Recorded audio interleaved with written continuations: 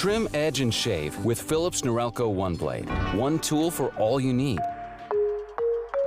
Philips Norelco One Blade presents Shave All Things.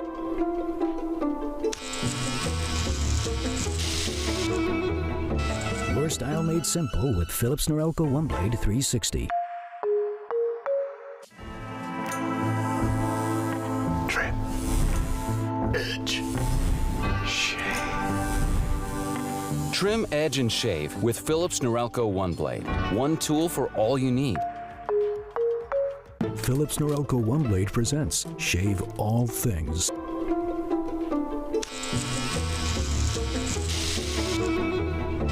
Your style made simple with Philips Norelco One Blade 360. Trim.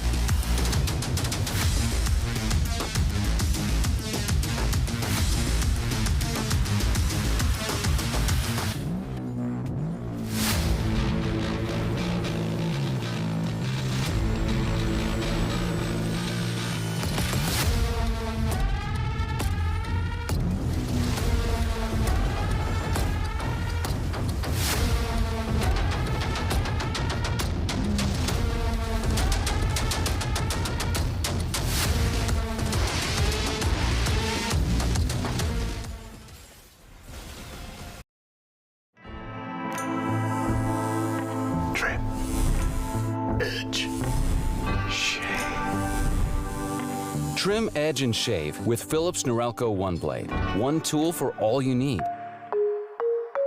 Philips Norelco One Blade presents Shave All Things.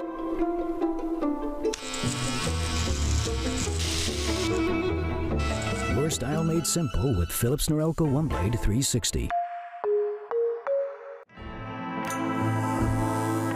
Trim. Edge. Shave. Trim, edge, and shave with Philips Norelco One Blade. One tool for all you need. Philips Norelco One Blade presents Shave All Things.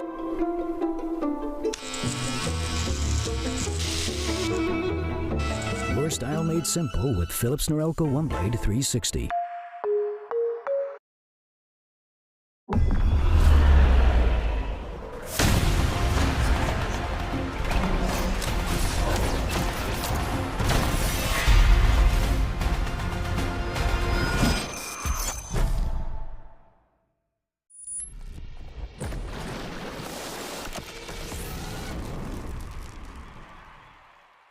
The NACL is presented by Philips Norelco One Blade. Hello and welcome everyone to the NACL, and man, does it feel good to be back. We're in day 2 of our first week of regular season play. We have so many stories waiting to be told, and it all starts here on the road to the LCS, the NACL. For the Castiness, my name is Eric Deserex Botran. I am joined by Matthew Cubby Samuelson. And Cubby, come on, man. It's been 6 months. It's been a long time. What have you been doing for the past half a year? Oh, God. I was expecting that question to start off, you know. We've been passing the time to the best of our abilities. No, I've been trying to stay busy. I think cool things that I was able to do. Zahen, when that champion came out, I was piloting him for the game capture team behind the scenes. I wish I could talk about a big project I was working on, but the biggest project I was trying to pitch in my life wasn't able to get across the finish line. So I was spending most of my time on what is now, you know, we'll see if that thing ever sees the light of day, which is too bad. But it's been good. The weather's been great out by me because LA, I'm very privileged in that aspect, and hoping to see some good gameplay today, as we had the first 6 teams out of the 10 we have in the league play yesterday. And we got the last 4 teams to make their debut today on day 2. Yeah, it was a very jam-packed day that happened yesterday. Shout out to Rafa and Beatdown, who really weathered some of the longest gameplay that we're going to have in the season. But, you know, fortunately for us, we get a little bit more treated with the 2 best of 3s that we'll be having today. So there's a lot of fun that definitely awaits us, especially since in week 1, we get to see every single team play. So we kind of get a feel of how things are going to be. But off of that note, I mean, every year there are tweaks and changes that come around with the NACL format. So to make sure you don't get too lost in the sauce, we got a video from Rafa to explain all the details. 5 players, 1 dream, and everything to prove. Welcome back to the NACL. The 2026 Spring Split is here. This is where North America's most ambitious carve their path to LCS. It starts with a single round-robin best-of-3 regular season format. The top 6 advance to playoffs. The bottom 2 must defend their spots in the NACL promotion tournament against the best of the open qualifiers. Playoffs are double elimination with a mix of best-of-3 and best-of-5 series. Finish top 2 to become a summer draft captain and choose exactly who you face in the next split. Fearless Draft is back, and with the addition of first selection, teams now have one more critical variable to find their winning edge. Anyone can chase a dream. Only the relentless will earn it. The road to LCS starts here.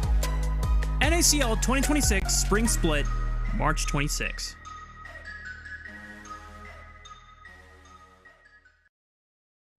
You know, it's kind of nice to see the change in the format, because one of the issues that we've kind of had in NACL is, how do we make Split 1 mean a little bit more? Well, you become a captain and you call your shot for the summer split.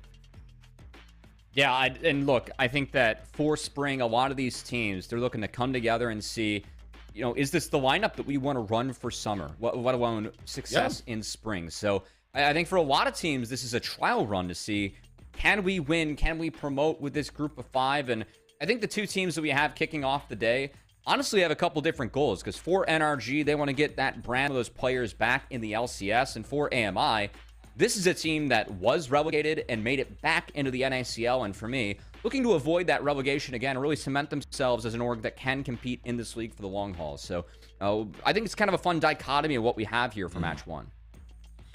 I mean, for the most part, when we do look at Split 1, there are a lot of coaches and a lot of orgs that have kind of postured that type of situation where they're like, all right, Spring Split, this is for developing our rosters, this is for getting our feet wet and figuring out what works, what doesn't work. And it's great to see that utilization coming out from the teams to make sure that when it does come down to summer, which is a very, very important split because that's where you're trying to qualify to actually promote into the LCS, that you're giving your absolute best.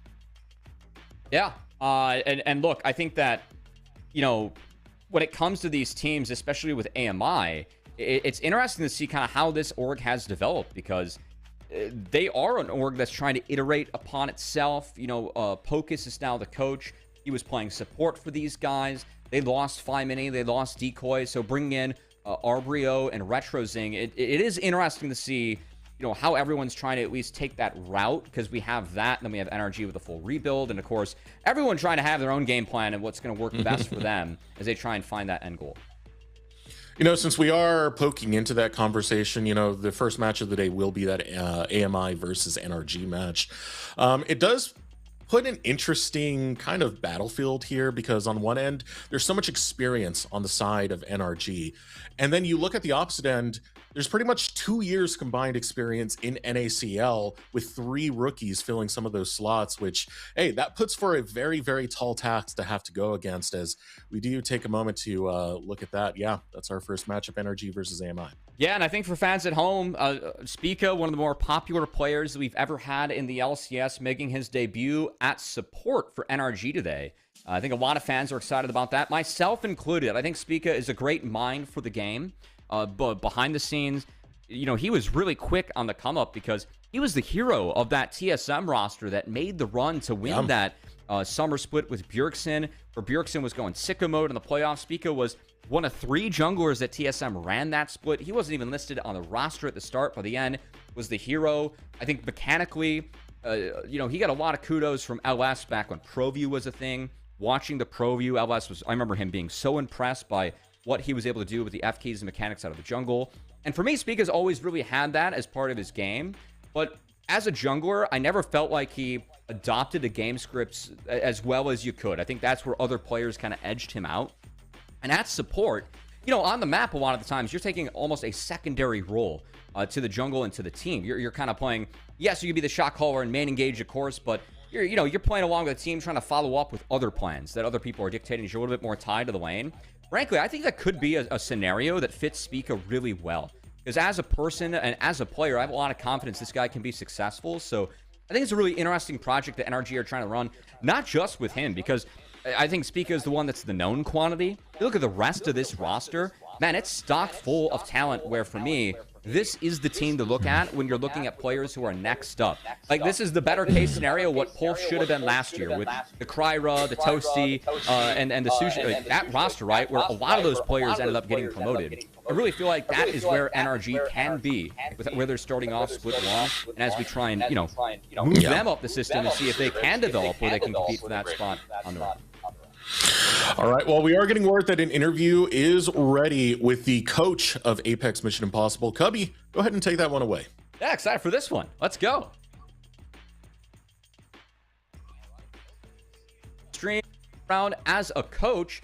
What went into your decision making? As you know, you've been playing, competing at support for this team and others for a long time. What got you to step back into the coaching role to try and lead these guys for this split? Some people are trying to push me to that role for a long time, you know, with the age bias in esport. And at some point, yeah, I think it was about time, like, to just help people. I kind of wanted to help people more. And like, when you're younger, I think it's easier to do stuff just for yourself. But yeah, I wanted to give back and help people through the process I went through. I appreciate that perspective a lot, man. And I got the privilege of at least seeing you work one of the combines that Quest ran this past offseason. So excited to see you have this roster. Of course, going into this split, you guys, looking at your last year, started in NACL, got relegated, re-promoted back into the league. Now you're trying to keep that spot and do some damage in the league as you guys move on up. You have to make a couple changes this time around with Arbrio and RetroSing coming in. Looking at your roster for this year, also Bio as well, what did you value more as you were trying to build this? Were you valuing skills or attitude as you guys set out on this mission for the year to try and promote into the LCS? I valued attitude more, or like people that were had a really good growth mindset and like worked really, really hard. And I valued maybe like fresher faces. I think it's easier to have a positive outlook or like give a lot more time when you're younger. Unfortunately, but I think you can still balance it as you get older. But yeah, I wanted to give new people a chance. Yeah, I know that your team, you guys have 3 rookies or a lot of new faces coming in.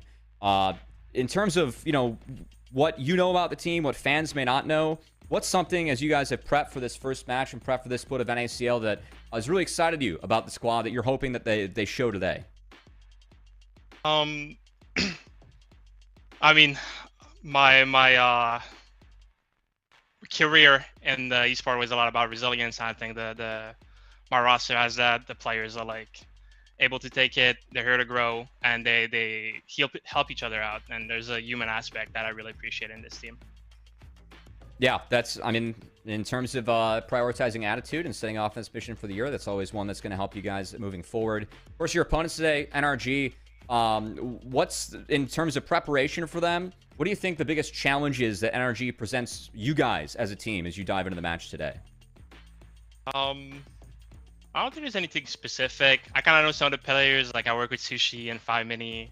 They have a rookie support and Speaker, so like should be fine. Yeah, of course, 5mini, part of the team in the spring, was a standout there going up against you guys at NRG. We have had a lot of games this week where it has been a couple players going up against their old teams. But Bogus, gonna let you get back to your team and prep for the match. Any parting thoughts or words you have before we dive into the games? Shout out to my team, to Jonathan, our sponsor, that really helps with this project over the years, and Leanne and like everybody that supports us. Thank you very much. Awesome. Thank you for your time, Pocus. Really appreciate it before we hop into the games today, and best of luck. Thank you.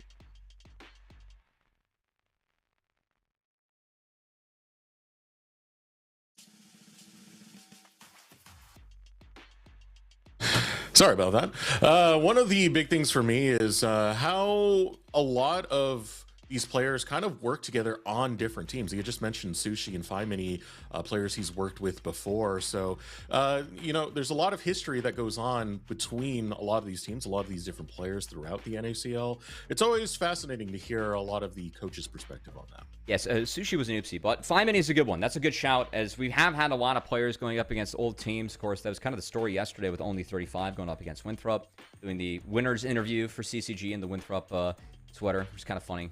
As that was a big result from yesterday. And yeah, I got to see Pocus work firsthand with a couple of the players in a combine that was run by a community member, Quest. It was mostly actually for new members. Funnily enough, Sirona was also in that as well in the mid lane, and we'll see if he makes an appearance later, as I know the expectation for NRG is that they did announce they have 2 mids. Both are really skilled players, and I expect to see both of them at some point throughout the NACL. Quite frequently, frankly. I expect that, I don't know what the full scenario is going to be there, but know that NRG, they're bringing in some extra ammo as they try and really get that mission to get that LCS spot back, which I think has been one of the more exciting stories behind the scenes when thinking about NACL this past offseason. So let's go ahead and pull up the standings so we can take a look at how things kind of unfolded as day 1 is now complete. Now we're moving on to day 2. I mean, for the most part, CCG did weather the storm to pick up their first win against Winthrop, which was pretty impressive there. Blue Otter would find a win, not without Dorado putting up a fight, though. And I think the other match was between some of the most highly regarded teams in MU and Conviction, and Maryville being able to get the better of Conviction at the end of that. Yeah, I feel like that was a really, really close series. I know that we missed a little bit of game 3, but game 2, Yuji got off to such a beastly start in that game. I felt like Conviction played really well to make that game closer than what it should have been, but Maryville's draft, you have Mundo Sivir off to a good start. with a karma too, that team's going to run at you and kind of get the best of you at the end of the day. So another impressive win for Maryville, who, of course, earned their spot back through the spring qualifier we just had. Went undefeated on that run. They dropped a map that remain undefeated in terms of series as we move forward. And, of course, we saw 6 teams yesterday in the 10-team league. Last 4 today. We have NRG versus AMI into Citadel versus Supernova. Yeah, this is a pretty interesting day, to say the least. I mean, it all starts with pretty much the most intense welcome you can have to the NACL, with the rookie squad of Apex Mission Impossible taking on the experienced NRG roster. We'll get more into that in just a second. We finish off the day with what is essentially the Old Miss roster that's been adopted by Citadel, fighting against some of the scrappiest players to ever grace the NACL and Supernova. Yeah, excited for that one. You know, the last time that... Speaking of, you know what? We're going to get into that in the last one, because the last time we saw the Ole Miss roster in the NACL, they were actually repping the Supernova tag. So that would be kind of a fun one to end the day. But we got to focus on match 1 as we get closer to kicking things off. Desrex is we're going to take a look at NRG first, as they're going to hit the Rift with, man, same colors with the orange, but a little bit of a different look than the likes of what we used to see with NRG in the LCS. I mean, NRG have some pretty heavy hitters, especially on this top side. I feel that with Zamudo and Kizno. A lot of longtime fans will be noticing Spica in the support role. You had mentioned that a little bit earlier. No, I did not misspeak, but I did miss Spica. He'll be transferring some of that map play to the support role. Yeah, will be fun. I think Kizno, a lot of kudos to him, as if you were a fan of the LCS, you would have seen Kizno subbing in for Kryra with DSG. I know that Coach Ido said on stage behind the scenes that they were scrimming with Kryra while he was remote. So Kizno really didn't even get to practice with DSG. Still managed to win a series in the LCS and looked good as a player, which frankly, if you're an NACL fan, you're not too surprised about. But for me, I think that puts a lot more excitement behind Kizno's name. Also, Zamudo, of course, the visa issues that he faced, not being able to find that starting spot for Lion, finds his way onto the NRG roster. I think that he's the player. I mean, the last time that we saw him, he was our most valuable prospect in the league. He's one of the best top laners that we have that is not in the LCS, and excited to see what he can do to this league. And man, it really means that Arbrio is going to have his hands full as he makes his NACL debut on the other side of the Rift. And I still like that there's developmental aspects of this roster. Of course, the whole thing is developmental, but Phi Mini and Sushi specifically, I think Sushi, as time has gone on, there were some pretty high expectations after that near airport roster and him subbing in for it. He didn't meet those right away, but as time went on, he got better and better, improved more and more. Phi Mini, another one you do have to point out from that old AMI roster that did get relegated, he was still a pretty high point on that team. Yeah, I think that he was definitely the standout. I mean, even subbed in for, I believe it was Luminosity Gaming and Insanity. There was an issue and Phi Mini stepped in, won the series, played really well. So yeah, I appreciate that. For me, Sushi's a player I'm pretty excited about. I know NRG, a lot of people have their hands in that project, one of them being Parth, the old TSM GM. He has ran a combine out in LA the last 2 years through his company, Sido. Sushi has been a part of that. And I think the people that saw him in near airport and me getting to see him there, this guy's a real natural team fighter. And that is the archetype for AD, a role that I feel like has been the most solved in terms of scouting. It's how well can you team fight, and then can we, really solve the rest of that? Can we improve laning and try and level up? That's the player profile that Danny had, that Masu had, that Sajed had. Really feels like Sushi fits that same bill. And excited to see him and Spica try and grow into a duo and into a bot lane as they figure out what laning means for both of them, with especially Spica being new to the role. Yeah, and I want to add one more thing onto the Sushi topic. Some of the best vibes you could ever have. This guy has one of the most positive mindsets when it comes to playing this game. Every interview I've had with him, he's always been so optimistic about the future and like finding his footing. And I think that's one of the best qualities to have. You're not having someone who's going to tilt very easily in that bottom lane, and someone who should work very well with Spica. Again, said finding their footing, finding their role. They got a great roster to do it with. Yeah, I do want to give a shout out to our peer Slayer, who is going to join the broadcast later on in the split for NACL. Oh, yeah. He posted an interview with Sushi today, so you can go check that out on his Twitter if you want to hear more from Sushi. But enough about NRG. Got to hop into AMI and take a look at what they're bringing to the Rift for this split. Yeah, now I called this a rookie squad, and pretty good reason. 3 of these players are completely new to the NACL. That's Arbrio, Retrozing, and Protoss. They'll be taking their first steps into the NACL. And with that, Bio and Boz are starting their sophomore years, so there's not much experience with this roster, but we did have that interview early, and apparently their attitude is very positive, the growth mindseted, fresher faces, but excited to see them hit the Rift. Yeah, look, I think that if you're in tune with NACL, the vast majority of the community, of course, the bottom 2 teams of our league, they have to fight for their spot back in the promotion relegation tournament that we have for Split 2. Majority of people believe that AMI and Dorado are going to be 2 teams that are likely to be relegated, right? Likely to be bottom 2.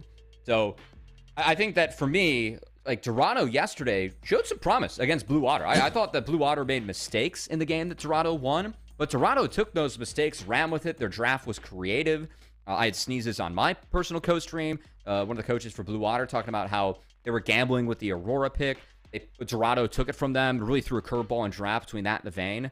That's kind of what I'm looking for with AMI. I mean, can they show signs of being feisty with 3 rookies going up against a team like NRG, where I think that's the developmental project that everyone was looking to or hoping to be a part of when diving into this split of NACL. So if AMI can give them any sort of challenge today, I really feel like NRG come in as the heavy favorites, but I want to see if Apex Mission Impossible, this was a team that got off to a hot start in NACL for this time last year when they first entered the league. Yeah. And they almost dodged promotion relegation because of that. So I do want to see if AMI can find some wins, find some map wins. I mean, every win matters in terms of tiebreakers, to try and make sure that you don't find yourself in the bottom 2, a place that the majority of the community and myself kind of expect this team to be. And this is a team that's at least coming in with some level of experience together. They played in Aegis. It was Lojaz as their jungler back then. Now it's Bio stepping into that role. So they did finish just shy of top 8, making it into the 9th through 12th area. But still, that shows you that they've had some time to kind of work together, mend together, kind of find their footing as a team. It's going to be interesting to see how 3 rookies really do cooperate together. One of the ones that do stand out to me, that's going to be Retrozing. I've seen that guy in Tier 3 for quite a while, especially in the both the NACL qualifiers and in ACL. I mean, for the qualifiers last year, he would get into round 4 in both, only falling and taking to a series UCI, which has a lot of notable names, right? Strompus, Rosethorn, Gorica. If you're a Tier 2, Tier 3 collegiate nerd, you definitely know those names. But it shows that at least he can keep up with some of these names that have been around for a while. So it should be exciting to see how these players do develop and find their way around NACL. Yeah, I mean, also worth noting that collegiate teammates with Fiji over at Cumberland University. So Fiji, I thought, had a fantastic debut yesterday, as showed a lot of experience on tanks, which is not something I'm used to seeing from rookies. So hopefully his college teammate in Retrozing can show some of that today, going up against at least FlyMini for game 1. So yeah, excited to see kind of what ends up happening there, because Retrozing is someone that behind the scenes, I think a lot of coaches have hoped that he kind of continues to grow through the ranks because they've enjoyed working with him.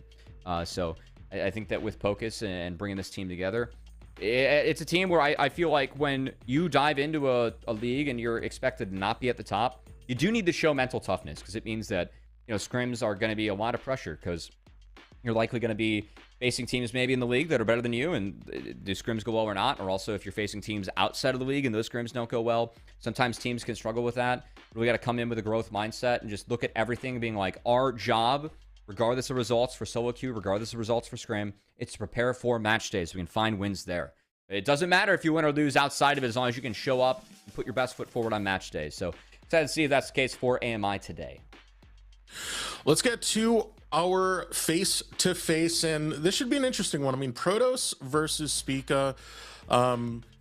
Technically 2 rookies if we just look at role alone, but Spica, of course, much more experienced in that regard, just new to the sport role. Yeah, and I know Protoss, some collegiate experience out here with UC San Diego, a team that it's really tough to get out of the West or that conference, just with UCI and being competitive.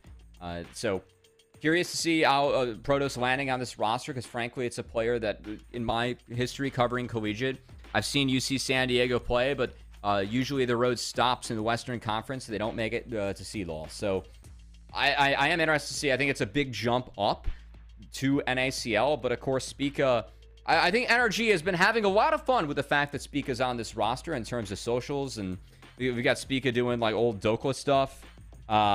It's kind of funny what they've been doing over there as they've tried to revive the Twitter account. Try to revive. I think they're doing a good job. He's having a lot of fun with it. They did the whole thing where basically Spica has the password and has changed it from the NRG org, you know, for whatever memes he's throwing up there. I've already heard "Ni Howdy" once, and I'm loving it, man. Yeah. Yeah. Honestly, I mean, Spica, again, I think that he is a fan favorite for many reasons. He's a good personality, was a good player, had a great story on the come up, and excited to see his story continue, because I know that part of Near Airport was that Spica was one of the players that was still pretty motivated to try and make it back into the LCS. I do think that some of the junglers that we had in the league last year were quite competitive. I mean, his Kisna was one of them, right? His teammate, Ira, of course, moving up. And I think making a really solid debut with DSG. Think of Griffin as well. For Spica, you know, can he really prove himself in a new role? Because I think that if you're a player where you've won LCS in the jungle and now you're opting to role swap, I think that says something about the person behind the player. So I'm really excited to see if Spica can be successful. I believe he can. It's a tough role to pick up. You know, a lot of people like to say support is easy. As someone that definitely has peaked at support and has played all the roles competitively, I agree. However, still got to put the time, effort in to pick it up. As something him and Sushi have been working really hard on behind the scenes to kind of figure out what that tandem means in the bot lane. Excited to see what it looks like in their first look on the Rip today. I mean, from what I've been hearing, they've been scrimming a lot to try and get that synergy and understanding of how they're going to play their role together and lock in. For Spica, I mean, hey, it's a pretty good role to transition to. We saw Dardoch try and attempt that before, where he went over to the support role. The transferable skills mostly come from the macro aspect, the map play aspect, and as you said, kind of more on that secondary role when you're in support. But we are now ready. And bans. Yeah, the secondary course, like just in terms of value on the map, I think that you can definitely be a main shot caller and leader. That is something where Spica has always been vocal behind the scenes. So excited to see if he can bring all that experience and positivity to the support role. He's diving into picks and bans. I gotta say, Rex, we've seen Orianna remain banned for pretty much permanently. Seen a lot of Ambessa and Karma priority as well, but of course, with Fearless draft, you kind of have to give up a few OPs and start trading unless you want to deal with banning them for the entire duration of the series. So curious to see who goes where, as so far jungle, the pool that has been narrowed the most. All right, Ashe going to get taken right away from NRG, and I do like this from NRG's side because it's a bit of a takeaway to Boz. You look at what got him to the ball game in the very first place, and it was Ashe in the promotion relegation tournament. So it's a good takeaway from NRG to deny that away from Boz. Yeah, I mean, it really puts pressure on AMI. You expect Ashe Seraphine now, so do you split it up? I think that it's easier to probably play Misfortune and something else into it than actually split it up. That said, looks like they're just going to grab the big duo of Corki Nami, accept that into Ashe Seraphine. Personally, I prefer the Ashe Seraphine side of this. I just think that utility, it enables your top side to pick so many more aggressive champions, and it can really empower your team, whereas Corki Nami, and Corki just does so much damage. So it kind of is on the rest of your team to grab utility, but at the moment, I prefer the carries to be on the top side, because those level 20 top laners, or just accelerated top laners in terms of experience, can hit rather hard. And it's going to be our first peek into this kind of evolution of the meta that's been coming in, as 5-mini will take rise. Enchantresses is going to be a hot topic throughout this season, and it's already showing right now, Nami and Seraphine being locked in. However, on the opposite side, Bio going to go for the tried and true. It's easy to execute, and it can have some big results. It's Jarvan locked in.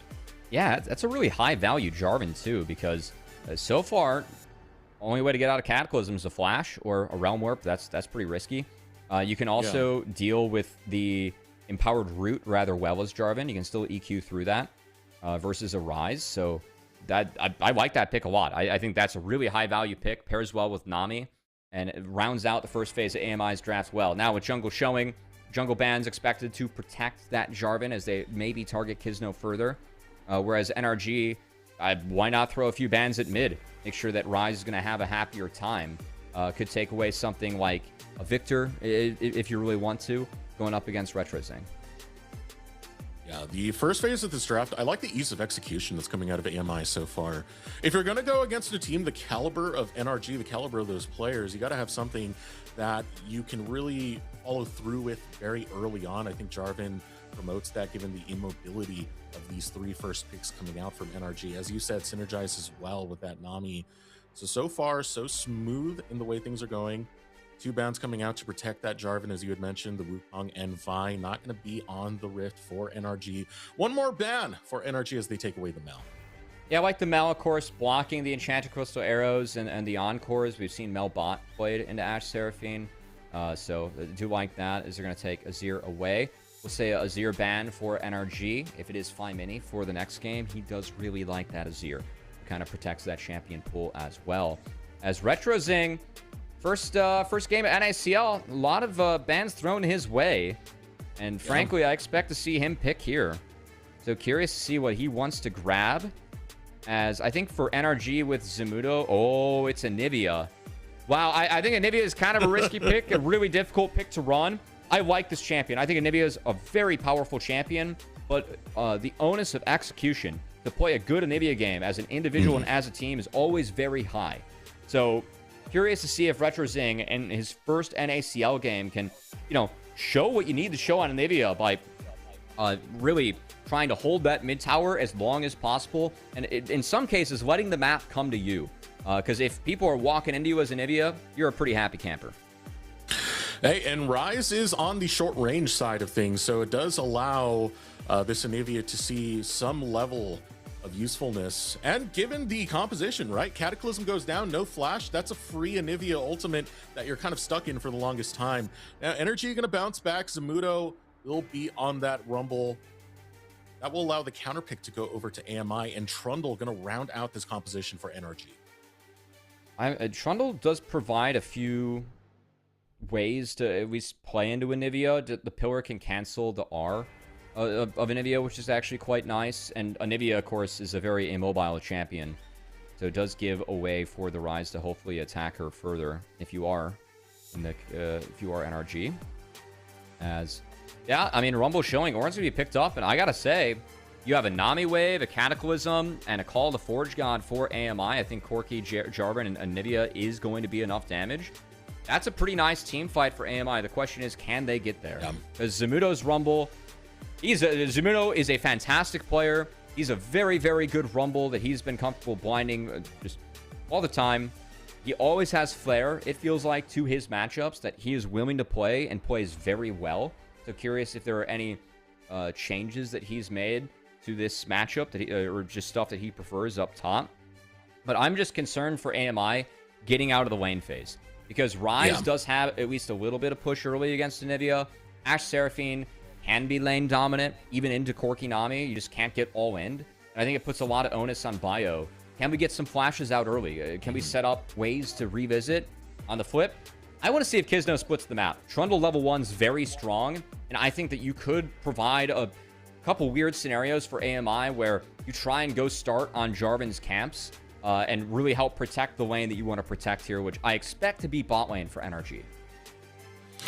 Yeah, for Apex Mission Impossible, getting to that 5v5 is going to be so critical for them. You're putting some emphasis on RetroZing. I'm going to put some on Bio as well. With J4, you can gank rather early on. Level 2, Flag and Drag, it's online. You have a lot of immobile lanes you can attack. So if he's able to find those points of attack to at least try and keep things even going into the mid game, there might be a chance for Apex Mission Impossible, but it is a very tough mission to meet as NRG versus Apex Mission Impossible. All right. Well, excited to dive into this one, Deserex, as at least in terms of some of the flair, we have a first strike on Zamudo, and yeah, those level 1s that I was talking about, Ashe Seraphine quite dominant.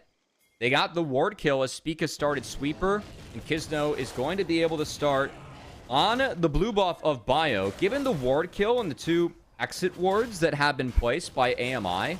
I think they're going to figure out the fact that Kisno did indeed start on this side of the map, but they don't know it quite yet. They might be able to infer, but definitely not known, as we'll see what Bio's next move is. Where Bio is on the map right now, it could see him flag and dragging over the wall to go trade out the blue buff.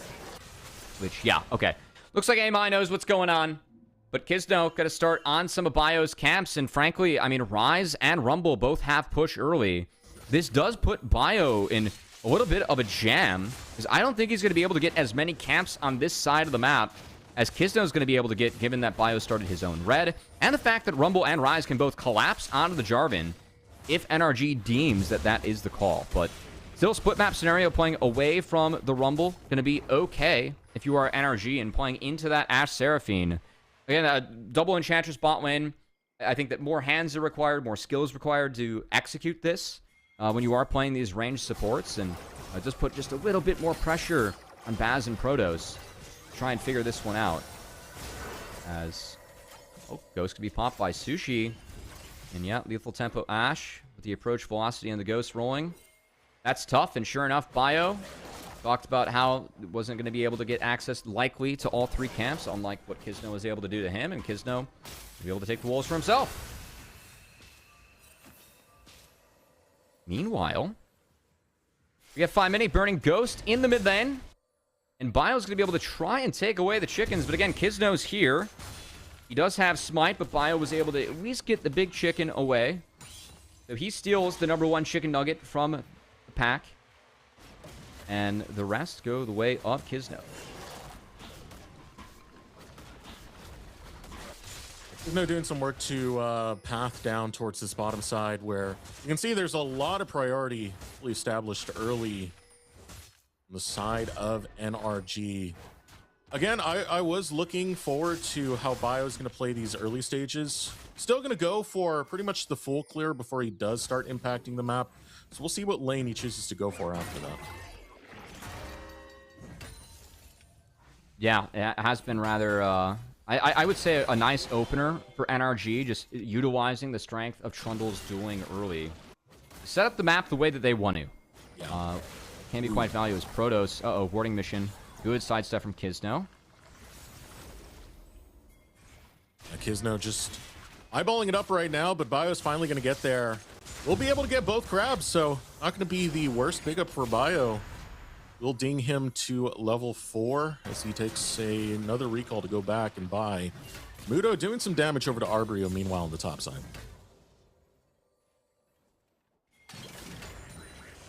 I think the game plan early on for NRG, if they can utilize these lane leads to take earlier fights, because if this game does go long, we know Ornn versus Rumble, Ornn scales really nicely into this matchup, and again, just the big R keys that AMI has access to between Cataclysm, the Call of the Forge God, and Tidal Wave. That is going to provide difficulty for NRG if they're fighting later on even footing. So I do think early on, NRG, they drafted lanes that I feel like can win. Going to be important that they are able to utilize some of the strength they have in the lanes. As we did see 5 Mini have to burn that Ghost because Bio showed mid earlier, but has a little bit of a CS lead on the Anidia. I think a little bit more than what I would expect in this matchup, as we do see bot lane. Lethal tempo with the Ashe.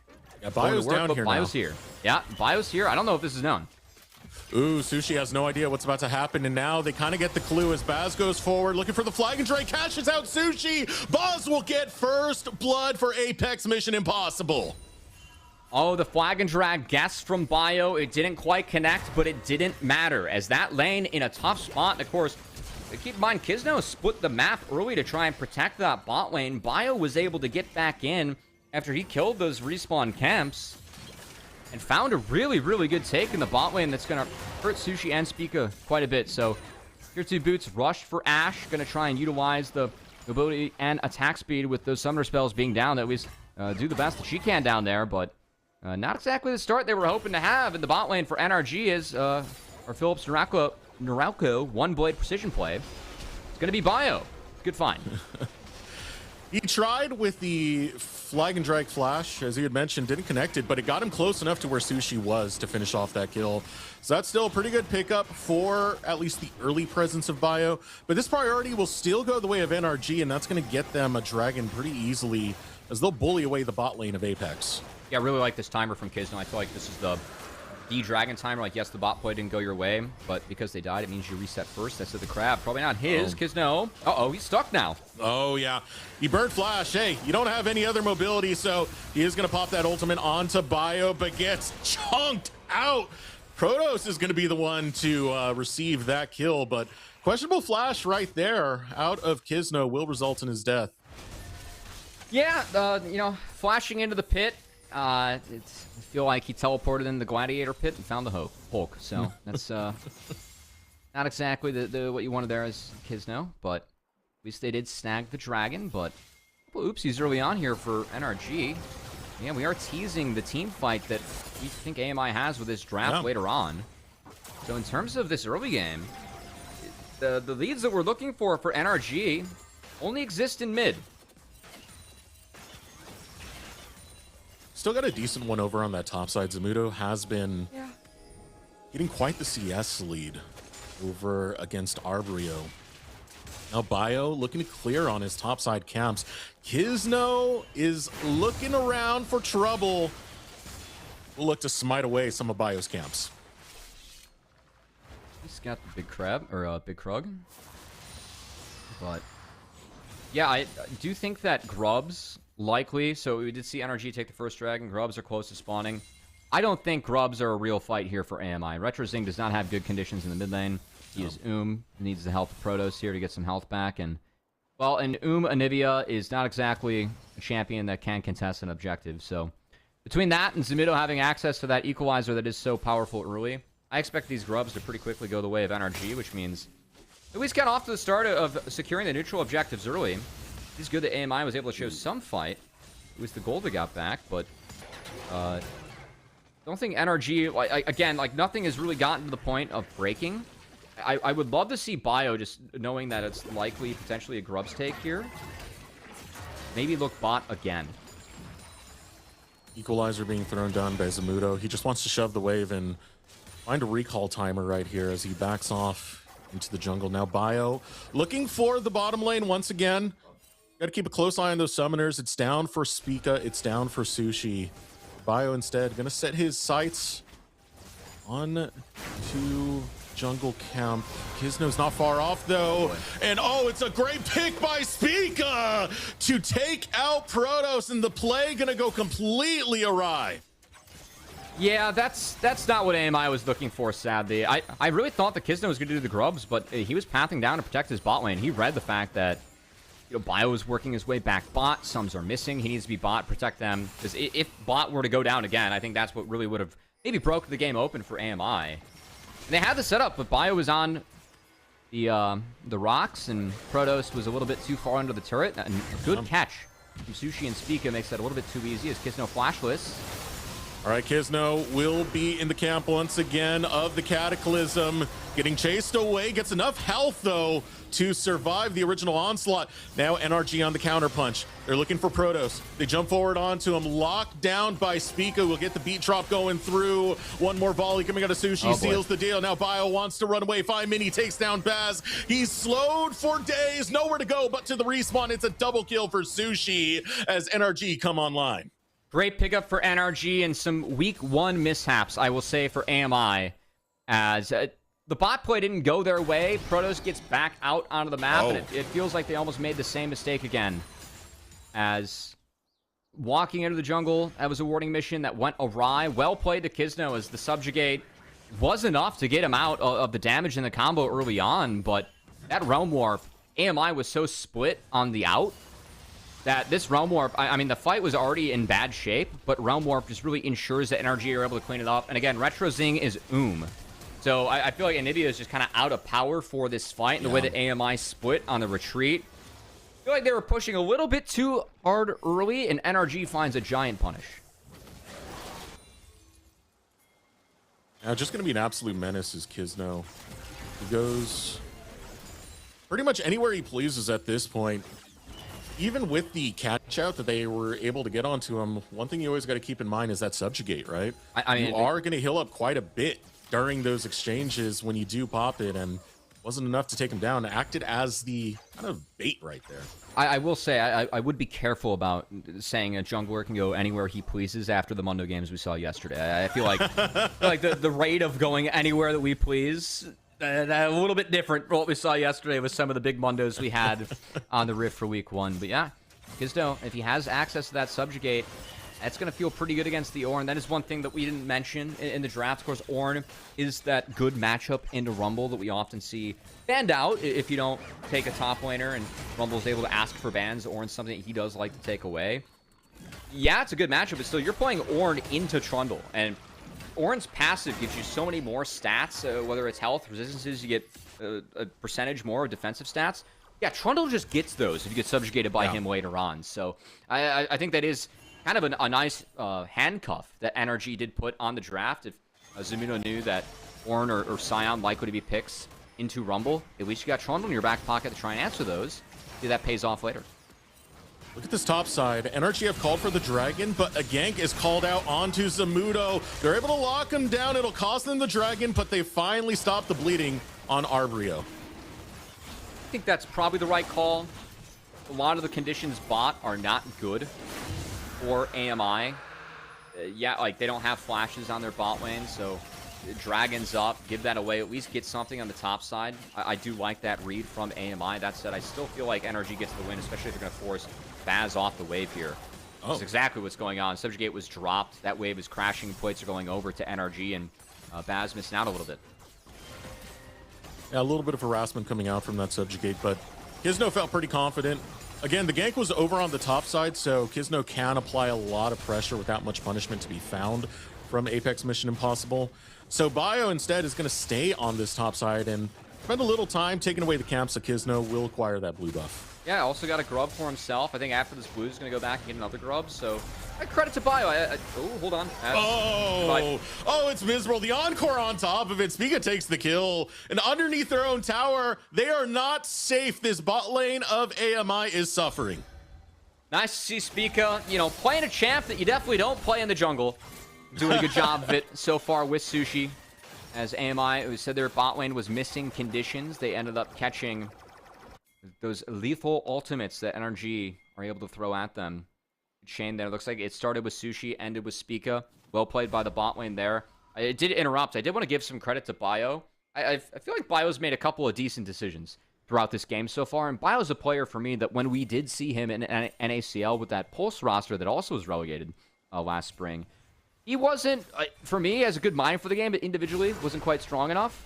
And I think that he really worked on that throughout last split as Protoss is going down. Yeah, he's going down. This is one of the worries that I had with the Enchantress meta coming in, is a lot of supports just kind of getting out of position, thinking they're a little bit more beefier than they once were. And that was one of those situations right there. Cutout warding was Protoss. Yeah, I gotta say that, that was a big talking point I had coming into this split, is because Enchantress supports are good. Oh, hold. Cancel was attempted by Gizno, not quite found. There's a good pickup there. But yeah, I do think that a lot of the Enchantress supports, it's a new challenge for supports. It's been a long time since we saw Enchantress be big. Oh man, Arbrio's getting the worst of this one, does not get the knockup. Flamethrower goes off, and Arbrio, you're going against experience, man. This guy has won NACL before, most valuable prospect, most improved, finals MVP. Welcome to the NACL. And welcome back, Zamudo. I love watching Zamudo play some League of Legends, and it's been a shame I've not been able to watch him play as much as we've seen in the past. He's always been a good Rumble player, and said the player. I think those Swifties kind of paying off in that matchup topside. As, yeah, those lane leads for NRG, it took a few minutes to really get things going, but after that play where AMI overextended by the Raptor camp, we saw the nice realm warp by Mini. Really has been NRG taken off from there. And this is where the worries really start to compound, as Bio still going to look for an angle onto Fi. You need to get that stun. It does not come in time, and Mini will take the Realm Warp right out of danger.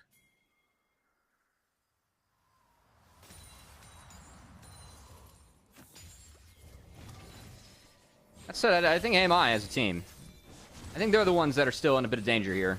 As the Dragon stacking, it's been a good start for NRG. We got 90 seconds till the next one. Kisno's on the timer where he's going to take the Rift Herald. They might be able to use that to pressure, take away the mid turret. I think removing mid-outer turret from teams that have Anivia on them is significant. If Baron spawns and that mid-outer turret's up, it makes the game so much harder to play into a champion like Anivia, but can fish with the walls, with the Qs, with all the above. So I think Rift, I really want to see that drop mid to remove that turret from Anivia. We have seen a lot of Heralds be used as Battle Heralds, which has been honestly quite a fun adaptation. But I'm expecting to see this one used mid to make sure that they have the right setup for the Dragon, because frankly, I don't think AMI can fight this Dragon yet. If Zamudo is able to get there as well, his teleport's available, that's even more danger that you have to consider. Zamudo does have his Leandries completed, now working on his second item with a 1.3k gold lead against Arbrio. That equalizer is going to do some work in the 5v5, and that's one of the dangers that Apex Mission Impossible got to think about, right? Because if you cataclysm the wrong person at the wrong time, you're standing not just in a glacial storm from your side, but you're standing in an equalizer from the opposing. All right, here we go. Pillar goes down. Baz will take the Valkyrie right out. Tidal Wave was spent. That's a big ultimate if you want to contest this Dragon that AMI are not going to have.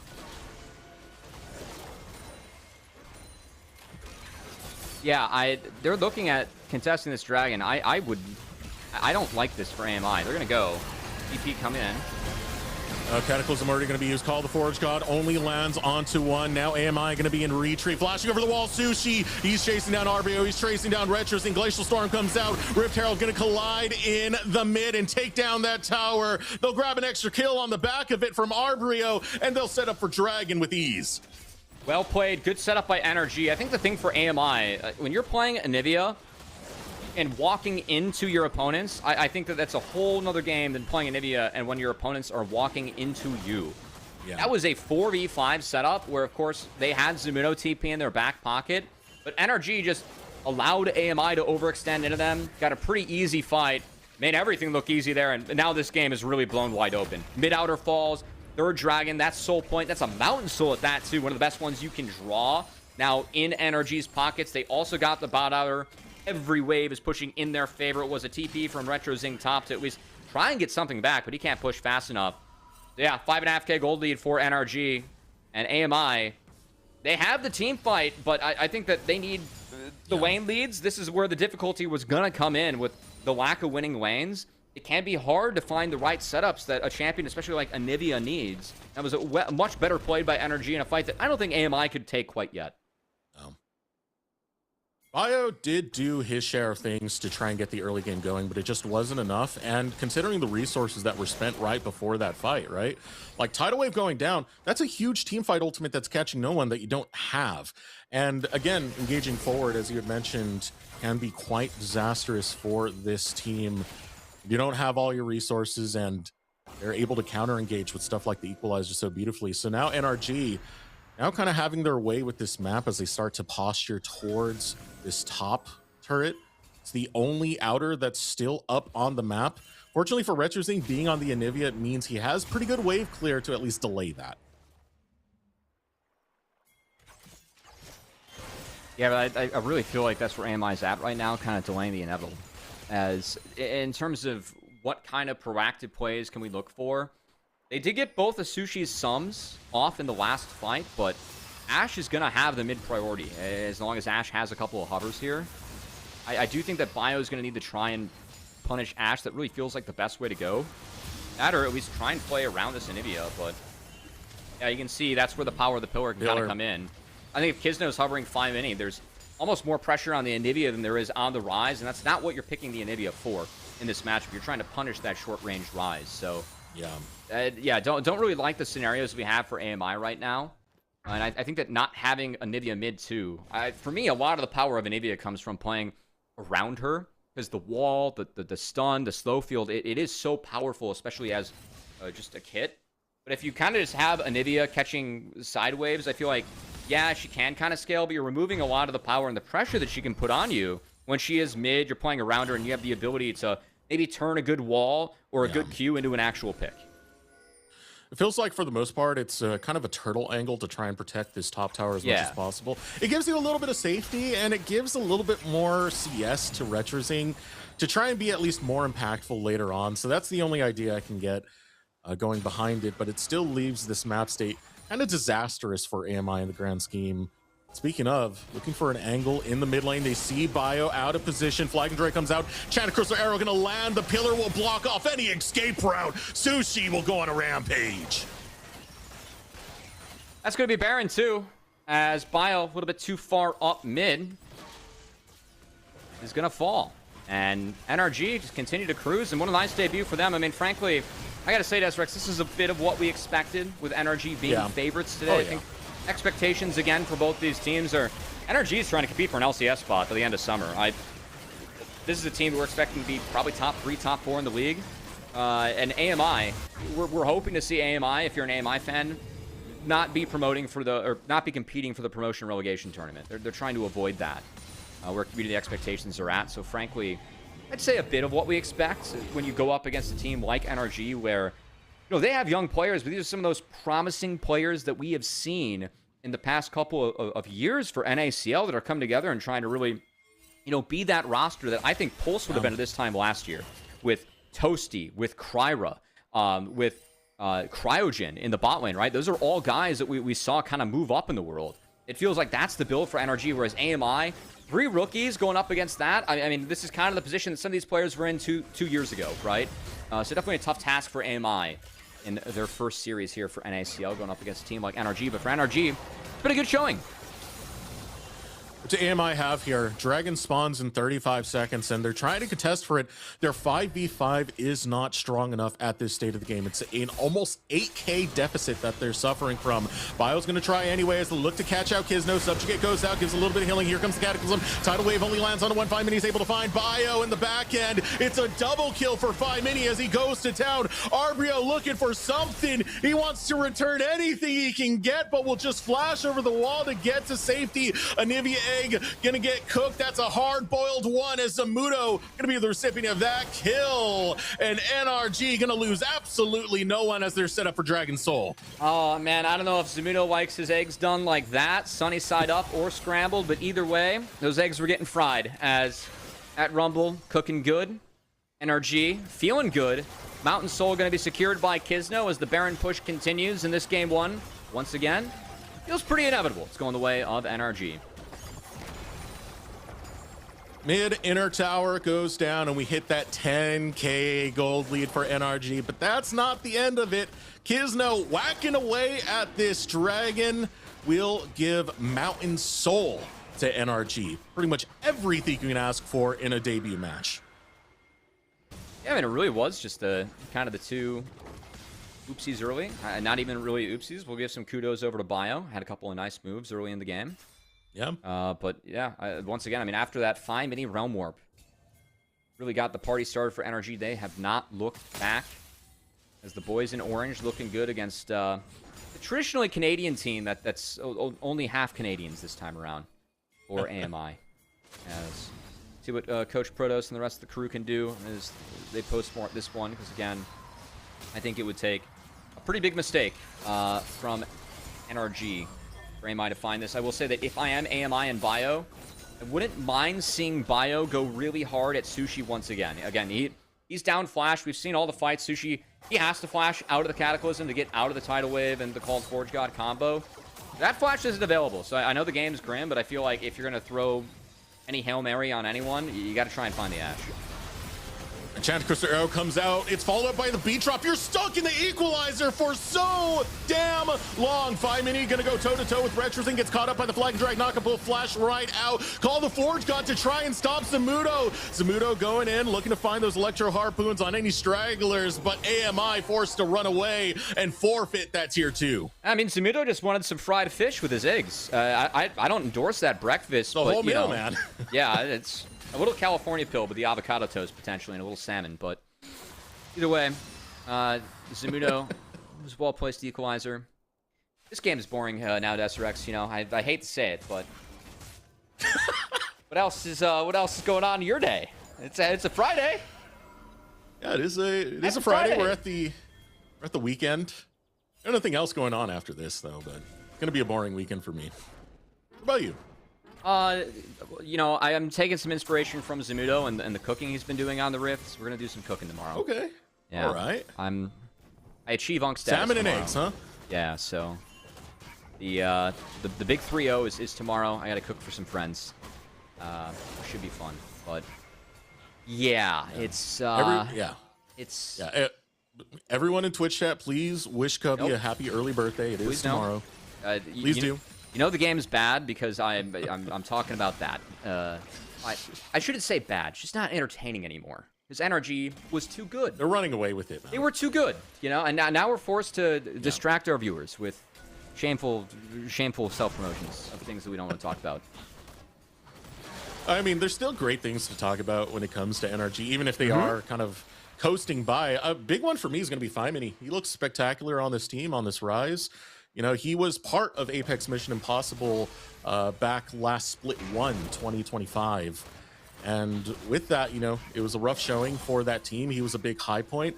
And he's kind of showing why he was scouted out for such a experienced team in this NRG roster. Yeah, I know, too, that with Fimini, of course, he is attending Maryville University right now. So he's going to have more than one revenge match as he competes in NACL and tries put his best foot forward. But definitely one of the younger mid. He was one of the 4 rookie mids that we had debuting really last year at this time in NACL. I know it speaks a lot to Aojun, the fact that we felt like Aojun was the best of the 4 when it came to this split last year. I'm really excited to have Aojun back in the league.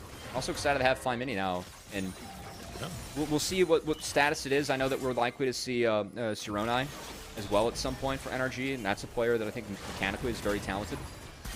Here we go. Enchantment for Arrow Lance onto Arbrio. Equalizer going to be found. Fimini on the deep flank.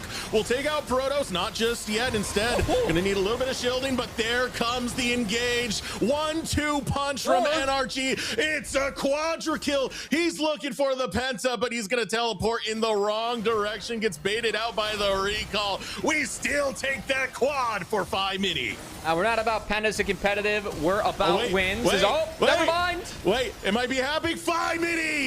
Penta kill on his debut match in 2026 on this NRG roster. We said he's got some fire within him, and it's burning right now as NRG take a dominating Game 1 win. Some people talk about manifesting. What about actualizing? As the actualizer rise finds the Penta, man, was he pumping damage with a hell of a flank there to wrap up Game 1. Fimini, man. What a debut. That's a good way to say, hey, you know, I know we got 2 mids. Here's what I can do on the Rift. As Fimini puts his best foot forward, a pentakill against his old team, that's got to feel pretty good. NRG take full control of Game 1 after that first play by Fimini, that first realm warp, and did not look back. Yeah, Fimini, again, this was, he was part of that roster that did get relegated last year, back in 2025 Split 1 Apex Mission Impossible, but people realized that, hey, he has a pretty potentially high ceiling, and we're starting to see more and more of that as time goes on. NRG, so many stars on this roster, and for him to step up and be the biggest one in their Game 1 match, that is huge for him. Yeah, huge. Great to see. Excited to see if they can continue it in match 2. All right, off of that note, we are going to take a moment to throw it over a short break. When we return, we will get ready for that game number 2. Be sure to stay tuned.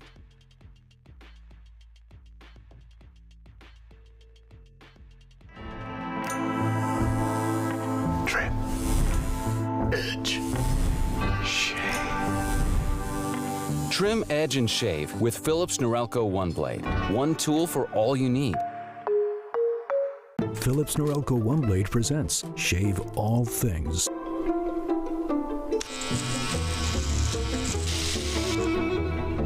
Your style made simple with Philips Norelco One Blade 360.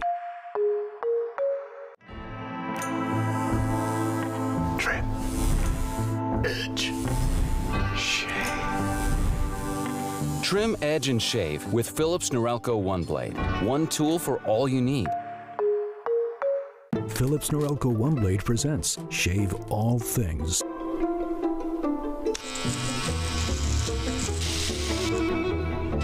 Your style made simple with Philips Norelco One Blade 360.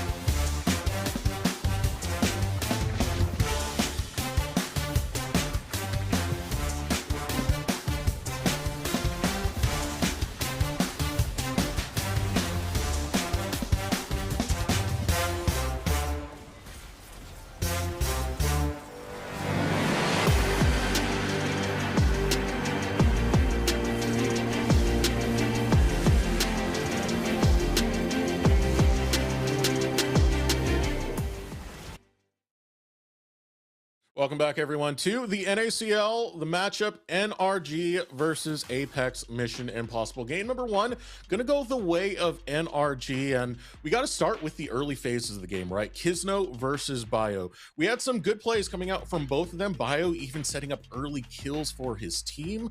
So not a bad showing, at least in the early game when it came to the jungle showdown. Yeah, I like the split map from Kizno. I thought Bio responded pretty appropriately.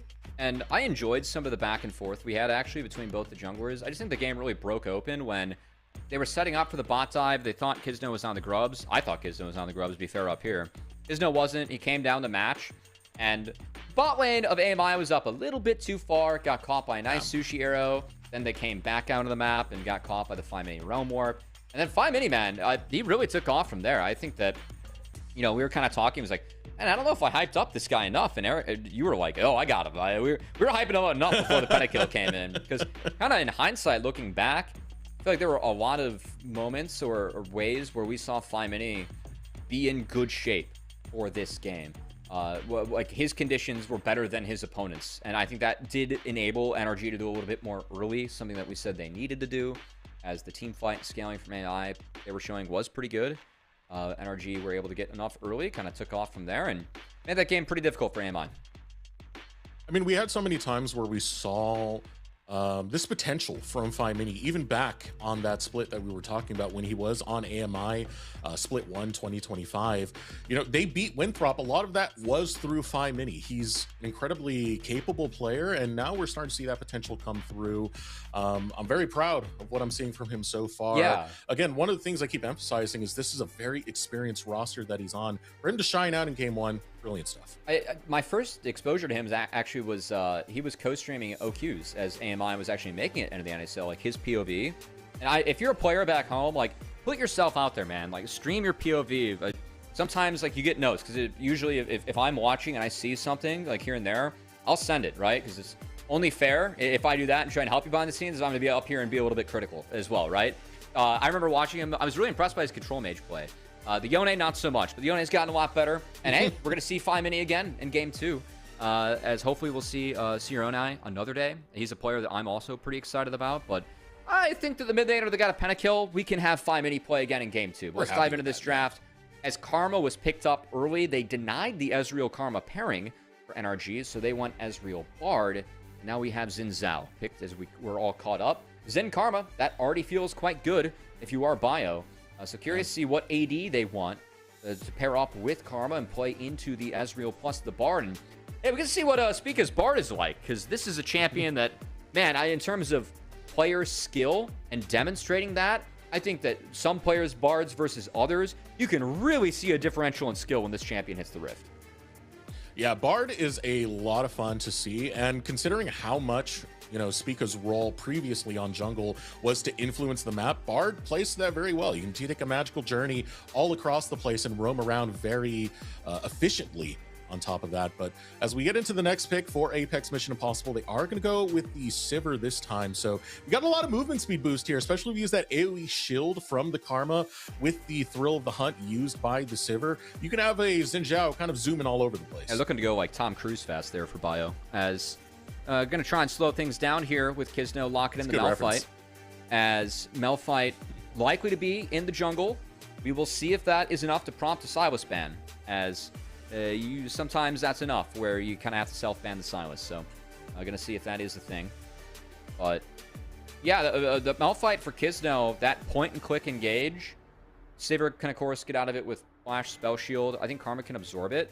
But for me, NRG, I think it's a little bit of a risky comp they're running early on. I just think they need to make sure that whenever Kizno does press R, that engage is sound. Because if not, the ability for Sivir, Karma, and Xin to kind of take over fights later on is going to be very real. So it looks like AMI showing a little bit more scaling. Again, this game early on compared to NRG showing a little bit more early game. And depending on who Bio locks down on, the Crescent Guard can be a factor of stopping a lot of these Mystic shots from doing damage and allowing him to kind of play the game that he wants to play. As now we look at the next set of bans coming in, NRG are going to take away the Sylas as well as the Victor, so targeting the mid lane, going right after Retrozing once again. It's a top focus for Apex Mission Impossible, all the meanwhile as they'll ban away the men. Curious if we're gonna see a Hui come in or Fine Mini, because Victor Ban is a bit of a giveaway that we might look for that kind of champion out of the mid lane, because that is one of the better matchups. And frankly, a pick like Victor, I kind of like into Sivir, because you can at least try and zone off Sivir. Or have a range advantage, so I wouldn't be surprised if they're trying to protect the Hui. Meanwhile, Gwen and GP taken away. That tells me that Arbrio might be looking to Scion, and GP is definitely a Zamudo special. So definitely, I'm excited for when Zamudo is going to bust out that Gangplank eventually. We're going to see it, I hope, at some point during the split. He is a very, very talented Gangplank player, and that is also a champion that I think requires a lot of reps to be ready to pull up on stage, because that is pretty mechanically demanding champion. So we are going to save that counter pick potentially for the top lane as Mel gets locked in for NRG. Mel's had a lot of tweaks, but is still a very dangerous champion. Has a lot of range you can play with, and of course being able to reflect certain ultimates is going to be a big deal. And that's responded to by Apex pretty well. You can't reflect a big Galio just flying into your team, so that's going to be picked up by RetroZ. I think it's pretty telling. So I think a lot of people at home think of Mel, they just think of the W as the condition, like what big ults can I send back? You don't really see a big ult that Mel can send back early on. However, the other condition is the E. And if it's a melee heavy team, that E, just how big it is, that ball going through the roots, that's really powerful. And I think that's kind of the condition they were looking for now, because frankly, the bans, again, I was teasing Scion likely being picked. Scion plus Galio makes for an extremely beefy team to really try and empower the Xin plus the Sivir. I don't love how AMI rounded out their draft, because Malphite was showing quite early. They don't really have any magic damage. And Zahen will run this draft later on. Yes, Sivir can take over the game, but playing Zahen into this many melees with a lack of magic damage, and then you get to really just scale in. I think that your ability to find Sivir later on is actually pretty real, given the bonus range you get. Just being Zahen versus your average melee, and the Q knockup's really tough for Sivir to deal with. I think that this game is set up for Zamudo to take over if this one ends up going late. He also really doesn't have to spec magic resist. He can really just spec armor, find that best stance, likely third, and try and take over this game. So this is a champion that I think really scales based on how many melees are in the game, because his kit is about his passive. That passive, the bonus AD you get, is filthy. So I think Zamudo is going to have a really easy time getting that off, and that concerns me later on for AMI. That's going to be a tough situation for Baz. You were talking about the melee as well. Sivir is incredibly short range as well. And one of the things about Sivir is you need to get autos off. You're going to have a lot that's in your face. It's not just the Malphite, it's Zahen you were just mentioning that you got to worry. And of course, the Mal E that you were alluding to a little bit earlier. With Sivir not having the longest range, it does make it a little bit trickier to try and maneuver around. Could be something that baits out the spell shield early. We head on to the Rift for game number 2 of NRG versus Apex Mission Impossible.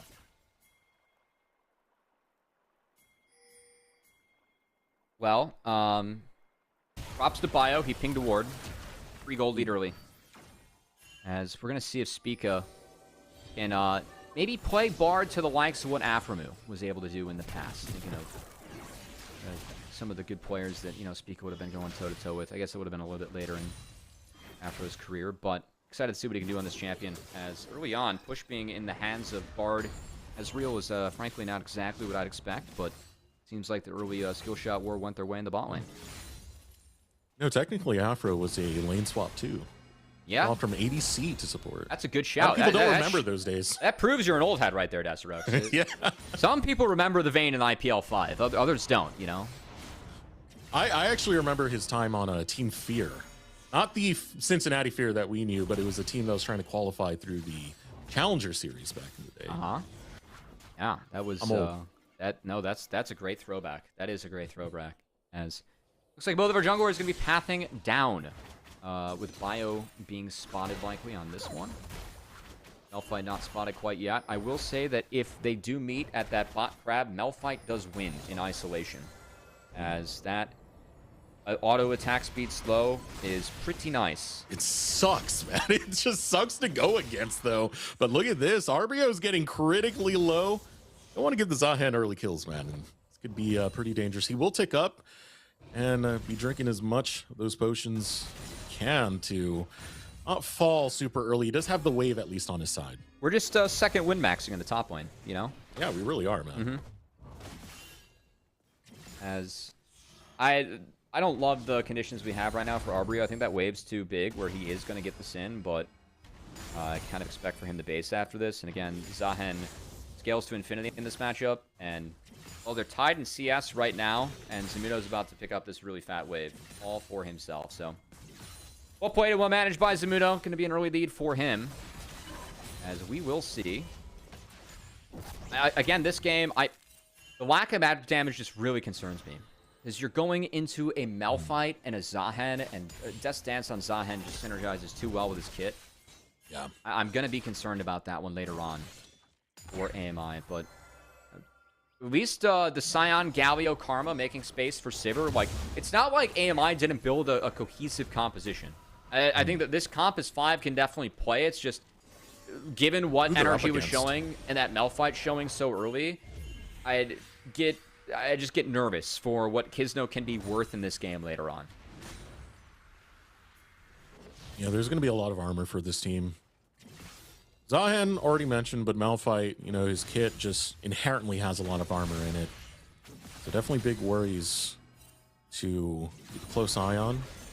First recall coming out from Kisno. We'll have him back over towards this top side, still pathing through. I'm going to be watching for when Kisno does hit that level 6, because the unstoppable force that comes out from the Malphite, sometimes it can be pretty painful to read. Come out of nowhere. It's so quick and snappy at getting ganks going. It will be interesting to see how Bio responds on his own pathing to try and find a way in. I think that Malphite reads kind of like Nocturne in the sense that I like to talk about Nocturne in the sense that your first couple ultimates of the game are really important. If you are not getting a lot out of your first few ultimates, the value of your champion goes down a bit. I feel the same way about Malphite jungle. These first few ults need to be impactful if they're going to make a dent in this game. So we'll see if Kisno's up to it. Kisno saw some nice back and forth in the last game from both of our junglers as we get the runes flying for the first time. Love that. Is that UI debuted at first stand? I like the look of that one, Desterux. I'm a little bit picky. We can fly a little bit longer next game. We'd love that too. But I didn't see anything in the brief glance, anything out of the ordinary. Oh, here we go. So Arbrio's getting really low. We'll be able to get that shield up, though. Just buy him some time. He wants to go for the solo kill onto Zamudo. Zamudo's going to flash out, not get caught by the axe. Now this puts Arbrio in a bad situation. Flash is burned both ways. Zamudo has more sustain given his Q and second wind. I actually really respect the flash out of Zamudo because there was a baby Q that was cast by Arbrio, and if that connected, that might have found the solo kill on Zahen. So Zamudo was not flashing air. That was a good flash from him, and that does force Arbrio back. He's got the Bramble now. But again, I still give the edge to Zamudo. Just given the champions in this matchup, Zahen scaling is crazy later on, and I think it's just going to make life really difficult for the Sivir. And that's what I like about this comp for NRG. They have a lot of ways to make life difficult for Sivir. Dragon to be started up by Bio. All the meanwhile, Zamudo has to walk back to lane. One of the good things about Scion is you can use your first ultimate to just rush into lane and not miss out too much on the wave. No, Bio still on this dragon. Taking a look at where Kisno is. He's over towards this top side, so gonna give up that dragon without much issue. Priority going over to the bot lane of AMI. Yeah, but ping's going down on Bio's camps, and I think Bio's aware of it as the back and forth continues. Bot objective secured. Kisno goes into the enemy top side. Is going to look at this red buff again. Kisno has 6. Bio does not. So any fight here will go to the side of Kisno. Oh my god, he was griefed by the pet. Wow. Oh, I mean, it was like 19 HP, and he was trying to walk out and get the pet to get it, and I think Bio's pet got it. It just jumped right in. That is the most heroic pet, man. That's a good boy right there. Oh my goodness. Give that pet a service medal. Oh, red buff. Going over to Bio. Outplayed. Outplayed's the only word I can use. Calculated. That's another word. Flabbergasted. I think that's where I'm at right now. As, Flabbergasted. That's a sad one for Kizno. That was the trade he was looking to make. That's a nice pickup, though, for Bio. I mean, red buff on Xin Zhao. It's going to be up now for the Grubs. Again, I think whenever Malphite wants to cast that first ultimate, that's going to be a fight that I expect to go the way of NRG. And Grubs, it's one that Malphite likes to clear pretty quickly, but no red buff might be just the ounce of an advantage that Bio needs to maybe look for that objective on his own. Taking a look at the bot lane right now, it's a slight CS lead going the way of Boz. See a lot of punishment coming out from Boz and Protoss. A lot of this, you know, you always have to enjoy the fact that when you have Karma, you got a lot of base damage early. That Mantra Q does a good amount of damage, does a good amount of push. So allowing that lane, at least so far, to go slightly neutral, a little bit more on the even side. Anything else? Sivir into Ezreal early on is kind of nice too, because you just dominate the wave as Sivir, which is exactly what we've seen from AMI so far. And well, if you're able to just play the wave, that means you're getting farm, and Sivir with farm, quite scary later on. That said, Ezreal, later, when you get your item evolves, you have a big range advantage. So if you're able to poke out Sivir, again, I think a lot of this comp's about making life hard for Sivir. And we saw that yesterday with the Maryville game. And hold on.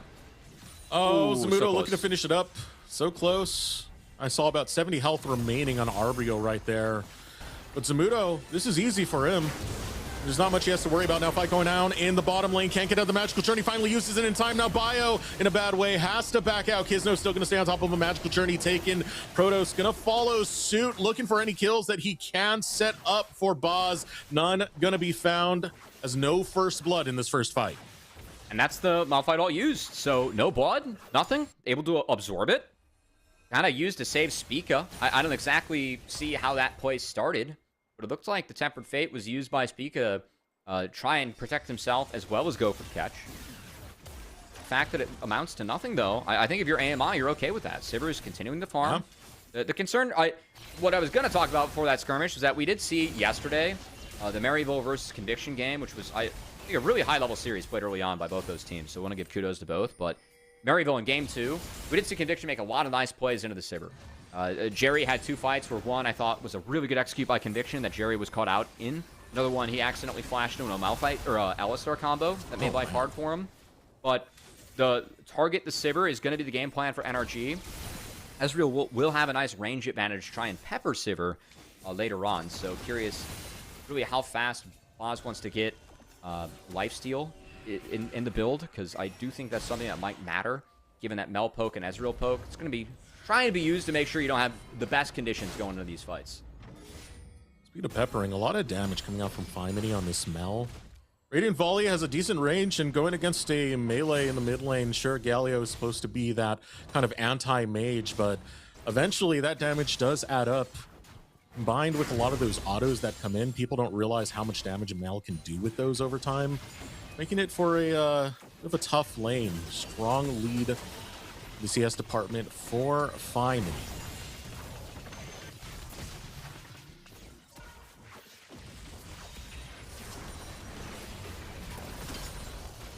Oh, now here we go. Fight breaking out. Chain's going to be used. Finds it on a Spica, but for the most part, only supports taking damage here, as both of them will take a recall. I was stunned. I was thinking about what Kizno's next move might be. That's kind of what stunlocked me.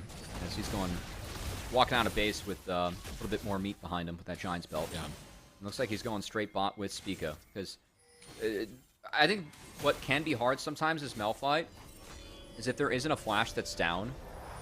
You still got to send the Unstoppable Force, but if that is flashed, I mean, that you're trading up in cooldowns, but fight-wise, that's a lot of power you're going to lose if that doesn't connect, right?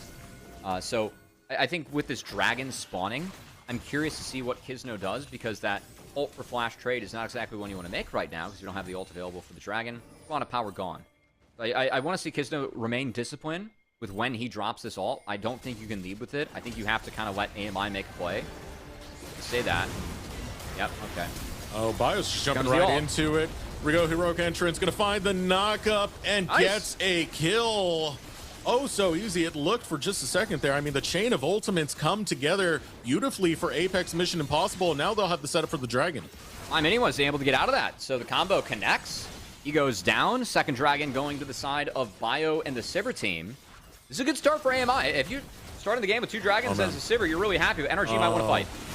Oh, Kizno's looking scary right now. He'll just walk up and smite it away. Bio can't get the smite. Still going to try and fight this one out. Going against Kizno, looking for the unstoppable as it's found. 3-man knockup from Kizno. Goes on to Protoss, and now it's the cleanup crew. Double kill found by Sushi as Apex Mission Impossible are sent away dragonless. Bio used smite in the fight. No smite was available for the dragon, and it kind of felt to me like Kizno was almost tracking that. If not, he was for sure flipping it, and the flip comes up the way of Kizno as he played that fight beautifully.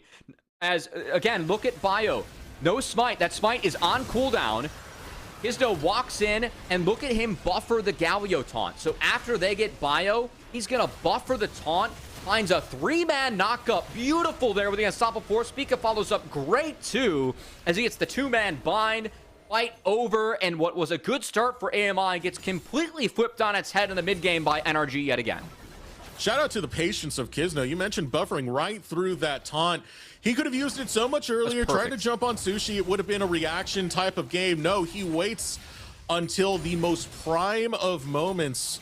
It's a great play from Kizno, not only getting the steal, but securing the team fight. That was perfect, and I think that's why Kizno, for me, this is a team that Spica's on, and Kizno's jungling, right? Spica signed up for this lane swap with the team, but Kizno is a player that I think warrants excitement from a lot of fans because he has great game instincts. You can pair some of the mechanics. I mean, this is kind of what happens when you're a Kindred player out of the jungle. You have to have hands. You're going to play Kindred on the ladder, but some of the instincts that Kizno is able to pair with it just naturally, for me, is what makes him pretty exciting. And another exciting player is going to be Sushi, paired alongside Kizno. Unstoppable Force finds another pick. It sets up Sushi for success. That's his 3rd kill of the game. Going a little bit too far in every single lane. Protoss will fall in the bot lane. Things going from bad to worse here for AMI. NRG starting to take over, and you know what? We haven't looked at this top lane in a while, but what's been going on while action's been elsewhere? Zumuto's got a big CS lead at Trinity Force, and we spent a lot of time talking about how Zahen can take off in terms of the scaling. You always got to be careful. If you overcommit at the wrong time, that revive can be up. Will time out. A lot more taken from Zumuto as he just whacks away at that tower, taking chunk after chunk, pulls Arborio in. CS lead going strong, about 30, separating them. 1.3k gold in total. Zahen's going to be a menace as this game goes on. Yeah, all of NRG looking like a menace, as this is a heck of a debut for a team that is looking to compete for it all. Nice Spica. He stops the ultimate from Arborio, gets right in the face to make sure there's no escape path, and Spica setting up the kill. And if I'm Spica, I mean, I think the vibes are so good right now, I'd be flaming Zumuto for flashing, you know? As he's like, I had that one in the bag. Don't worry about it, top. Really well played by Spica. Love the angle. Making life even harder for Arborio. That said, 2 people showing top. Siege is bottom. AMI gets a couple plates, but still trading down. As not only is Zumuto going to be able to likely wrap up that top side turret, but also Rift Herald on the board. See if Kizno makes his way up there. A lot of attention for Apex Mission Impossible is towards the bottom side. You can see they've set up a lot of vision over there. NRG looking to push forward. Unstoppable Force goes out. They're looking to blow Bio up. Oh, he's staying alive, though. He's able to fight through it. Heroic Entrance comes through, and it's Kizno who shut down. A lot of gold going over to the Sivir.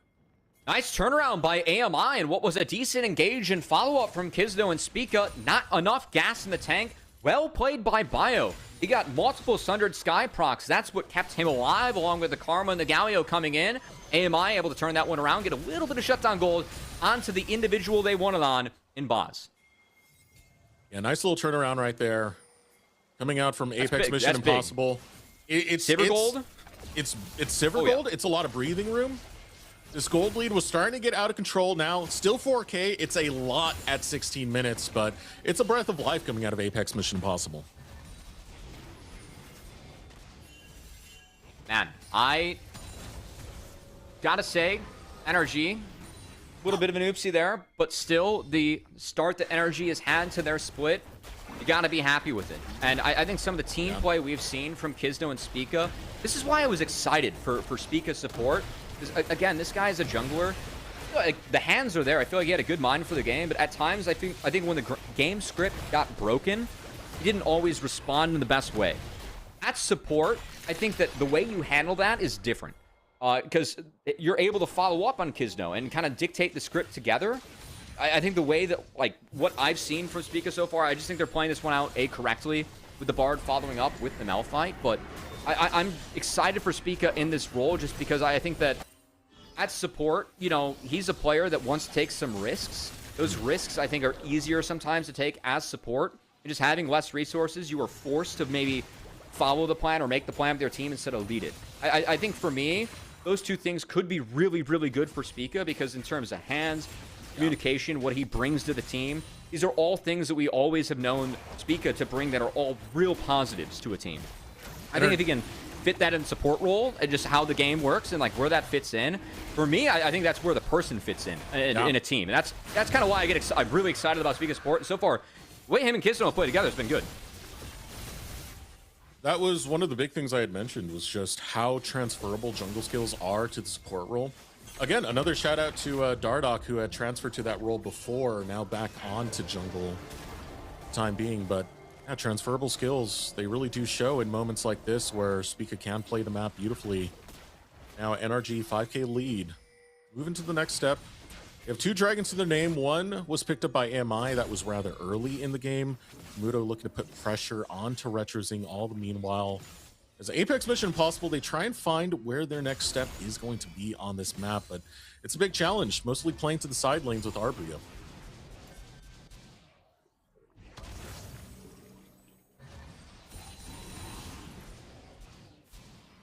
Yeah, I mean, for AMI too, at least you got one of the dragons early, because it really feels like, you know, that last dragon definitely was going their way. It does buy a little bit more time to try and stall. You get gold onto the Sivir, but man, Sivir's really far behind the curve. Yeah. Even after that big shutdown. You have Sushi at the 2-item mark, and this is where I like the Ezreal into the Sivir. I think the lane can be tough because Sivir kind of jails you under the turret, but now any Mystic shot that connects onto Sivir is a decent chunk of health. Cosmic Binding finds a stun on the Protoss. Bio's looking to jump in and fight this one out, but Sushi is peppering him with those Mystic shots. Now looking to back out. Apex Mission Impossible have lost too much health. NRG will walk away with the blue buff. Spica wants that one for himself. He's like, I still gotta feel like a jungler, you know? Give me that blue. As we'll see what plays next here. I think NRG has done a nice job of keeping this game a little bit of a quicker pace. I like when you play Malphite Bard. You want to take down flashes. You want to play fast. Flash is missing against these champions. You feel a lot worse than it flashes up. So I think NRG have done a nice job of this so far. Curious if they're able to really pull anything off big before this dragon, because now Baron's on the map, so any play that goes the way of NRG can threaten that one too, as Fly Mini is in Narnia. Yeah, not sure what he's doing there, but losing his life nonetheless. Bio, recipient of that kill. Does give breathing room to Apex Mission Impossible, but not that much, actually, as Sushi's just still peppering away in this mid lane. Fortunately for Boz, being on this Sivir, I mean, you got good wave clear. You can try and turtle up for a little bit and try and find that scaling that you desperately need. Cosmic Binding onto Bio will stop him from jumping onto Spica all the meanwhile. Does give Apex Mission Impossible some time to at least get vision around this Baron, a potential area that NRG might be looking to play towards next. That was a bad death from Fly Mini. It's just going to be time to fix the waves. Nice interaction there by Zumudo, who has a big lead in the top lane. I think the issue now for AMI is they cannot play 3 lanes this game. Zahan is going to murder Sion and Galio in the side lane, especially the Galio, who was not able to tech armor, by the way. So you can see Galio, he saw Zahan in the side lane, immediately goes back to base. They're going to look to flip things around, but if you're AMI, you got to drop waves. And try and group with a Sion Galio and play around this Sivir. I think that last sequence, getting Fly Mini, they were able to kind of correct their 3 lanes, but I don't like seeing AMI deploy onto 3 waves again. Come mid, Arbrio. Let's try and make something happen or try and find a pinch. As sadly, he's behind, and AMI, they don't realize that Spica is behind them. Spica will still be able to find his way out, though. Magical Journey, Bard is a very slippery champion, but no, here we go. Looking for the catch onto Spica. He flashes over the wall. Wind becomes lightning, doesn't find Spica, so he'll get out at the cost of his flash. A little bit more expensive than what he would have liked with the flash, but that does buy time for Zamudo to go to work in the side lane. And now Arbrio has to respond. He's going to be playing catch duty again, and this opens the map back up for NRG with Dragon spawning here in less than a minute. We'll see if they shift that power from the Baron over to the Dragon. I do not think that Baron can be melted fast enough by AMI, as Sivir is really their only damage. It will be significant. Yeah. So I think that this is NRG's time to shine. All right, here we go. AMI looking for an angle on the top side. They want to find 5 mini once again. We'll put out that solar snare, but it's not enough. Protoss gets the kill, however, which is going to be the sad part of that, but still pressure relieved on the top side. You got to look in the mid lane, however, where Sushi looks to grab a tower. Yeah, I think that if you're going to give the Dragon, you're going to look for a play on top side. That said, that play was made a little bit early, and given 3 grubs around NRG, that play was quite punishing. As the mid-inner falls, the next wave gets cleaned up. They're fighting! Unstoppable force comes in. It finds Retrosing. Retrosing trying to use the heroic entrance to get out of it. Finds it on the Protoss, but you can still be chased down when there's an Ezreal on your tail. Tempered Fate will lock down Protoss, and it's a double kill for the Big Rock Kisno. No Dragon required. I think it might be a Baron look. Yeah, Sushi going to start tagging that one. Sushi had a nice fight as well. Had a good quick to stay out of the Galio ult. As that's going to be Baron melting. And AMI, again, what was a play on the top side? They used a few tools. I'd like to look in the 5 mini. I don't think they needed to send 4. Maybe they could like keep one more mid, maybe keep that turret alive, maybe stall out NRG a little bit more. Yeah. I think the fact they sent 4 just gave NRG too much on the map, and the play afterwards. Great look from Kisno and Spica syncing up once again as Sushi pumps out the damage. AMI can't contest, and that's Baron now in the hands of NRG. And again, in sending 4, Protoss got the kill, so it wasn't even as worthwhile as you would have really wanted. So much given over to NRG now. 7k lead, almost 8k for them with a Baron buff. And it's Zehen in the side lanes. Zehen with Baron buff. Good luck.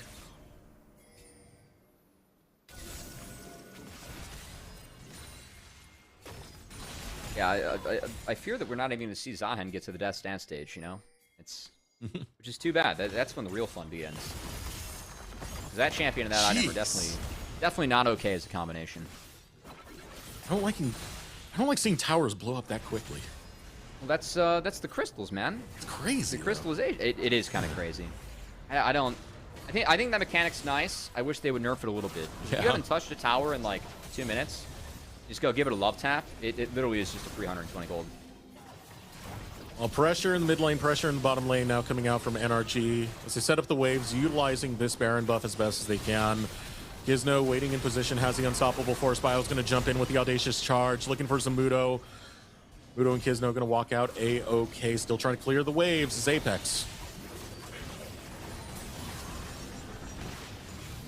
We'll say Sushi to go for the Sereldas this game. I think LDR has some validity against Scion Galio. Just throwing that one out there. Also curious to see if a Serpent's Fang comes in at all. Went up against Karma Scion, definitely enough to warrant something like a Serpent's Fang. But I don't think NRG are worried about their items right now. Their gameplay has been pretty good. Yeah. 8-4 on the scoreboard, but an 8.5k gold lead, and they don't even care about that last dragon. They just want to use the Baron on the wave. They'll take the dragon on the exit. Now the siege continues. This is at least on the positive side for Apex having the Sivir. It's good wave clear, which is making it harder for NRG to actually take this tower. Very close to that mid wave. It will be able to claim the tower. Inhibitor exposed in the mid lane as NRG pull back for the dragon. Pretty wild to think about the game impact that Zamudo's had as a 0-0-1 Zahen. I mean, seriously, like, yeah, this guy is terrifying. I feel like he's like deaf muted, rocking the techno. Just going to work in the side lane this game. All right, well, we got to the Death Dance stage as he just one-shot that item in the base, and this is where the fun begins. For Zahen. Saying we weren't having fun before. This is where the real fun begins, Desert.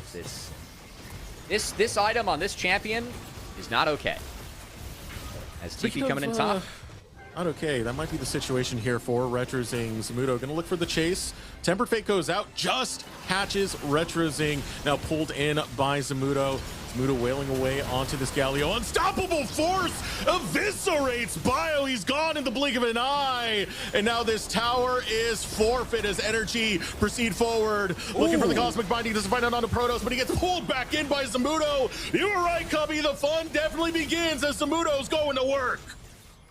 Nice try there by Spica on the Flash Cosmic Binding. I gotta say, Spica, I'll see your Bard again. You got permission to play it again. It's good to see the hands of the jungler showing in the support role a little bit. As Spica, former jungler, and his current jungler, I think did a great job of syncing up this game to really make sure that this map was ran by the two of them. By Mini. Had to soak some stuff on weak side, a couple ganks that he wasn't able to quite deter. Don't think that made a big difference as Zamudo wins this 1v3, by the way.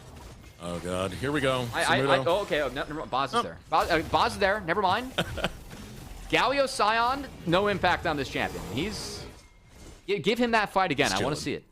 I want to see it. Yeah, you Grim Deliverance forward, not backwards. Please nerf this champion.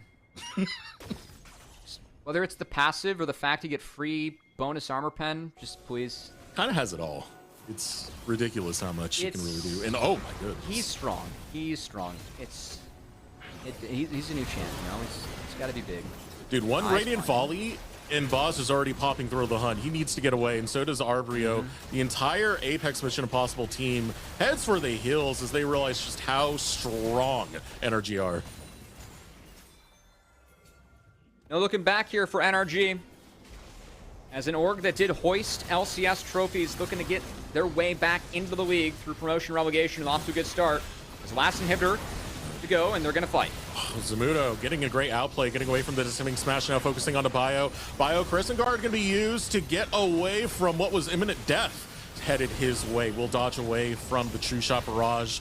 Now another inhibitor under attack, the final inhibitor before double supers coming in, and NRG look to put on the pressure and take down those Nexus towers. Jumping in his Bio, ooh, Unstoppable Force doesn't land. Bio's able to flash in time, but I don't know how much that's gonna mean as the Solar Snare goes out, finds Bio. Bio still staying up thanks to the heroic entrance. Tempered Fate goes out. Arbio doesn't have a backline to really work with right here. Sushi able to back up. Another Solar Snare goes wide. Grim Deliverance going forward right out of Zamudo. He'll pull two right in. He has the revive ready, so he doesn't care. He'll take those towers. First kill going the way of 5 Mini. Now fighting underneath the tower. Shut down onto Kizno is found, but you don't have structures left in the base. What do Apex have left as the final Nexus tower falls and super minions pile in? Sushi finally goes to the gray. Spica trying to stay alive. Will put out the Cosmic Radiance, looking for Baz. Baz gets chopped down by Zamudo, and Zamudo on Zahen is an absolute beast, an absolute monster, and it's a warning to the rest of the league that NRG are here to play with the 2-0.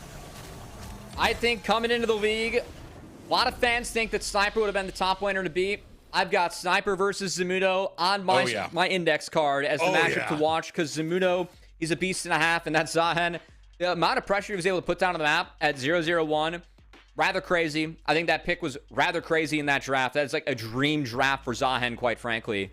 And we didn't see Zamudo get to work until quite late, but man, was that pressure felt. And once he did, you could see why we were talking about the Zahen so much. He was a pretty happy camper in that game.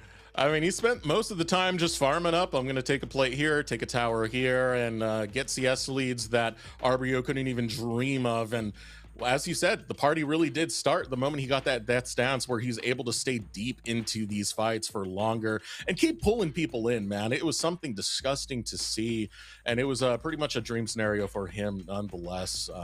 Not much Apex Mission Impossible could really do about it. NRG, a very strong team. Yeah, and for AMI, I gotta say, 3 rookies making their debut, going up against a team like NRG. Frankly, we kind of expected the series to look like this. And for AMI, just think going back to the drawing board, it's week 1. You got to show growth. So what kind of growth can you show as we move forward in the league and really prove that AMI and these rookies can at least, stick around or also fight to not be at the bottom of the table, where a lot of people have that expectation. And given the experience of this team, that's somewhat fair. This was the result we expected today. But for AMI, I do want to give an honorable mention to Bio. I think that Bio made some nice moves early on in the games. I feel like he was playing maps decently well. Rest of AMI, though, against the Might, that was NRG. A little bit too much for them. As NRG really, I think, utilized Zamudo on the 2 carry top laners to do a lot of work. I want to ask a question right here, as you are kind of the support aficionado. Spica on support, this time the Bard. You gave him permission, but what was the overall opinion of his play? He was very active on the map, did some plays like blocking the unstoppable onslaught that Arbrio was trying to get away with over in the top lane, had some great tempered fate, some great cosmic bindings. Personally, I'm going to say straight up, he impressed me. Yeah, I mean, he gets the Bard pass again. I feel like, again, I really like the way that he followed up with Kisno. 2 of them for me ran the map and really enabled for Zamudo to do the work that he did. I really want to know how much damage Zamudo dealt in that last fight, because I feel like that number would not have been as big unless they went Nexus Brawl. But yeah, I think for Spica, again, I have no doubts about what this guy can bring to the team in terms of comms and in terms of mechanics. It's just about how can you adapt to this role. Good debut for him. The Seraphine and the Bard, I think that, honestly, if I think of a jungle role swap to support, would I rather have Engage meta or Enchantress meta? I'd probably rather have Engage meta. Like, Nautilus was a jungler at some point. A lot of junglers like you know, Sejuani, J4, Zac, are the ones getting the party started. Enchantress is a very different role. So I think this is going to be a challenging split for Spica, just given the swap, because I think he's going to be forced to play a lot of champions that he wasn't used to playing before. And for the Seraphine and the Bard, I thought he was up to the task and the challenge here for week 1. So that was good. All right, we are getting word that our MVP has... Actually, we're getting word that it's not exactly ready just yet, but we'll get there. We'll get there in just a second. I'm loading it up. I put in the USB thumb drive, and it's going to deliver it in just a second. But yeah, talking a little bit more about this. I still got one. It's Zamudo. I finally got it loaded. We're good. But yeah, Zamudo, especially in this last game, the Sehen was absolutely immaculate. But even the Rumble game, where he really did show up in a lot of those team fights with well-placed equalizers. You know, there's a reason we're so high on this player. Most improved player 2024. He was the finals MVP when he was on Dragonsteel and won the summer split in 2024. Our most valuable prospect in split 1 of 2025. And yeah, this guy is beyond NACL, and he still shows it. Yeah, I was really bummed that we couldn't see him play at the next level, because I think as many kudos as we can give Zamudo for how good of a player we think he is, I think how his peers talked about him says a lot more. You got players like Dokla saying, like, they stepped into his shoes being like, I'm kind of bummed Zamudo couldn't play. He's good. I would have liked to compete against Zamudo in the league. I think that really speaks to what this guy can bring to the Rift when he gets respect from his peers at the next level. And man, did we see what he could bring to the Rift today. All right. So off of that note, we got to have an interview, man. And even though Zamudo was our MVP game 2, I'm going to look back at game 1. There was someone who was beastly on the Rift with a pentakill to boot. We're going to have an interview with Phi Mini. So let's please welcome him to the broadcast. How you doing, Phi Mini? Doing good. How are you? I'm doing good as well, man. I mean, I want to say, first of all, that was an amazing debut to see on this NRG roster specifically. There's so much talent on this roster, and for you to stand out with a pentakill, I mean, that's some amazing stuff. So I want to ask, how has it been playing with the likes of, you know, Spica and LCS veterans, Zamudo, someone who's won so much in the NACL? How do you feel in this environment? I feel like pretty happy, pretty grateful to have the opportunity to play with like some people I would say have a lot of experience and can help me out in game for sure. Well, it's good to hear. Coming into this match, this was one of your old orgs that you were facing. Did you have any conversations before decided to go to war with them? I did not actually, surprisingly. I thought I would, but I didn't really. I don't know, I guess I stopped talking to them a couple months ago, but we stayed pretty close for a while. So it was interesting to see that we didn't really talk beforehand. All right, talk to me a little bit about that Rise game we had talked about just a moment ago. You did look fantastic going against the Anivia. Anivia, someone who punishes a lot of short-range champions. You had no problems getting through that. Then you had that monstrous flank. So tell me about that game, and of course, leading up to that pentakill. I mean, yeah, we knew they were going to pick Anivia. I didn't really care. I think the Rise is the most OP champ in the game, and they decided to let me have it, so I was like, okay. And then like going into the game, I kind of just like knew that if I just do my job properly, we'll win. And so I just chilled, got like a pretty decent lead in lane, and then once I hit my spikes, I felt pretty confident in the team fights, and I just ran them down whenever I could. All right, so one of the interesting things about this NRG roster is there's 2 mid laners. It's you and Sirenai. So what is communication like between you? Do you guys like kind of talk back and forth, scrim at all? Tell me the details. I would say we're pretty close, to be honest, compared to like how I thought it would be when I initially joined. I thought that we wouldn't really talk, but we DM and talk and go on calls all the time, and I'll even 1v1. We'll 1v1 every now and then if we have like matchups we want to do and stuff like that. So it's honestly been pretty chill with me and him, I think. Going into this season, is there anything you're looking to prove? Of course, like we did see you on the Apex Mission Impossible back in Split 1 2025. It was a rough showing there, and now seeing this like kind of reinvigorated version of you, what are your goals, man, outside of just winning the whole NACL? I think I want to prove that I can get to the next level. I think when I was on AMI, I definitely showed that I was still a rookie and would make really big mistakes and like blow up the game for myself, but trying to prove that I don't do that anymore. I mean, I might have done it a little bit in the smell game, I can't lie, but you know, I'm just still working on it, trying to be a more consistent player, trying to show that I can get to the next level for sure. Yeah, it's about development, it's about growth, and you're definitely showing that so far. Next question, who are you looking forward to facing in the NACL in these coming weeks? I mean, it's got to be probably MU. I knew it. I got a lot of people over there that I like, and they're friends, so I'm excited to play against them for sure. All right, before I let you go, do you have any shout outs you want to give? I'd say shout out to the NRG team, obviously. My team has been great. The coaching staff's great. Everything's been great with them. My family, of course. They just text me after every game and give me a bunch of hype, which makes me really happy. And then I guess like Toasty and Manui as well. Those guys are pretty good friends of mine, and they obviously are a great help to me whenever I talk to them. All right, that's great to hear, man. I'm really looking forward to see how you develop with this NRG roster. You've already shown some promising features already, so I'm sure it's going to be an exciting season. I want to wish you the best of luck on the rest of the season, and take care. Thank you for the interview, brother. All right, thank you. Bye. All right, so how about that? It was obvious that it was going to be MU in his crosshairs. Yeah, I think it was, you know, kind of like you got to beat the guys, you know. But yeah. Hey, shout out to Toasty and Manui. I know Manui is a player that I'm actually really bummed isn't competing in NACL. I think as a support, that guy is more than good enough to play in the league and be competitive. I mean, as an AD too, but as a support, I thought he was really exciting just knowing how much he can lead teams behind the scenes. And then I talked on my co-stream yesterday. I talked to Toasty once while he's been over at G2 North. I had to ask if he had any Donners in Germany. He said he did. They were very good. It is the best food over. They're so good. Street Donners, undefeated. Well, we got to start moving on to our next matchup, and that's going to be Supernova versus Citadel. But before we start hitting the details of that, we have an interview with Coach Bach. Cubby, take it away. All right, let's go. Coach Bach, I would say a friendly across. Oh, looking good too. I like it, Bach. Good to see you, Bach. It's the start of a new year. You've got a new squad. I know putting this squad together, you're returning with Supernova.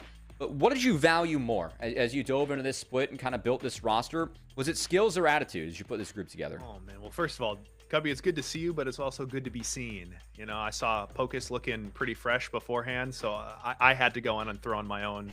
I had to, outmog the other coaches here. But as far as the roster goes, I'm a very firm believer. I have some values that go further than just skill at the game that I believe rosters need, and I think too many teams focus heavily on just like, who's the best player, completely disregarding motivations or dedication, communication, maturity, emotional, just like all these other soft skills that I think are incredibly important. So I really wanted to take my extra time, do my due diligence, and build the best roster that I could believe in this split. And I think I'm very happy with the roster we ended up with.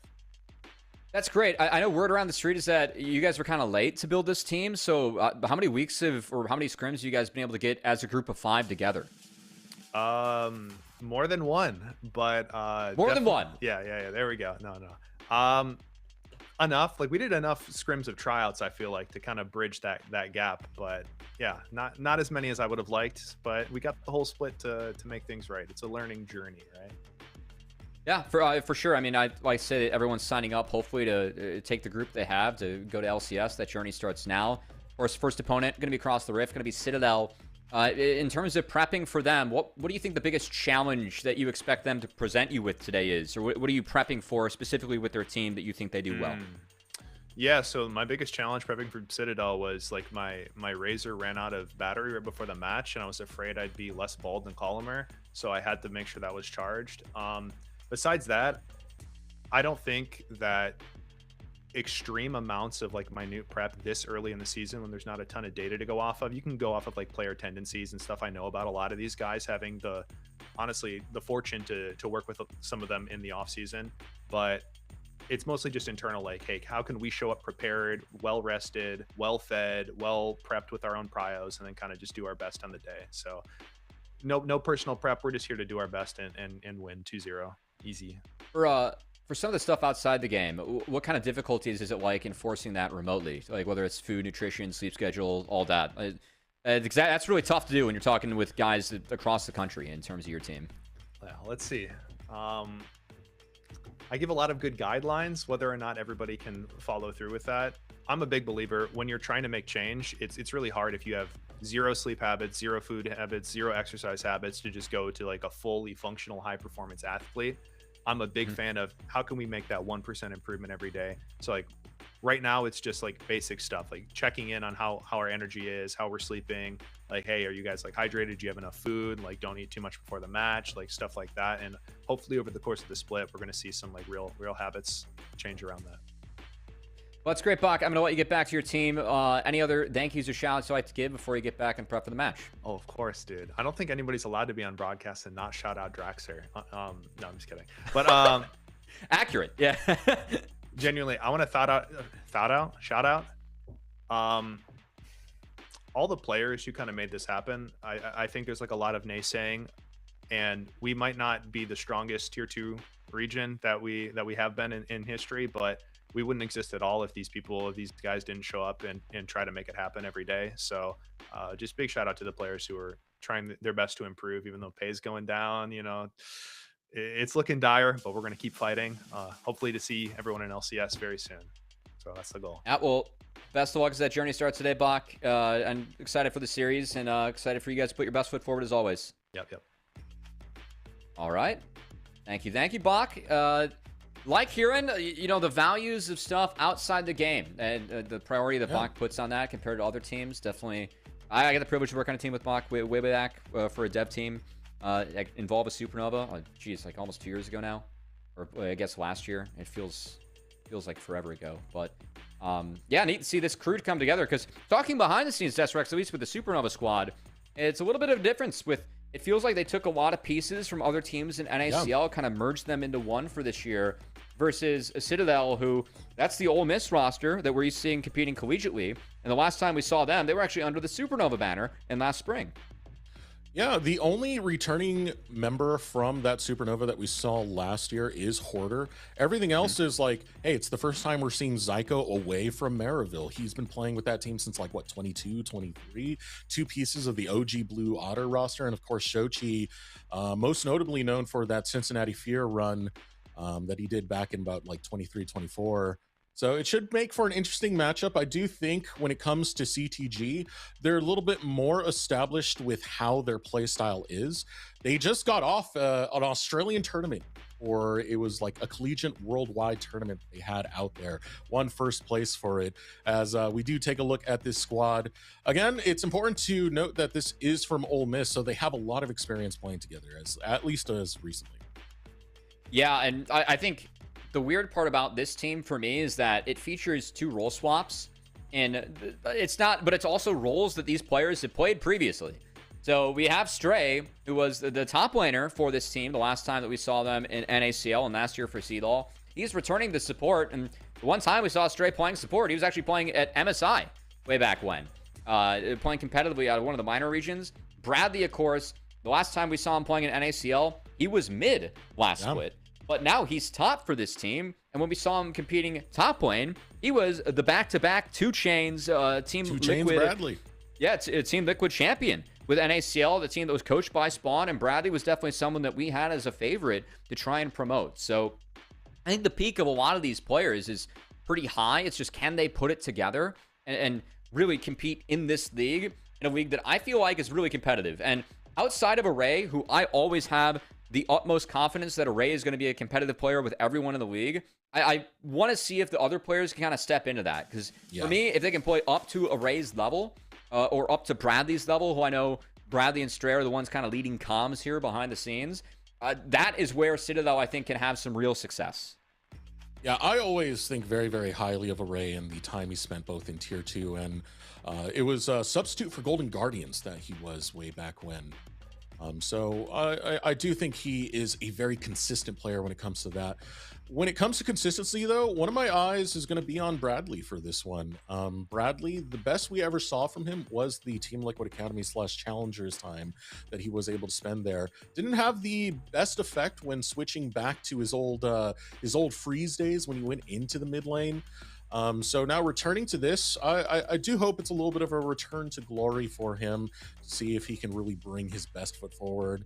But their opponent will be Supernova. And I mean, Cubby, you know I pretty much love this roster because I always love the Misfit Minions. And of course, Shochi there just standing out like, what was it called? One of the Ezreal skins that we used to always call him. But nonetheless, this is a very scrappy team to see put together. You know, when this team was built, Deserex, I thought of you. We've got Shochi, Levitate, Order on the same team. I think Zyko as well. And this is another team for me where I'm curious to see if what music looks like. Because I think, again, music at his best with Blue Water was a really competitive jungler in this league that was able to play a lot of different styles, be a shot caller. I think teams that I've seen music in at NACL, it really feels like, I don't want to compare him to Kanavi because that feels unfair, but comparing him to Kanavi in the way that it really feels like the team is kind of played or run through him. Like he has a really good idea of his game plan for the game. He dictates the team around that. That's how the team plays. And he can play a lot of different styles. Has he ever been able to play that at like the highest level and be considered a top 2, top 3 jungler in the league? No, but he's always been in the conversation right after that. And I think that Hoarder and Shochi, these are both really talented players that I view as volatile. Hoarder loves to, I think, take risks, use his hands.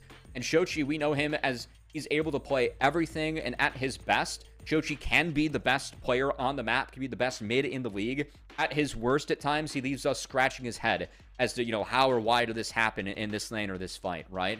So I'm really hoping that we see this team put their best foot forward because I really think that this can be a squad that can compete with the other teams that we view as being probably top of the table in Conviction, Maryville, and the team that we just saw in NRG. I feel like Supernova can be the team that is most likely to compete with those three if they're at their best. And I'm curious to see if, you know, Coach Bach and the team of 5 can get that out of everyone else.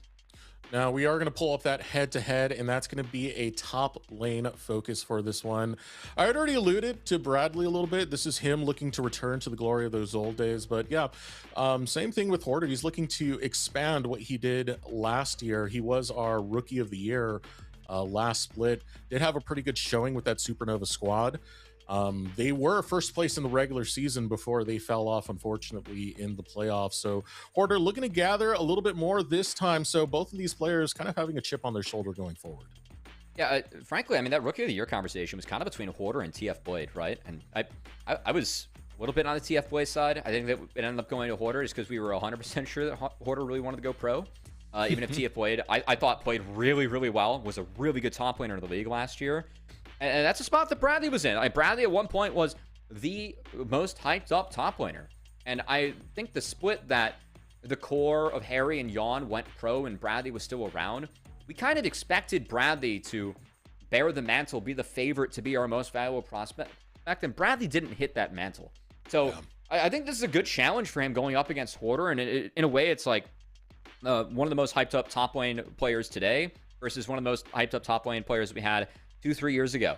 And if Bradley's at his best, I think he can take down anyone in the league. So I really hope we see Bradley put his best foot forward as he reunites with a coach that he had way back in his days at Bethany Esports before he even got involved with TL. So hopefully just being in a familiar place for him, whether it's the lane or the setting, can be good for Bradley. Because when he's at his best, this guy is really freakishly talented at the game. So we are heading into the draft for game number 1 between Citadel and Supernova. I'm very curious about Supernova's draft. You were speaking a little bit about it. It feels like teams often have to kind of play around Music for the most part. And I've definitely seen that quite a bit. Music will go for the more aggressive fighters more than anything else. We'll see a lot of like Vi out of him. We'll see a lot of like J4 out of him. And for better or for worse, he's a very forward player. He likes to jump into the fight rather early. So getting him on something that he's not only comfortable on, but very capable of being able to match the energy that Citadel are going to bring is going to be pretty crucial here. All right, looks like we're going to have a quick reset here for drafts. We try and get into it. Yeah, I'm with you on all that, Tesserux. I think we have started to see a few picks that are, familiar faces in the first few rounds of picks and bans. I think we've seen a lot of contest over some of the top-tier junglers as well. There's a couple of the flex picks like Ambessa. Yeah. And that's been big. Oriana remains permanently banned. Really curious, too, with especially Bradley in the top lane. This guy specializes in Gwen Akali. When he subbed in for the LCS lock-in tournament, he played Akali on stage, and I remember everyone freaking out like, oh my god, this guy's Akali is so good. He's going to be able to play some of those picks in the top lane. Could add a lot of flair over to Citadel as, wow. 2 of the Primo Enchantresses are taken off the board, and the third is going to be secured here by Zyko with the first pick, Lulu. And I like this because we're talking about the fighters that Music likes to play. It's not only something that's Enchantress and plays safe over towards the bottom lane, it's something that can buff one of those fighters that Music might play coming forward. So pretty strong first support pick coming out from Supernova. We'll see what the response for Citadel is going to be, and that is Nico locked in. All right, so very early on, in terms of posturing our compositions, very different. Nico, all about Pop Blossom and how much pop does that Blossom pack when the rest of your team's behind it and able to capitalize. Whereas Lulu, I mean, that's setting up for Yunara. That's the pick I'm looking at right now to see if Citadel wants to deny or play into. That's the pairing you really want with Lulu. And I think that's a pairing that we've seen a lot of teams willing to deny when it comes to first stand and what we saw in Split 1. But they're going to take the Mel. They're going to give it over. And that is a lot of power early on going over to Supernova. Is Mel, powerful pick in the mid lane. But I think taking Mel this early does give you a lot of opportunities to kind of take away the 2 conditions we talked about when we saw Mel in the last game. That is, how many abilities can Mel reflect and be effective? And also, how many melees do you take where that E becomes super effective as well? Just given that I think she really scales heavily off of melees and being able to land that root. So there's a Yunara we expected, and I think there's a lot of time now that Supernova can try and play around these 2 picks. I would love to see a Xin Zhao here, frankly. I think Crescent Guard to get Pop Blossom out, combines with Lulu. I think Xin makes a lot of sense for me here for Music. Yeah, that's one of the picks I was going to mention just now is Music. Again, it's a fighter. And who loves Enchantresses more than Xin Zhao? Be able to get in there quite effectively thanks to that Audacious Charge plus the oh my god, what's the Lulu ult called? I completely forgot it right there. But the Lulu are Wild Growth. Wild Growth, thank you. You put me on the spot. I did my best to deliver. I'm glad you got it. I'm glad you got it. Ooh, a Caitlyn. You know what? This is a pick that I've been teasing. I think that should make an appearance here and there. I know that I was talking about this on my co-stream with Sneezes, the coach of Blue Water, yesterday as we watched the last series. Jerry was hovering it. So in game 1, this could be very lane dominant. And keep in mind that the barbs, the thorns, Nico E. Help me out with this one, Desrex. It's a long one. Stranglehold barbs. I only know Pop Blossom, man. That's it. I caught him sleeping. All right. Anyway, the ability to chain the traps with that it provides for a really lethal lane. So I think Citadel showing a lot of early game. Mella's push early, whereas Supernova, a lot of scaling with the Victor and the Lulu and the Yunara. That's it. We're just gonna make this a pop quiz now. This is all it's about. To figure out who knows ball and who doesn't when it comes to ability names. But no. We do have a collegiate team on one side, you know. We gotta get in the educational spirit. Tangle barbs, that was it. I can combine too. Yeah, I was thinking Stranglethorns, but I remembered that's a Zyra ability, unfortunately. But yeah, you know, we got to do this education stuff face to face. You know, I'm trotting out robots for the kids. I'm not hip to that. you know, not hip to that. It's, you know, fun fact is the only generation coming up that's not as smart as the one before us because of screens. They want to throw more screens at them. I don't like that. Gotta get people involved, SRX. Yes. Face to face. It's no AI. Some AI can't educational replace content. this. Educational content. Educational. Well, final bans coming in for Citadel, Scion, and Wukong will be taken off the map. So taking away some of that hard engage plus that fighter playstyle that Music likes. Pantheon banned on the side of Supernova, going to be taking that away from Griffin, which kind of stops the ability to do kind of these like wild engage angles that you usually get out of Pantheon alongside Nico that can be very threatening. Aurora, final ban for Supernova. Yeah, honestly, I'm a little bit surprised to see Pantheon, the lack of priority on Pantheon. I think this champion is really powerful. So taking that away, I think that makes a lot of sense. It's pretty easy to attack Lulu and Yunar in the bot lane. But we've been teasing Xin Zhao. Thought that would be a nice combo. And this is a bit of a deny, and Zin's malleable enough where this is going to work for Griffin. But now, I mean, I think the Aurora ban is kind of tipping the cap. We could see a Hoarder Rumble here. Yeah, that Xin Zhao take was pretty smart coming out from Citadel side. So let's see if that Rumble pick does follow through. Would be some pretty strong magic damage from both the Victor and the Rumble pairing coming together. Would be a lot. That's a good shout, actually. Yeah. Lock-in, however, I was alluding to it a little bit earlier. It is a pick that Music does really enjoy, and that's the Vi. You can make a lot of early presence with it, just having the Vault Breaker alone, but once you get the Cease and Desist, it's pretty much guaranteed point and click CC. They're still locking in the Rumble, though, so they are going to be on the magic damage heavy side. I gotta say, anything that can really attack the front line here, Supernova, Vi solo front line is pretty tough. I think Citadel, if they take something that can really hold the front line, hold space, I think Ornn is perfectly fine here for Bradley, even if he's not exactly the go-to tank player. I feel like the lack of front line could be really tough for Supernova, because how can they keep Nico out? And that's where I really like the Xin Zhao pick, because the Crescent Guard versus the Pop Blossom can lead to some really nice interactions with trying to make sure Nico doesn't get into your backline. I think that they just have to kind of eat the Nico engage and go from there in this early game for Citadel. I like it a lot. They're going to have push mid. Xin can get in the face of Vi and do some dueling. And Kate Nico should have a lot of lane dominance bot. I think that Supernova, they're kind of relying on Rumble to be that early power and bridge to get their mid and AD into a better spot later on into the game. But I like the Citadel draft. I think their ability to execute with Nico can be really real. And I don't see a lot of ways that Supernova can defend it. They don't really have anyone that can hold the line or keep people out. Which is where I think the Wukong ban of the Xin take was really smart from Citadel.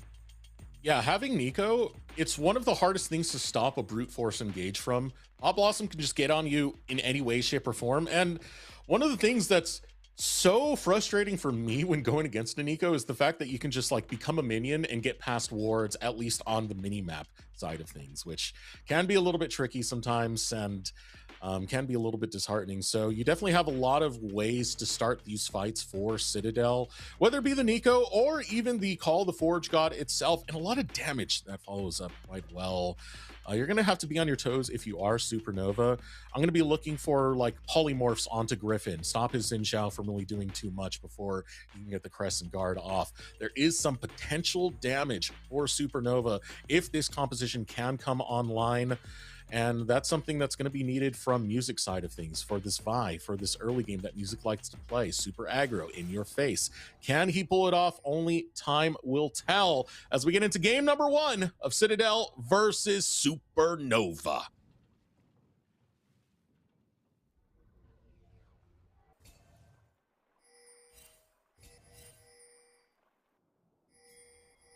All right. I think yesterday, the match of the day for sure was Maryville versus Conviction. I expect this match to be quite a bit closer than what we saw in map, or in the first one. I expect Citadel, a lot of chaos, man. Yeah, I think community sentiment was probably the most variance around Citadel as a team in terms of where people placed them. Of course, the last time that we did see Ole Miss competing in NACL was under the Supernova banner. They had a disappointing split. It was a team that I think a lot of people had high expectations for. I remember them being mostly middle of the pack or higher. And they were nearly relegated. I think they won their last match to avoid the promotion relegation match. And then Supernova ended up changing everything going into the summer when they picked up Hoarder and the rest of the crew, where they really were trying to push for that LCS spot. So curious to see kind of what version we get here of Citadel and that Ole Miss squad, because that was a team that was in the C-Ball finals going up against Maryville. But was a disappointing NACL run for them.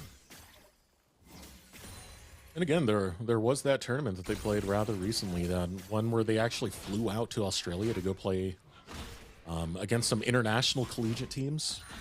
I do think stuff like that is important to bring up because it shows you the experience of the team playing together versus Supernova, which you had talked with Bach a little bit about. Like, this is a team that, you know, didn't get as many scrims in. Bach just put it straight up as enough off of the tryouts, which, you know, sometimes you get a little bit of growing pains as you adjust to each other. Oh, Griffin actually going to go for a play, trying to get up in the face of Vi here. Does have a lot of push bot from Nico and Caitlyn. This has been spotted, though, by Supernova, as it is a good ward drop by Shochi.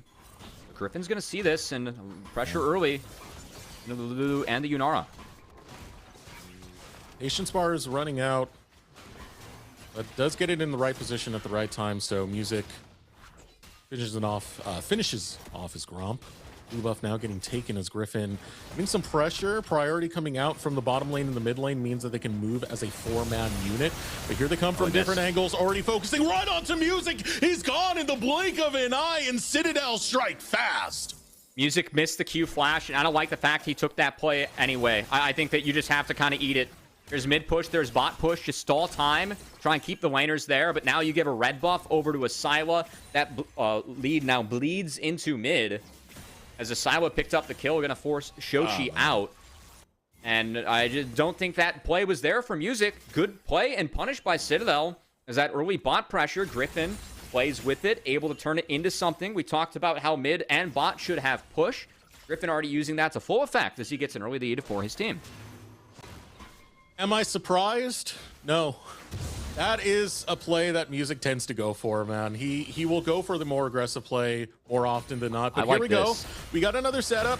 This is for a dive onto Bradley. I mean, Bradley's already pretty low. You can finish this off with ease, and Hoarder gonna flame throw to pick up that kill against Bradley.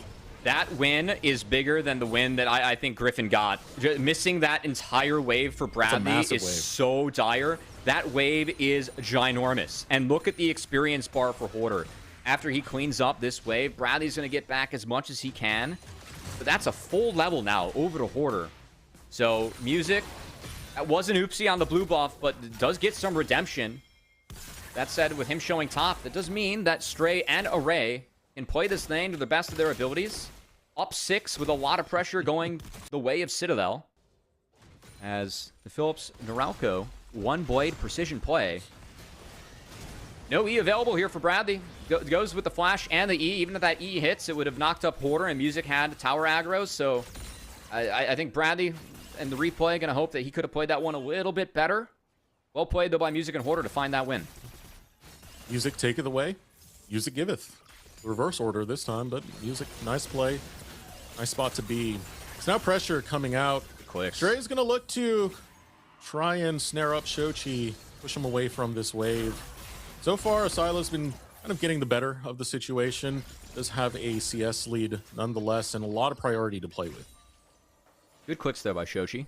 We got to give your boy some kudos.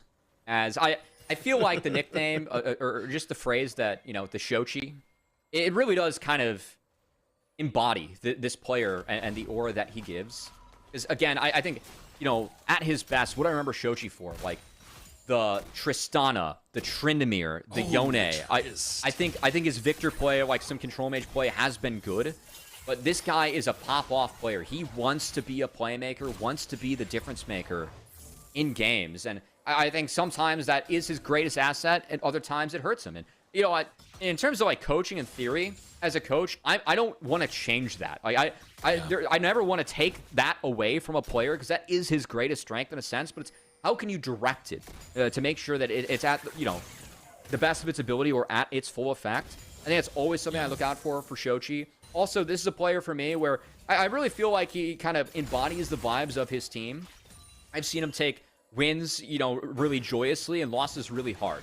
I think that sometimes the people around him can impact that as well.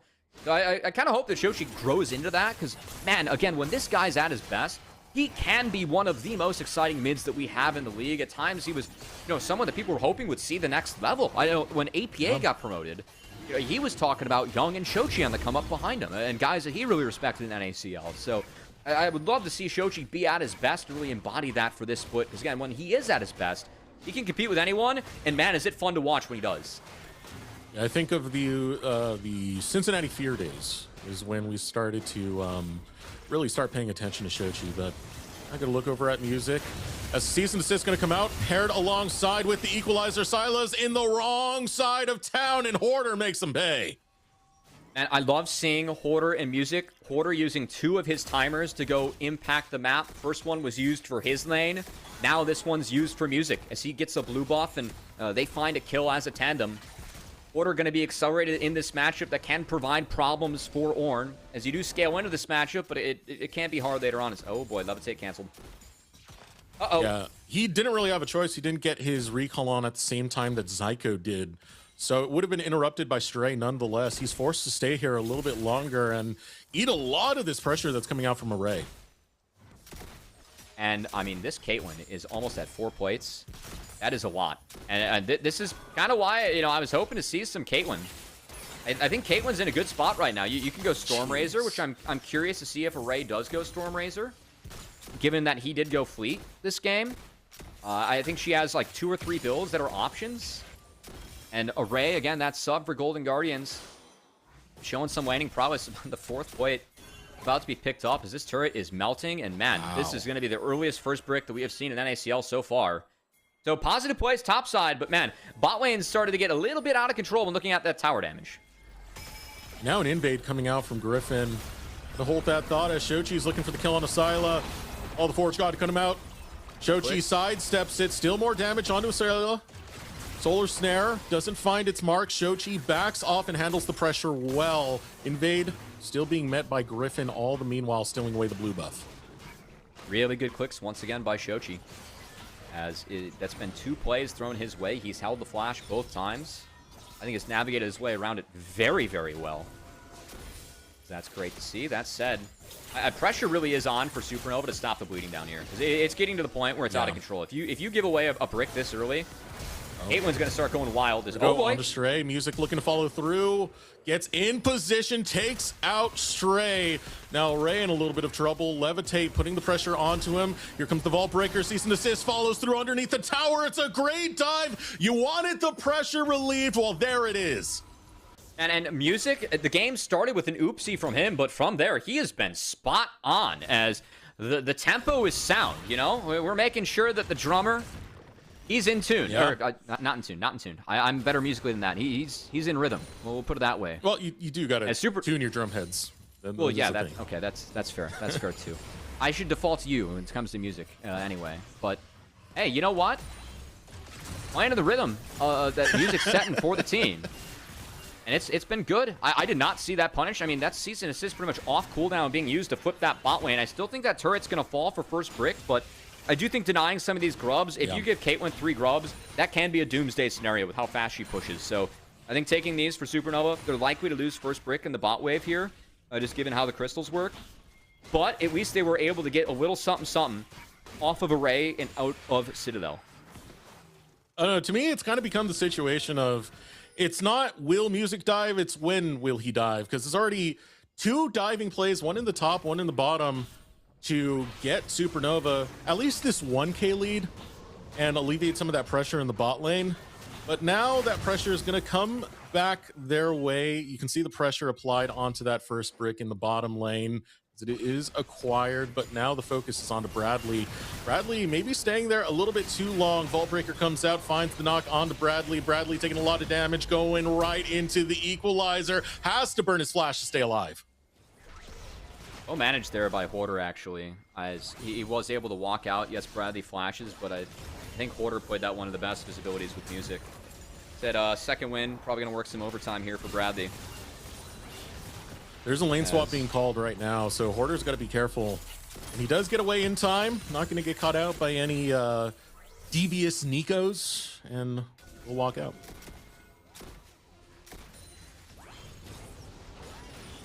Three base, though, that's actually pretty big. Hoarder Gonna sneak out with the Swifties.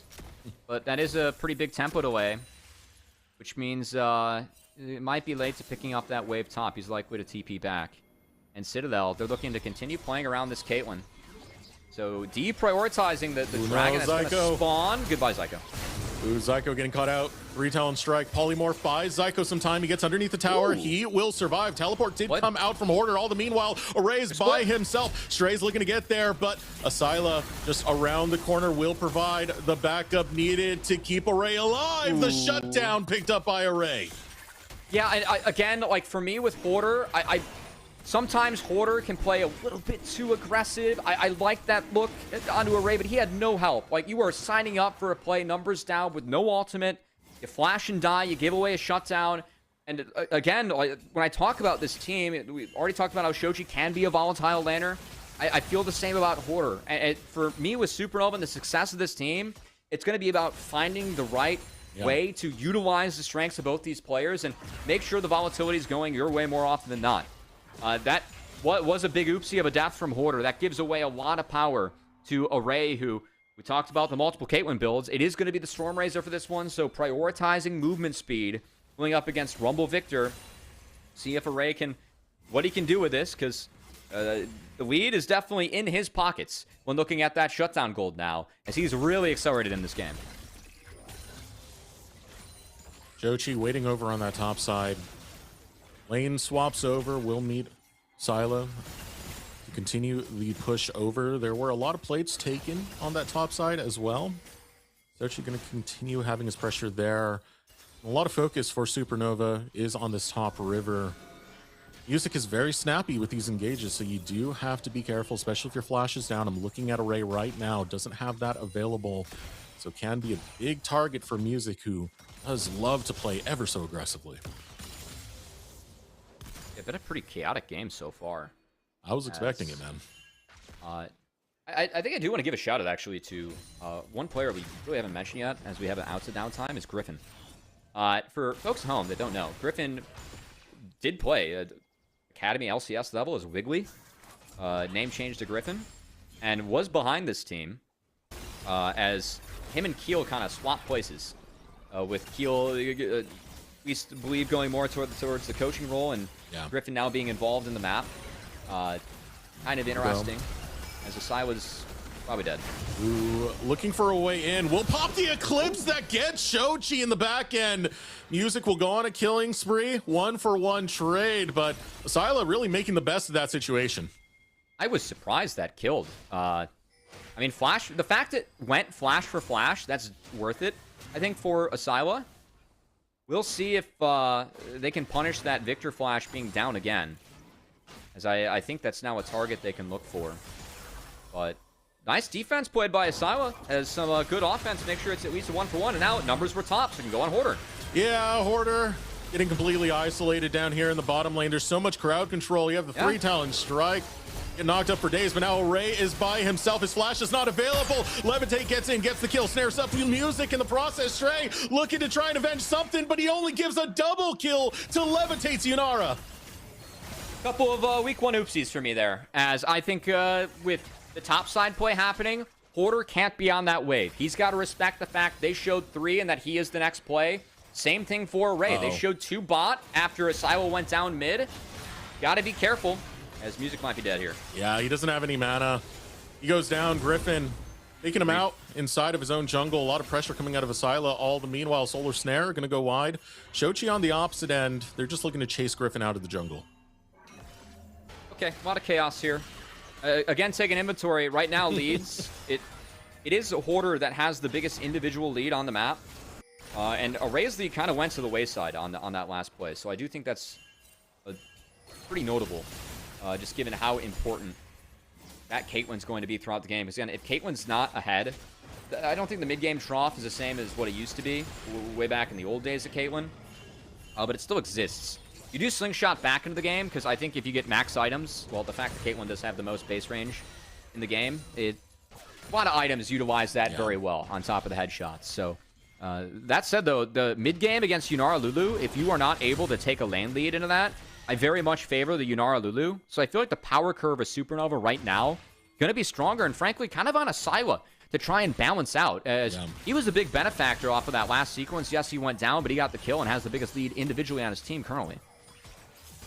Pressure applied by Citadel over in the mid lane. Chasing away a few members of Supernova. The call over towards the Rift Herald right now. It's Citadel who are getting first touch towards that area and clearing out as much vision as they can to get control. Meanwhile, Supernova are just going to send Shochi down to the bottom lane. He'll be able to try and take that tower. He has teleport available, so if he needs to rejoin with the rest of the team, he can do it in a timely manner. He might need to just get out of there. Yeah, this is... Maybe he gets help.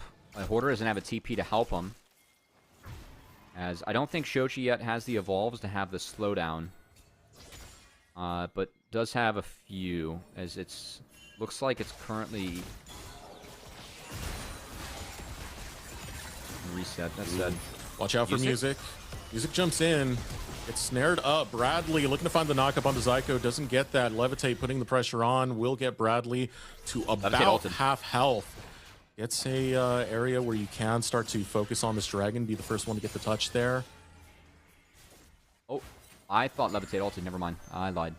I thought I saw the ult pop. Okay, I was about to say, if that ult was popped, that would have been Dragon for Citadel. Supernova has control over Banana Brush right now. All the teams talking about Banana Brush. Griffin, that's a lot of damage that you didn't need to take. As that is what Banana Brush control can do. You gotta walk into the river. If you don't have control of that Banana Brush, well, you're not gonna have control of the Dragon. I think in a nutshell, we have seen with the change of first choice, splitting up first pick and blue side as teams get an option of what they want. We've seen red side have a higher win rate, and I think it is because of Banana Brush in that scenario right there. As if you control Banana Brush, really tough to walk into the river, contest those Drakes.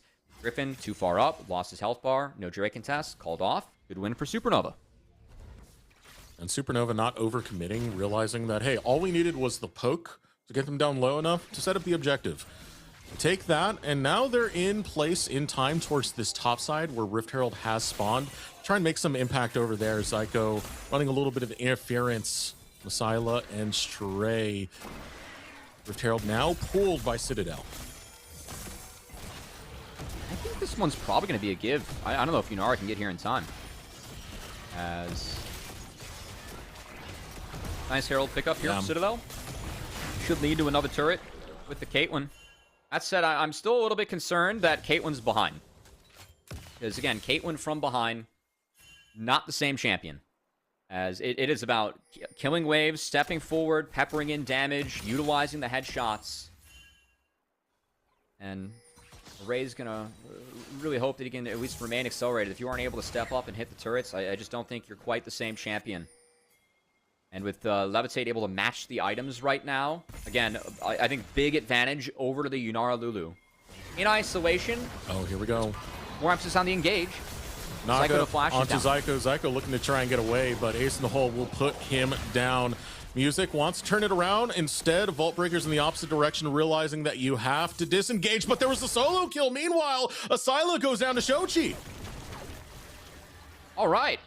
Well, the Victor counter pick paying off for Shochi, as we didn't see it on the show, but the Shochi taking effect nonetheless.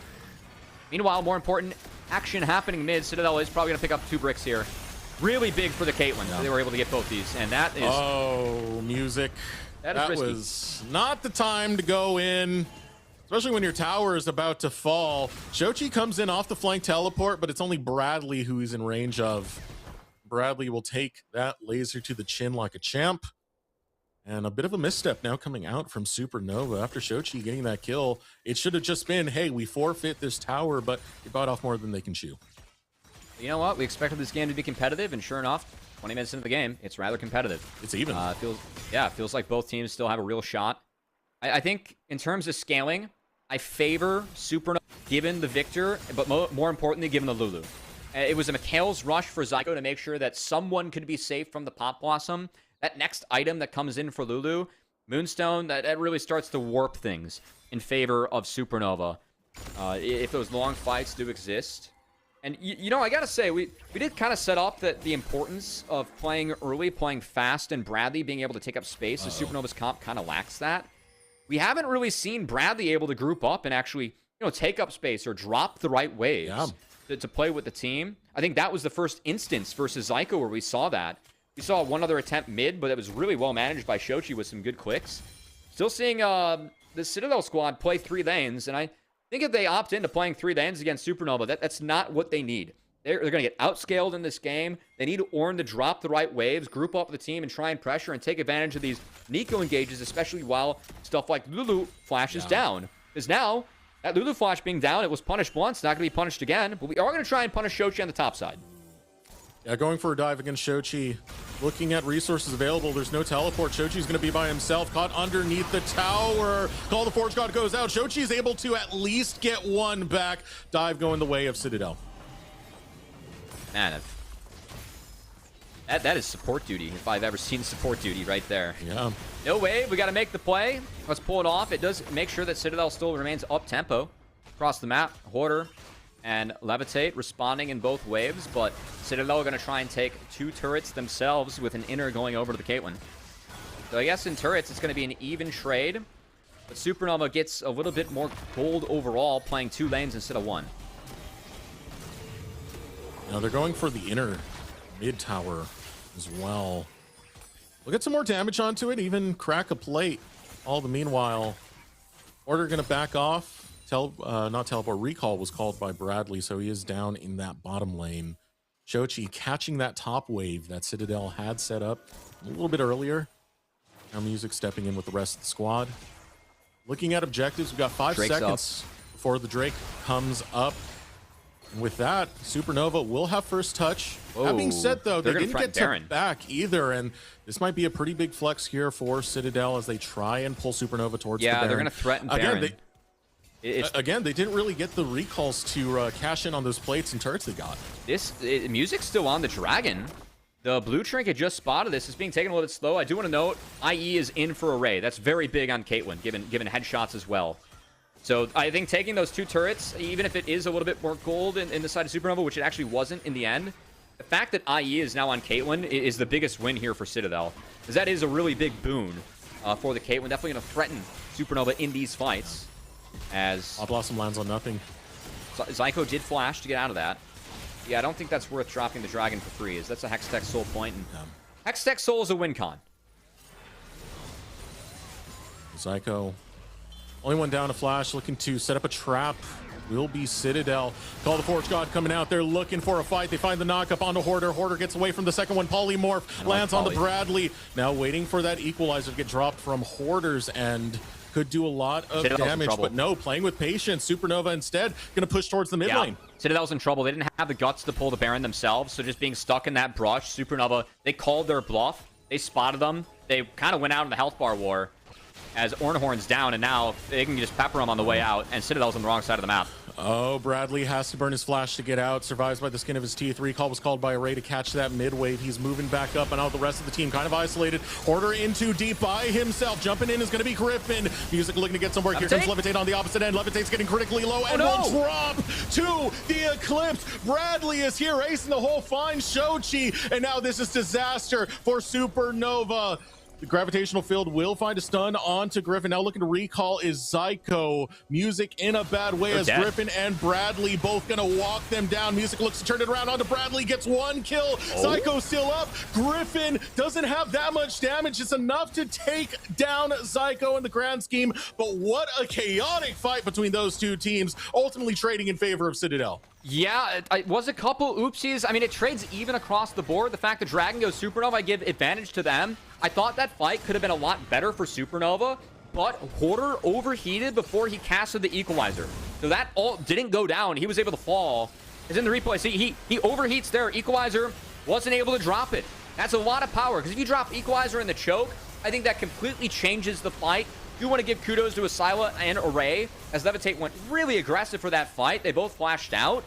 But frankly, on the flip side, yes, this was chaotic, but it's a 3-for-3. Soul point was secured by Supernova, and they got flashes off of both carries. Both Levitate and Shochi still have flash. I think that they win out on the play, even if it's even, because their conditions afterwards are far better. And also the EV, or like the upside of that play, if equalizer drops, I still think they win out heavily on that play. The fact that Citadel put themselves in that position and get out even, You can kind of consider that a win for them, because that was not a good spot. Griffin Oh, also here not a good comes spot here. Equalizer. Crescent Guard coming out. Music's deep into the thick of it, focusing on Stray. Stray's going to be the first one to fall. Gore the Frost Guard coming out, finds a knock up on the Music and Shochi. Zyko goes down. Array able to pepper in some shots on the back end as the Eclipse finds one. Ace in the hole finds two. Triple kill for Array, and Citadel are on Baron. Levitate played the fight too fast. He flashed forward to try and finish off a kill. Bradley found the knockup, turned around that fight. Baron secured. Critical for Citadel, because they're going to have this buff up while the Hextech Dragon spawns, and that is Soul. For Supernova, they secure it. So a big fight win. If we're going to replay that one, though, Levitate played this fight too fast. Yeah, okay, take a look. Watch Levitate on your screen. I think the first hop is good, but he's going to flash in, try and finish off a silo, and this flash is not warranted. He goes too far up too early. It enables Array to free hit, and Levitate just puts himself in a really tough spot. As I think Supernova played that fight a little bit too quickly. And Citadel fully punish. Citadel back in this fight. Now 3K in the lead. They have priority on the Dragon on top of it. They're establishing a lot of vision there. With the Baron buff, they can really shove in these waves and make sure that this Dragon Soul is not going to go over to Supernova. And grab some tower plates on top of it. Look to take down this bot lane tier 2. And a Baroned up Caitlyn push is deadly, as your ability to just melt through these turrets, and really Caitlyn goes uncontested in these scenarios is big. Also, we're shouting out, looks like Array, that upgraded IE in the RFC. See, this is the part of the game where Caitlyn kind of starts a slingshot back into things. Yeah. And this is the strength of Array. I mean, his player profile, this guy's a really good team fighter.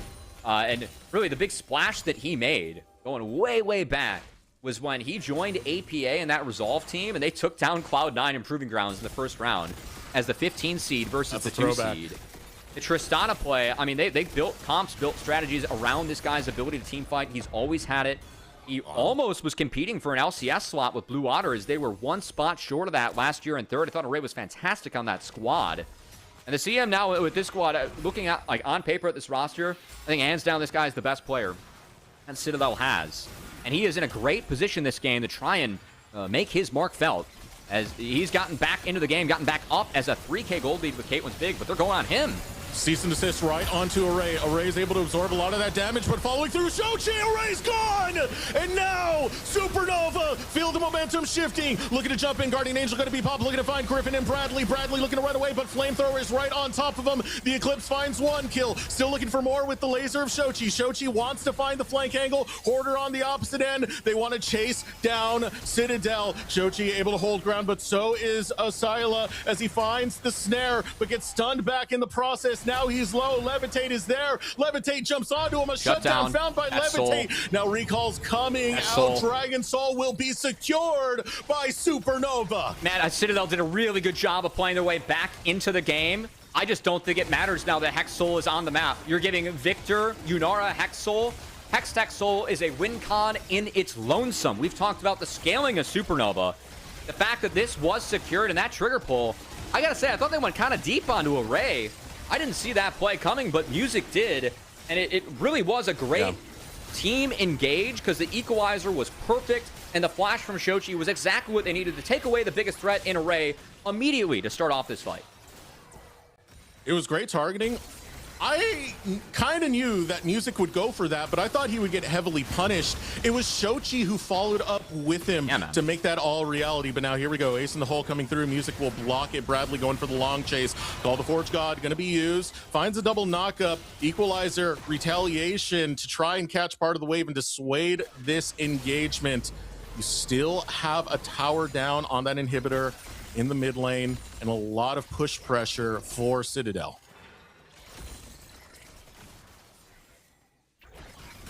Man, I almost kind of feel for Citadel, because I think that if this is almost any other Soul, the game's still playable. Like, you have Ornn, you have Caitlyn, you can scale. Yeah. You never know with Nico, but just the fact that it's Hex Soul, I think it really is going to come down to an Elder, or it has to be just the craziest Pop Blossom or Engage. That comes off the rip for Citadel. Do want to note, Levitate and Shochi still missing Flash currently, and it appears that Hoarder, again, is on the wrong side of the rift. As Hoarder's going to get chased down. I mean, how does Supernova reply to this? They got to find a way to try and get their own play going, but they're not going to really find anything as they try and shove in waves in the mid and in the top as Hoarder falls. Did at least get a TP out of Bradley for that. They're just, I think that back half of that kill is just going to be kind of fixing waves and going from there. Is get a rare moment of reprieve in this one. As Deserex, I mean, crazy game. I think that on the flip, Array obviously kind of the main character here for Citadel. Quietly though, I think Shochi's been having a nice game. The later this game has gone, he's very good in his target selection. I want to go again to that pick that they found on Array. That goes wrong if Shochi isn't all the way up in there grabbing Array and getting that damage dealt, right? So Shochi is definitely making his impact in this and trying his best to get through, as now Stray gonna come in with the Pop Blossom, looking to find some picks. Here comes the ace in the hole, going golden. Griffin's able to rejoin into the fight. Here's Hoarder, puts a few of those Electro Harpoons in, but Griffin is getting low. He's getting burnt down by the Flamethrower. Goes golden. Hoarder now needs to get out of there. Call the Forge God couldn't come through. Array can't finish off Hoarder. And now Music, he wants to find Array, gets onto the back line. Array gets dropped! A haymaker to his jaw breaks him. Bradley left and fed to the wolves. A Supernova get the ace on Citadel. That's the 5-0 to send the castle crumbling and into the black hole, as I think that's going to be it for Supernova. This has been a fast and furious game. That last engage from Stray, it was a big Pop Blossom that we were looking for. I just don't think that was there. The timing wasn't there. The play itself wasn't there. Ends up, I mean, a very close game. Ends in a 5-0 ace for Supernova. But a hell of a bout to kick off this series, Deserex. We expected it to be close. This one was close. This one was very close. And a good display coming out from the entirety of the squad. Sure, there was hiccups here and there, but taking game number one in such a chaotic way, they're going to be feeling good as they look to get a few more stats padded on the KDAs. Array is back in here. Levitate just wants to close out the game, but not without taking down Array. Game number one belongs to Supernova. And that Caitlyn, it was fed, but what happened in the last couple of fights, this is why Rumble is such a power pick, and really, I think, prioritized a lot higher in Pro than it is in NACL. I do think that Rumble is a pick that does require some execution, but a lot of the difficulty of that execution does go to the wayside when you have Vi Rumble and you're able to point and click Caitlyn like that. I think that I want to give kudos to Zyko on the McHale's for Hoarder. That got him out of going golden against a Caitlyn, where you get trapped. Yeah. That saved him, and that's what enabled the Equalizer then to come in over the top, find Array, one-shot him with Music, and make sure that last fight was clean in favor of Supernova. And Music will not get thwarted by a lot of the shenanigans that were going on, because I don't know if you saw, Stray kept cloning on to Array, kept looking like the Caitlyn to try and eat the cease and desist, but it never worked out because Music was dead set on taking out Array. And even with flash up, even with barrier up, it was just way too much damage because you're forced to stand in that equalizer while you're in that uppercut combo of the cease and desist. It was too much, and man, it was a great turnaround for Supernova after some blunders here and there. What a chaotic game number one. Fun one. We're going to take a moment to take a breath and throw it over to a break while we get ready for game number two.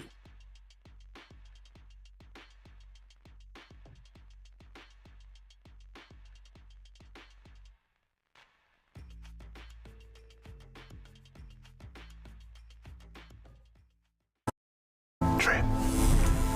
Edge.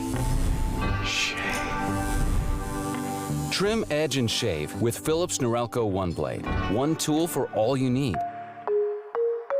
Philips Norelco One Blade presents Shave All Things.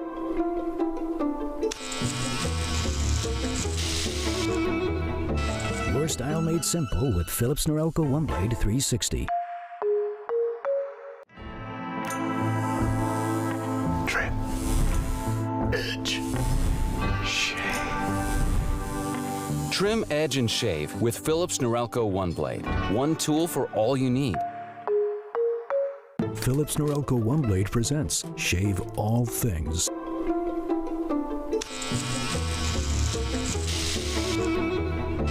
Your style made simple with Philips Norelco One Blade 360.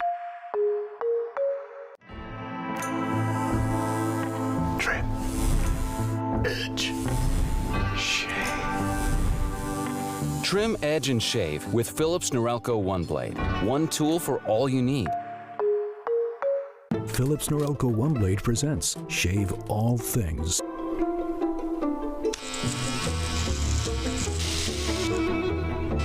Your style made simple with Philips Norelco One Blade 360.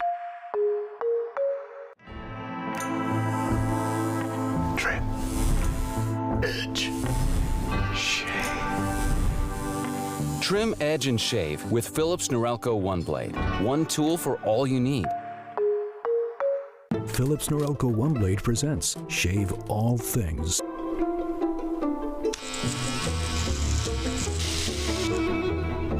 Your style made simple with Philips Norelco One Blade 360. Trim. Shave. Trim, edge, and shave with Philips Norelco One Blade. One tool for all you need. Philips Norelco One Blade.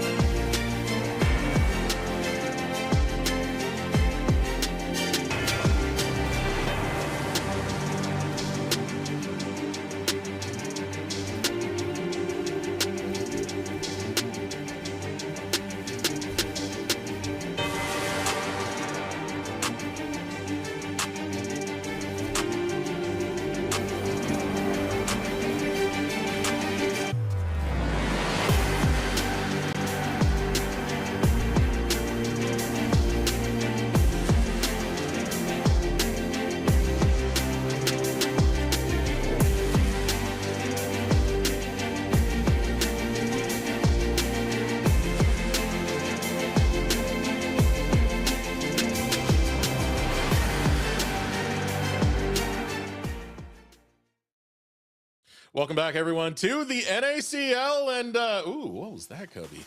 Like you're trying to shoot an arrow to me. Yeah, it was something like that, you know. I was calling my shot, kind of like what Music and Hoarder did then that last game.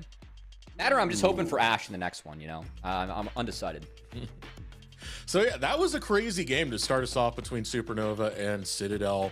I think a lot of this was pretty much dictated by Music and his willingness to go in on any fight that he sees. It started with him over at the blue buff, jumping in when he didn't have priority and just instantly dying. And then what does he do? He dives bot lane, dives top lane, and gets the ball rolling. Yeah, and I think it was a bit of a messy game from both teams, but I think that we saw good and bad moments from almost everyone in that game. I do want to give a shout out. You know, I in the break was checking Twitch chat, and the last time the Ole Miss squad was playing, it was under the Supernova banner. Shogo was here supporting both teams. He was giving shout outs to Zyko, a player that he's gone up against in collegiate for that McHale's at the end, saying that McHale's was game winning. I have to agree, as it got him out of the headshot damage and enabled that equalizer to come in, find a Ray, and for Supernova to send Citadel blasting off into the stars. As Supernova, I'm hoping for a bit of a cleaner game two, maybe even a game three. You know, I'd take 3 games of this series, but knowing Ole Miss is a collegiate squad, these guys are going to play fast and furious. That's how I expect them to play. And we'll see if Supernova wants to match, because I think that, you know, when you take picks like Victor, you're looking to slow things down. There was not a lot of slowing down going on in that game. That was pretty fast and furious from both teams. Yeah, every single player was playing as fast as possible, and if I had to give some criticism, it would maybe be slow down a little bit to levitate. We had a couple of moments where, even though he was able to put in a lot of good damage for the squad, oftentimes he'd be in the front lines a little bit too close to players like Asila, or flashing forward into bad situations to try and clean up Griffin. It cost him his life a few times. He still did good damage on the Rift, but it's stuff like that that can be cleaned up coming into the next game. Yeah, and look, I think that when you have a game like that, as a coach going behind the scenes, you can't harp on the little stuff. You got to pick like one or two big things. Just be like, okay, in general, right? Because you don't want to mess with the fuel of the game or give them too much to think about. You want to give people stuff to run with. So I think if I'm Citadel, I like the draft they had with the Kate Nico. Like, I've been kind of asking for more Caitlyn. I thought that was played pretty well. But I think that if they want to play that aggressive early again, talk more about the mid-game transition and the overloads. Because I think the overloading that they did in the sides was a little bit too much, even if it did get gold onto the Caitlyn. I think the one time where they did the top 2 turrets to get IE on the Caitlyn was actually really smart. So I think focusing more on that, like the transition they had early, which Supernova was able to botch a little bit. And then on the Supernova side, I'm going to pick on Hoarder a little bit, just because Hoarder is a very, very good player, and he has this issue of trusting himself a little bit too much in the side lanes. I think that he had 1 or 2 deaths that were a little bit too much. And, you know, you still get the great parts of Hoarder, where we did see him own some of the team fights on the Rumble. We saw him with the lane lead. That dive was really good that he helped set up with Music. But stay disciplined if you are Supernova, because I think if this team can be disciplined, this is the team that I think are most likely to compete with Conviction, Maryville, and NRG for the top of the table. I have Supernova up next. But if they want to do that, discipline is going to need to be a word that's talked about a lot by Coach Bach and them behind the scenes. And as we get into the draft, I am contractually obligated to shout out Shochi one more time. I think even though things were rather on the slow side at the early start, his ability to follow up Music, that was some great stuff. That's what resulted in Array going down, especially in the fights where it seemed like the tempo was swinging over to Citadel. So great target selection coming up from him, and great fight positioning coming up from him, as draft number 2 now underway between Citadel and Supernova. Yeah, and I do have to shout out, I see a Renekton ban, worth noting just because Hoarder is such a good Jax player. It could be something that they might be looking for later on. But as we try and get this draft off the ground, I'm going to count on the fact that it is that first pick Seraphine. So, onus on Citadel, decision to make. Do you want to play an MF draft into it? We saw Corki Nami being played into Ashe Seraphine. I do not subscribe to that. I'm not a fan. I think you either have to deny Ashe or take MF. Well, you called it. Citadel taking away the Ashe. Ray is going to play that one.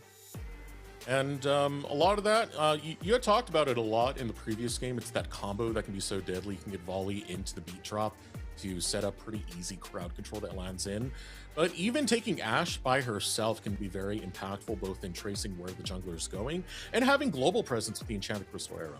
Yeah, I do want to see more of our players fire arrows from fog. Actually, the Milio is kind of creative, because I was about to talk about how I don't love Ashe and the Seraphine, because I think Ashe has a lot of power if you're able to take Ghost. And when you play the Seraphine, you need Cleanse. Milio gives you a free Cleanse. So Enchantress showing a bot early on. Levitate now going to get his choice of champion. I think Ezreal would make some sense. The ability to try and pepper that lane down. Milio has a lot of sustain, but Ezreal can be lane dominant against the Ashe there. You know, I gotta say, I said Renekton ban, so I was setting up Hoarder Jax. I forgot about this Ambessa champion that is just kind of disgusting. And I expect them to posture for the flex as the Misfortune now comes in. I feel like Array is having a little bit of flashbacks to game number 1 when he sees that Ambessa getting locked in, because it's someone else who can dive deep onto him and try and take him out. Misfortune locked in provides a lot of team fight potential with the bullet time that you are going to have to pay some respects to. Or Citadel, hey, you get some global presence here with the Pantheon. You can dive in deep for a lot of these fights, and you can even put the shield up onto the bullet time to block a lot of that damage that's going to come. Yeah, I love Pantheon. That Pantheon champion is so damn strong. So see if Griffin's able to use him to the best of his abilities. The ability to attack Misfortune and Seraphine would be really nice for Pantheon. But that said, I would like to see them pick up a bit of a dive buddy. Milio's not really going to be able to help Pantheon. I think that Pantheon, it's important to win the front line. It can be really tough to do against Seraphine.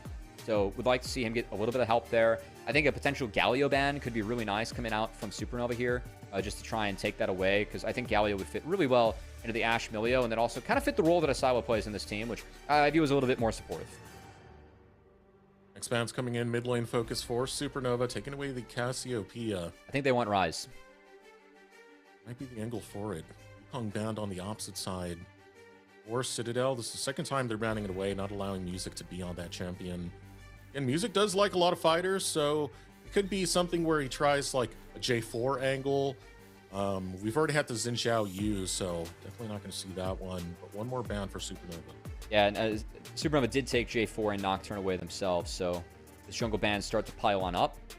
Oh, yeah. Again, I feel like that Cassio ban is just kind of tipping the hat, so we might want a Rise. And that Rune Prison does make life a lot easier for...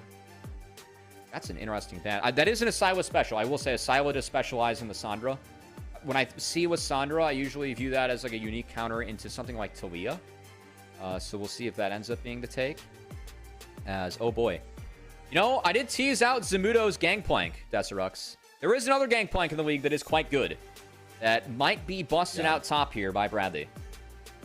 I do remember it was undefeated for the longest time back when he was on Team Liquid Challengers / Academy. So it was a very big pick for him that did a lot of work, but not locked in just yet. So gotta hold our breaths a bit.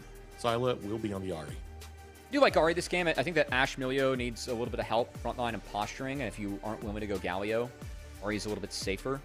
I still think that you're asking to get Rised. It is a little bit difficult to put Rise into Pantheon and Ahri, because Pantheon can start the fight with the guarantee execute. So, yeah, maybe some mobility wanting to be grabbed here. And it's going to be a Shochi Silas on the melee. We haven't seen a lot of melees mid yet this split, Deserux. But when it comes to Shochi, we know this guy can play it all. And that's Silas into Ahri. It's a really positive matchup. You also get to steal the arrow. So I think Shochi feels pretty good with the setup. Also being empowered a little bit by the Seraphine even too. A lot of healing showing early. So now, is that Mbessa going into the jungle or going top? As Nefiri is a bit of a music special and a decent pick in the Pantheon. I mean, being able to go airborne with the W, you can get out of the point and click from Pantheon, get out of the Ashe Arrow, get out of the Charm. That could be really useful here for music on the top side. And it plays sorts of style that we know him to do, right? We saw it with the Vi. Point and click, jump on the back line. Same thing with Nefiri here. So it should be an interesting mix to see on music to allow him to play that aggression and try and basically just body a Syla and Array having that dive buddy with Hoarder. But the final lock-in for Citadel is going to be Bradley on that Akali. You know what? There's not a lot of CC for Akali this game. There isn't a point and click that Akali hates to see. And Bradley's Akali, I mean, we teased it in game 1. Remember, when he played, subbed in for TL when they won that LCS lock-in tournament, his stage game was on Akali, and he went nuclear. Akali was great. Yeah, he is a fantastic Akali player. Again, this guy played mostly mid in his career. I think it's kind of split 50-50 now with a little bit of an edge to mid, but he can play this top. I don't know the matchup into Ambessa, if I'm being honest, but I can see the value of Akali in this game. My concern is that there's not enough frontline for Ash Milio. I think that Ash Milio really empowers fighters. Ash, just as a champion, empowers the fighters that are so strong in the meta right now to be strong. And so when I see a bit of a lack of frontline, I get a little bit concerned. I think that this is where something like a Scion could have been nice, just because it makes Silas a little bit unhappy. Yes, the matchup between Ambessa is not fantastic, but you're still Scion and you're kind of holding the front line. Maybe they were thinking they didn't have enough damage, if that's the case, going into Seraphine. So I think the execute needs to be sound. And wherever Griffin's going in, that point-and-click W, Bradley and or Silo need to be following up with him to make sure that that target is taken off the map quickly in these fights. I feel like that target is going to be Levitate for the most part. Misfortune, very immobile. You do get the movement speed boost that is naturally inherent in her kit, but after that, you don't have anything other than your flash. And when you have a Pantheon and a Akali going at you, that could be a big pick for this composition drafted by Citadel. Yeah, and I think that's something that, at least yesterday on the stream with Sneezes, we were talking a lot about, like, some of those picks. I want to see Ash arrows from Fog. I think that if you look at first stand versus the NACL play, we see a lot of Ash arrows being fired off, like after a wave dies or in lane. Fire them from base, out of base, present weird angles, make sure that that thing's not spotted as it crosses the map by wards that are littered in the river. I want to see if Citadel has an idea of that as they try and find their way onto the map as we get into game 2 here, Deserex. Game number 2 between Citadel and Supernova. Match point for Supernova. The composition's going aggro both ways for both of these teams. I think the pathing, the top side starts for both of our junglers. A lot of trades going out in the top lane. All the meanwhile, as Bradley looks to get the better of this Ambessa.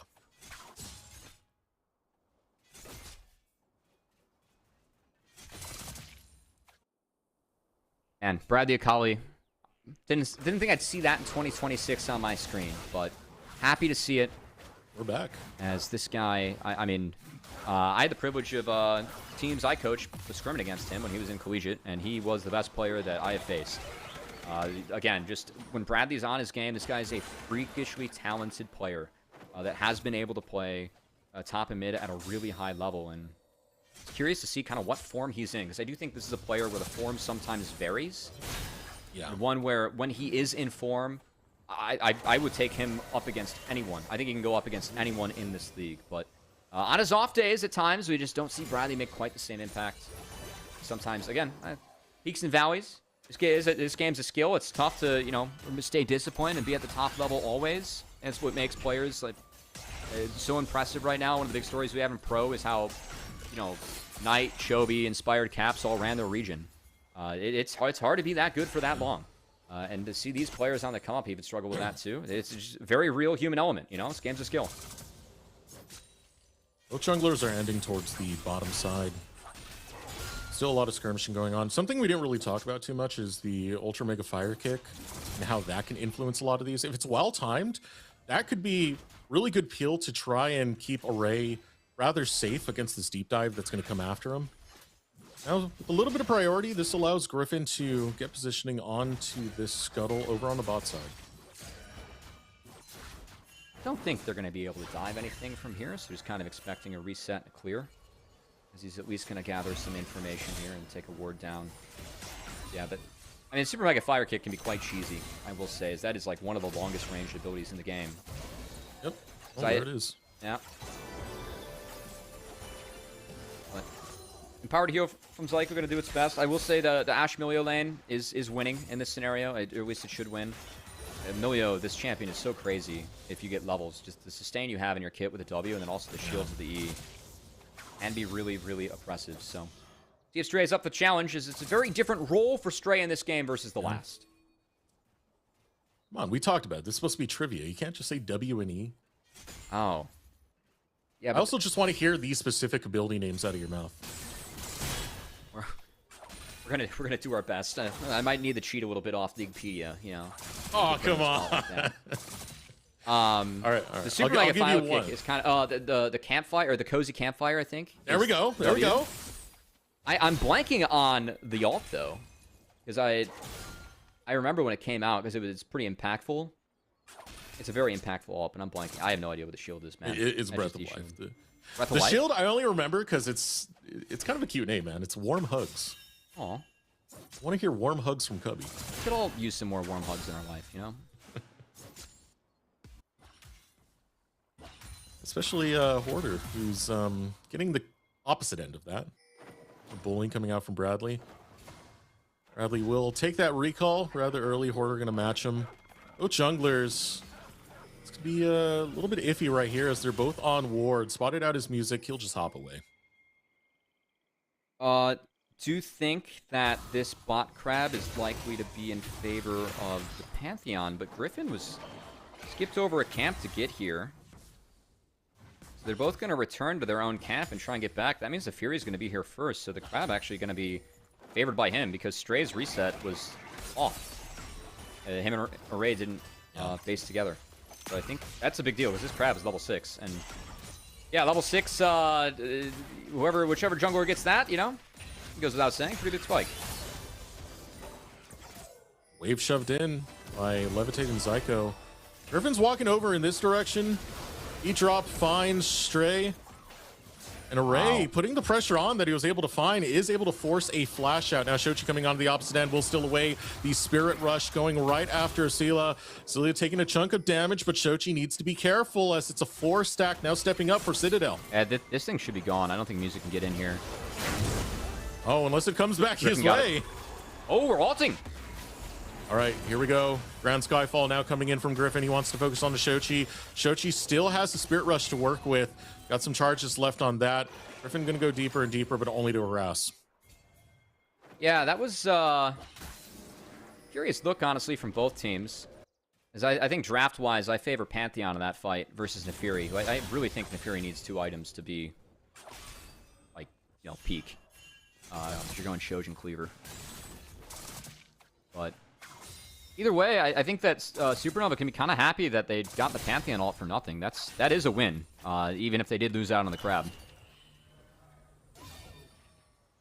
Levitate left alone for a little bit will allow Ray to get some econ going in his favor. See the Ultra Mega Fire Kick. Getting some chip damage onto Levitate. Putting more pressure onto him. Making this a rough spot for him. Shochi still holding ground over in the mid lane. Holding on to that Spirit Rush for quite some time, too. Yeah, trade ults here in the mid lane. Shochi's going to get the first base and see if grubs are prioritized here by either team. I think we've seen a lot of grubs trading today where you just kind of snag one, keep on farming your camps, as grub's been pretty deprioritized overall. I think there is opportunity, though, this game, as it's going to be Gunblade from Bradley on the Akali, but I do think that if Hoarder gets going, there comes a point in time where Akali can't deal with the Ambessa anymore. So I favor Grubs on Supernova just because I think the setup for being able to split, I think Ambessa might be able to do some work there. Ray getting a lot of work done, but might step a little bit too far. Levitate taking damage, forces out the heal. E-drop gonna miss, and Array playing with fire, man. He's getting really in the face of Supernova's bot lane. Yeah, Stray didn't quite have 6 yet. I think when 6 comes in, they'll feel pretty confident. And again, Array, 2nd game in a row where we see a lane dominant pick out of the Citadel squad, and the Array is executing upon it really nicely.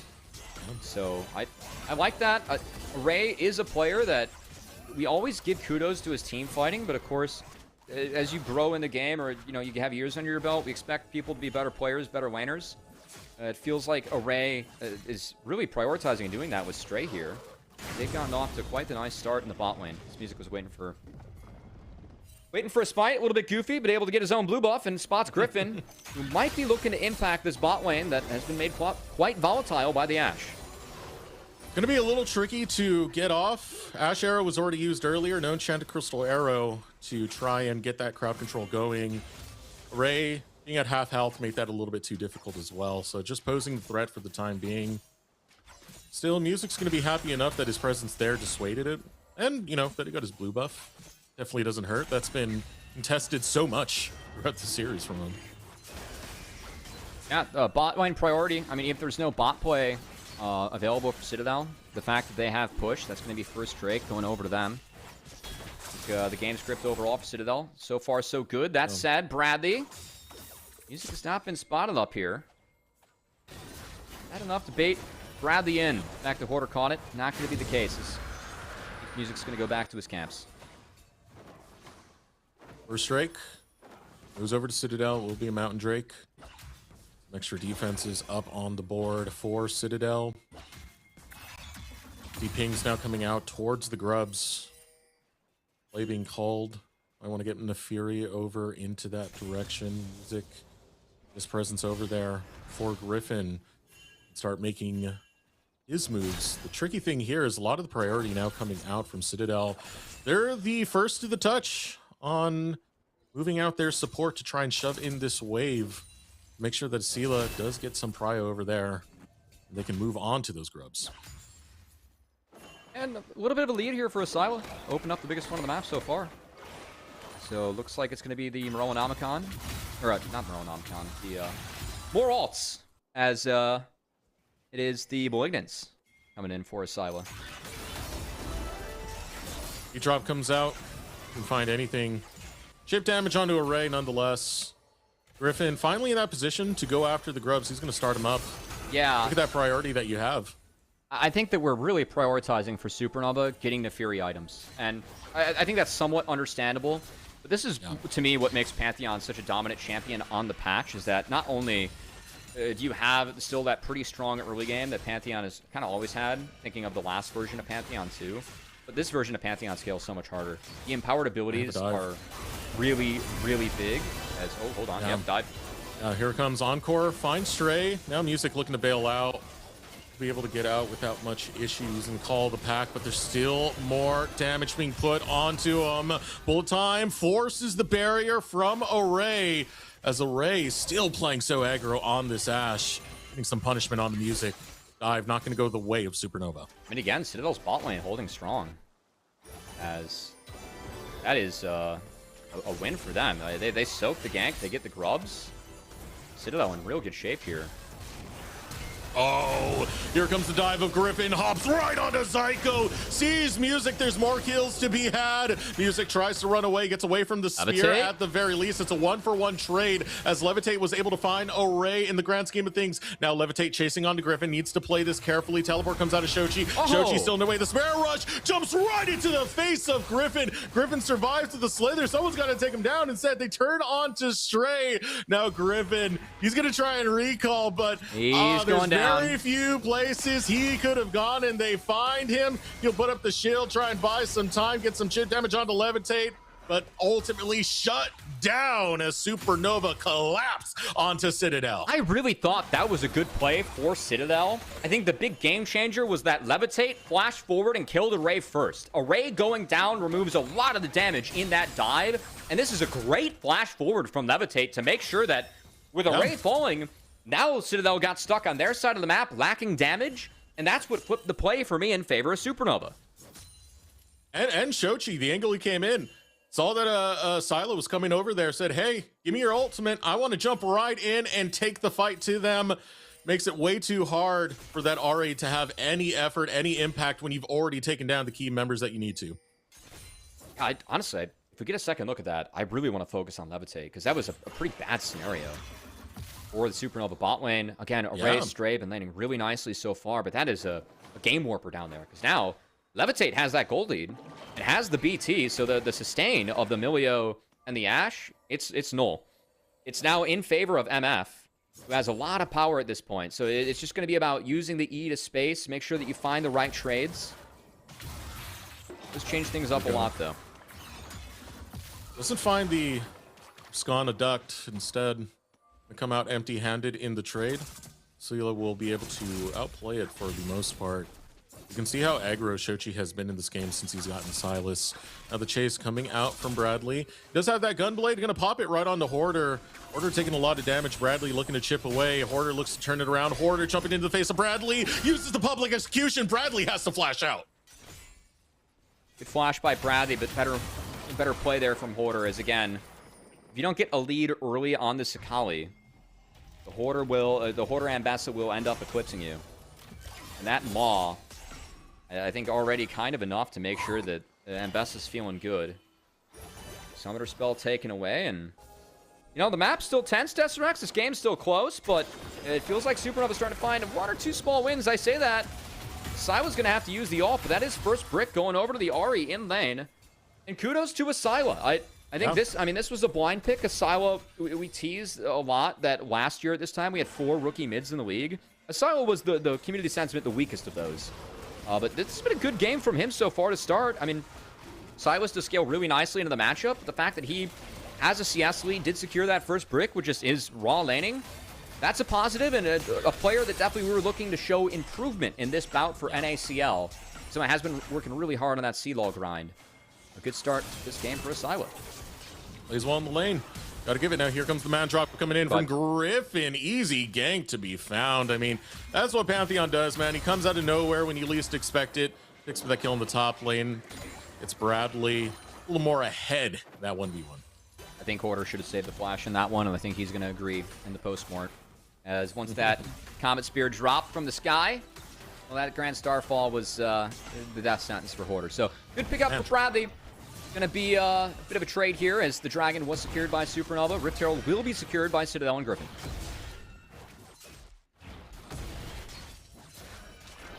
Bradley proxying the wave. All in the meanwhile. It's every single minion. That's a lot that's going to be lost for Hoarder. Putting a cannon creep on top of it. Gives a good influx of gold. Now, almost to 1k in the favor of Bradley. This is the position he needs to be if he wants to get the better of the Ambessa matchup. Yeah, that was a really nice pickup. As, again, I think that's a matchup that you got to kind of flip, or at least put in favor of the Akali, and that does get Bradley kind of, like, we were just talking about how we felt like Ambessa might be able to eclipse it. Oh, Bradley's kind of back in that matchup, so good call by him and Wiggly. Get up there and make sure that Bradley's back in control on this carry. Stable game, a couple summoner spells missing now. Curious to see if we have more focus top with both top laners flashes down. Ash Arrow comes out. Not going to land onto anything. Array trying to shoot that right up the river. There is some vision right there, so that plays to what you were talking about, Cubby. Yeah, you got to shoot him from fog. The competitive and a 5-stack, you have any wards that spot it, these guys are on top of that. You have to take every advantage you can get. If you watch Hans playing this in G2, those arrows were coming from base. I think the coolest one I saw was he fired one off from like his own inner turret. Yeah, it's a riskier angle to hit mid, but what a unique angle that a good player may not be expecting is top lane. Bradley. Here we go, Bradley. Forced to use his ultimate to get away. Public execution will not land on him, so he'll slip on by. Yeah, I remember that play in specific. There was a comms game. That was actually a Caps call that came out. Yep. Yeah, but that's the kind of stuff you got to look for. I mean, these guys are good. We may not be first stand good, but we're good at the game. We're on top of things. Speaking of being on top of things, Asyla's looking for a deep flank. Griffin here. Oh, Zyko, wrong place, wrong time, takes a chunk of damage, but here comes the rest of the squad looking to make him pay. Shochi jumps in, steals away the ultimate. Encore is going to land onto nothing. Asyla is getting lower and lower, gets chased down by Shochi. Shochi wants to, underneath the tower, finds Bradley, gets the shutdown, and the man drop going to be used to escape. Now Ray's all by his lonesome, dealing with this Ahri ult that's been stolen from his teammate. Shochi. Son of Duck, stay away from Shochi, as he will make you pay as he goes on a rampage. I can finally say it. He's the whole damn Shochi. Shochi, welcome back, baby. He's on Supernova. I gotta say, he had a pretty admirable split with Dorado last year, and that was a split play by Citadel. Griffin was chasing Hoarder's Ambessa. Is Griffin gonna have to burn the flash on the way out now? And Zyko, again, he was engaged upon by Asyla, but this Seraphine, too tanky early on. I think he's got a couple points in W. That heal looked fat, dropping the KOs on himself. got out, and this play's not done. Griffin probably going down. Oh, we got a teleport coming out from Bradley, though. Tiger's going down. He can clean up these kills in the back end. Music didn't get it onto Griffin. Enchanted Crystal Arrow lands right onto Music. Now Music in a bad way gets cut out by Stray. Support going to take the kill. Shochi going to still chase onto Griffin. Will use that Akali ultimate that he's stolen away to get a kill right back, but now he's got to deal with Bradley. Bradley looking for the chase. Turning it around is Shochi. Shochi getting a chunk of damage. Stray looking to join the battle, looking to join the fray. Shochi, so much healing picked up by him, gets caught by the ultra rapid fire kick and will get pumped away as it's a kill going over to this top side. Matt, he dodged out on the first Akali E. That was a pretty impressive click by Shochi, but Supernova overextending a bit. I mean, right as we're setting up, what a positive play that was for Supernova, and a split play from Citadel. The retreat from Supernova is split. Citadel able to get back in there and punish, get that gold back, get Bradley a brick, and just like that, kind of back where we started before the play even happened. Citadel with a small lead, and a lot of that's on Bradley. Yeah, Bradley picking that up 1K ahead of Hoarder at this point. Almost done with the second item on top of that. They're now spawning on the map. We got 15 seconds before Hextech hits the map as well. Seems that's kind of the theme for today. A lot of Hextech Dragons. Now, getting a little bit of vision. Citadel are in position to at least start getting their foot forward to take that Drake.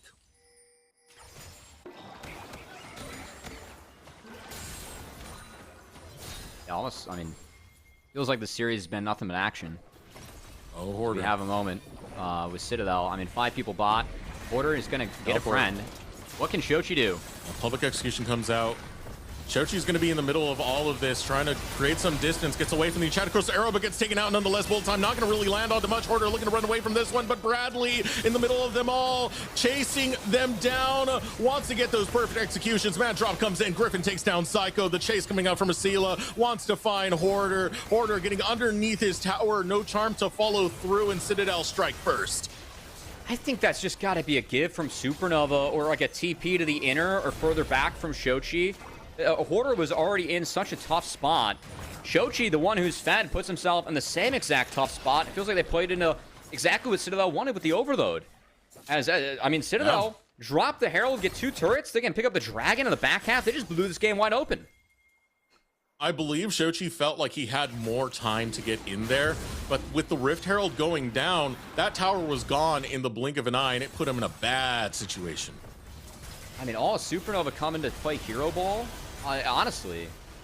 And yeah, Shochi's the one that has all the kills, all the gold, and he TP's in the middle of 5, so it's really easy for Citadel. We talked about, you know, where's Pantheon going to go? Press W on that Silas, everyone follows up. Bradley had a beastly fight here.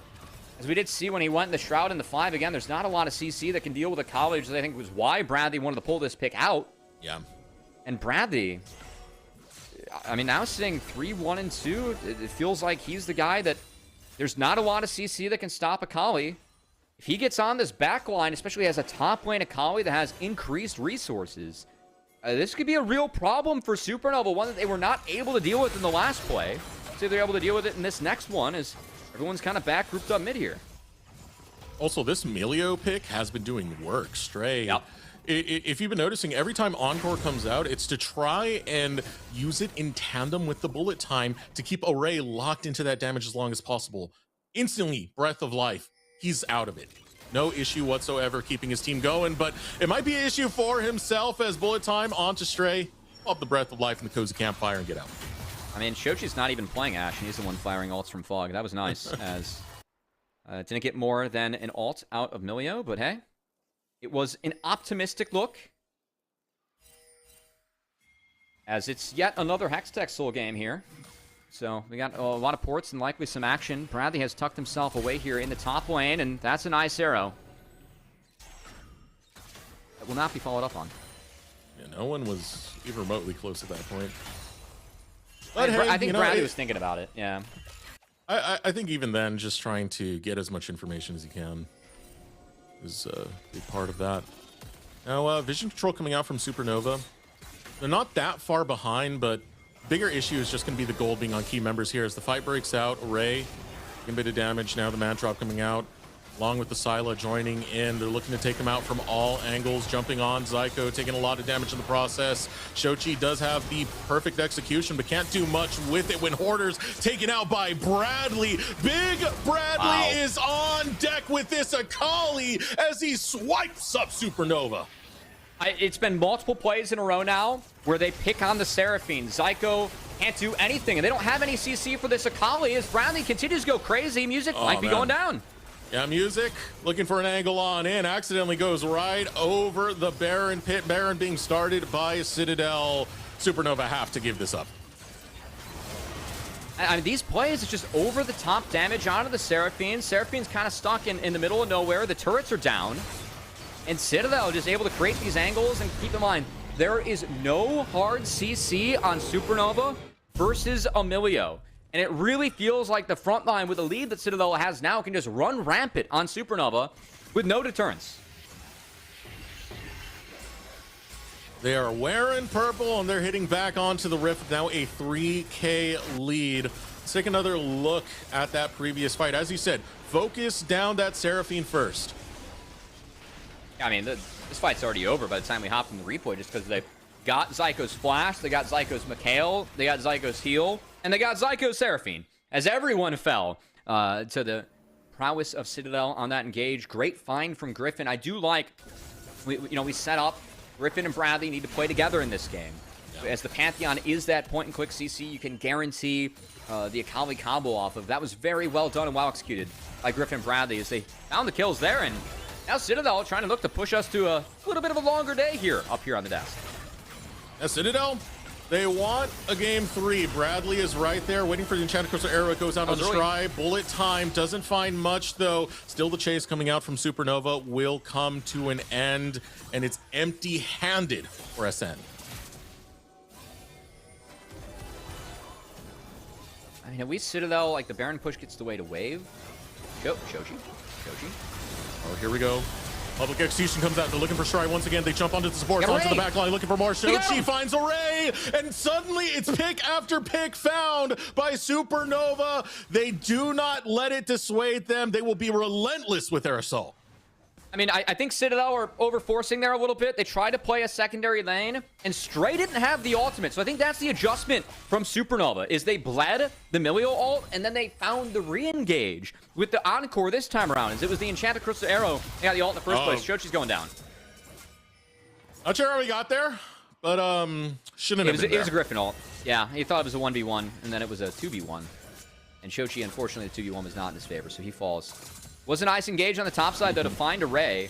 And they did get a Ray's Flash and will get the Dragon off this. So I think even post-Baron, Citadel's probably not happy with how this Baron went for him. They didn't really get a lot off of it. No. I think the play to get the Baron was fantastic, but you probably want to secure the third Dragon, given it's a Hextech Soul, and this is a win con on its own. Oh, man. And now, I mean, ults are down. Seraphine's here. This is a bit of the dynamic duo. Griffin and Bradley working in tandem to try and take down Hoarder. Hoarder looking to back out. Enchanted Crystal Arrow going to land onto nothing. Here comes Levitate looking to pop on to Griffin. Silas over the wall looking for an angle to charm in. Zyko got to be careful. Steps away just in time to not get caught out. Baron buff still active for Citadel, but they can't continue the push. I mean, only getting one inner turret and losing a Dragon is a pretty disappointing Baron. So I think Citadel probably going to want to rethink that one. I think that they just stayed too long top. Once Stray lost his ultimate, we talked about the adjustments Supernova's making in that game. I like the fact they split up the CC. They got Milio ult out early, and then they found the re-engage. I want to see Supernova do that again, and I want to see Citadel expect that. Stray needs to be a little bit more disciplined. The fact that he has McHale's now can actually help, because it might help him save that big ultimate for that AoE cleanse for the right time and avoid the exact same scenario just happened. So I like the item pickup from him. I do want to see Citadel adapt to that as with their play. Yeah. I do think that was a nice solution from Supernova that found them a win in that scenario when they were down Baron. Yeah, it's kind of funny how you were mentioning there's no hard CC for Supernova. Would have been true if Shochi wasn't hijacking that Enchanted Crystal Arrow to get things going. So it's been a big pickup for Shochi, but Shochi has been kind of on and off in this game so far. Sometimes you give it, sometimes you take it away, sometimes he int, sometimes he is him. But now Supernova do need a lock in. They've managed to get this gold lead to stay exactly where it is for Citadel, but they're going to need a lot more. Yeah, honestly, I just think that TP from Shoshi to the bot outer turret was the oopsie. I don't know if that was a team call or not. But I think outside of that, Shochi's been really good this game. Like the plays are kind of being made through him. I think that, if anything, after he makes a good play, he just needs a teammate to be like, Shochi, that was a good play. Your tools are down. Back off, right? Let's make another one. Wait for the tools. Because when his tools have been up, I mean, he's been fantastic on this Silas. I think that some of the fights and skirmishes he's taken have been really, really sound. See if he can continue it. Maybe fishing for Bradley here. And it's going to continue. Oh, they're really looking. Execution taking. They really want Bradley right here. They are locking him down for quite some time. Bradley going to go golden. Here comes the encore, getting over the wall in time. Bullet time follows through. Shochi is able to find the pick onto Bradley. That's a big pick on someone who's been running the back line with the 2K lead against his lane opponent. Supernova taking one off the map. A shutdown onto Shochi too, as he continues to try and be the Shochi. Just found a little bit more budget for another season, as he keeps on piling on those items. Do like the formation Supernova has here. I know it's small, but Hoarder sitting in front's good, but we have an ult coming in. Flashed out by Zyko, and now Asylum might be stuck. Ooh, this is going to be pretty tough right here. Here comes the public execution out of Hoarder, looking to focus down onto Stray. Stray has to burn the breath of life, but still fighting back is going to be Citadel. But look at Shochi. He's teleporting into a rough spot right now. Gets chunked out. We'll go golden. Can it buy him enough time? He will take away that Ari ultimate, the Spirit Rush, and dash out of there. Almost a misstep for Supernova, but it does lose them some presence on the map. Griffin jumps in. What is he doing? He's looking to run away. Puts up the shield. Gets taken out. Guardian Angel going to be popped. I think it's just the GA. Still a bit of a head scratcher from both sides, to be fair. As, you know, if Shochi just TP's back like one wave behind, I think I'd like it a little bit better. Both TPs have kind of put him into a rock and hard place. Speaking of which, Psycho, goodbye! Music realizing he does not belong in this side of the map. Shochi's still going to jump in and try and help out with the situation. Now getting caught out by Array, gets caught by the charm as well. Shochi cannot escape the slow, cannot escape the charm, and Citadel are looking to build up around this Baron. Honestly, that was a really sloppy blast cone because they should have been on this Baron already. That actually might be enough to kind of slow it down. Jump for Bradley. Bradley's going to try and hold the line. Yeah, they found him. Supernova doing a nice job of picking their way around. Still an oopsie from Shochi. As, man, this guy, if he strings two good plays together, it's a maybe. Champ Curse Arrow on to Levitate. Music looking to run away from this one. Charm does not land. Scylla not in the way he wants to be, but Levitate in a worse position when Bradley's right on your tail. Bradley gets low. Couple shots come in from Hoarder and Levitate. And it's going to stop at least the Baron. That felt like it was almost destined for Citadel. That's Hextech Dragon, by the way, for Supernova. And this is my thing with Citadel, and like one of the mistakes we saw when they were on Supernova, like an issue with Ole Miss and Collegiate, as we have a precision play presented by Phillips, Noralco, One Blade. That Ash Arrow down the middle. Oh my gosh, do the minions do the dirty work? No. Free goal, baby! As Stray picks up a Stray, as the pack wasn't enough to keep Music alive. That said, was able to pick up a Dragon in the back half, and this is my thing with the Citadel Ole Miss, you know, the squad. Sometimes they play too fast, and they lose sight of the bigger objective.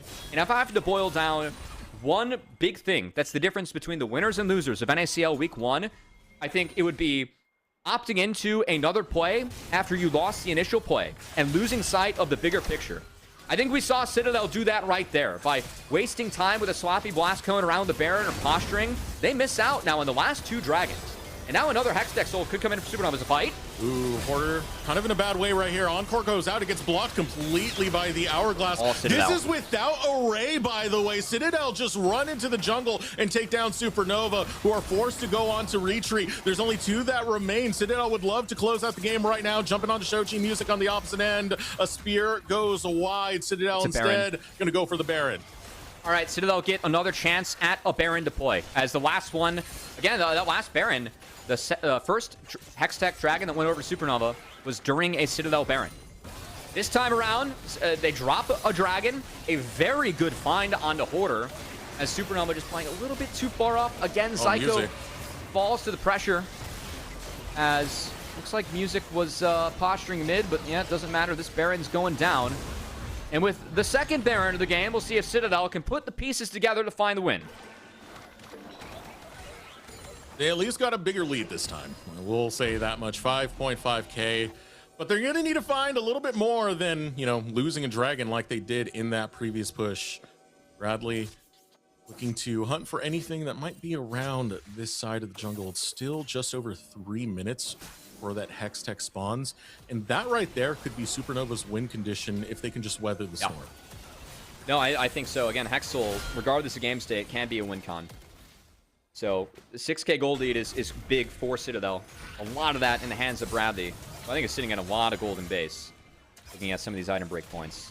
But I still get a little bit concerned for them. I just think the big thing for me in this game was Supernova. They kind of lack hard CC, and we've really seen Zyko struggle to deal with the overwhelming engage tools that Citadel can throw at them, as that arrow, unfortunately for Citadel, did split the uprights. They're trying to crack the castle on the other side of the map. It's TP coming in this time around from Hoarder.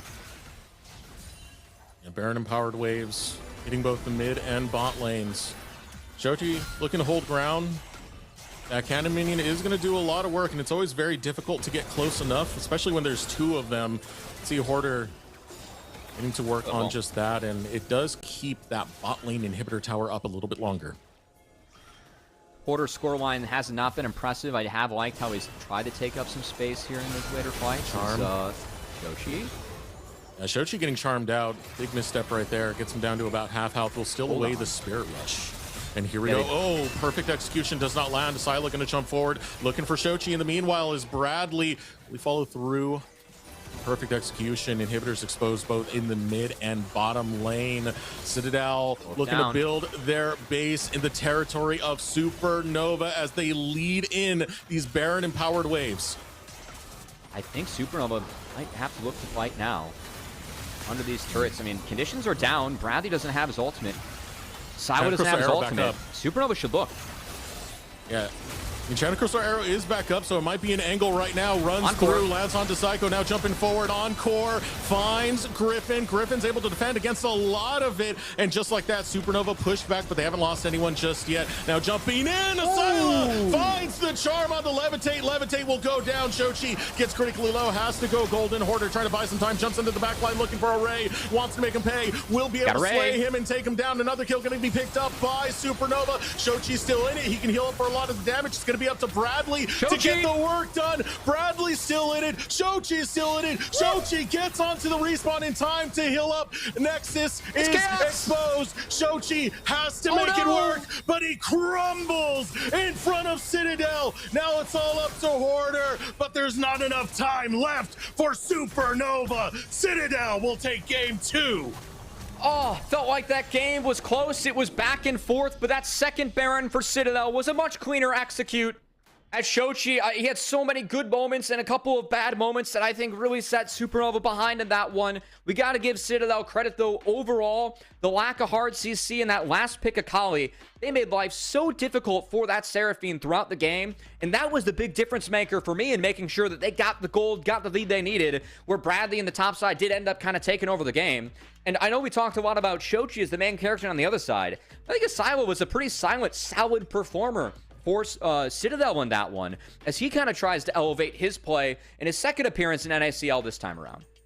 Yeah, I really do want to give all the credit in the world going over to Bradley, because I had a lot of questions with him coming back into the top role. Will we see that return to form that we had from Team Liquid Academy / Team Liquid Challengers being put on that Akali? There was a lot that he was taking away from Supernova, just reaping havoc in the backline. He looks so good on that champion and shows that he still got those hands, man. On that note, we are going to take a moment to throw it over a short break while we get ready for the series defining Game 3. We'll be right back.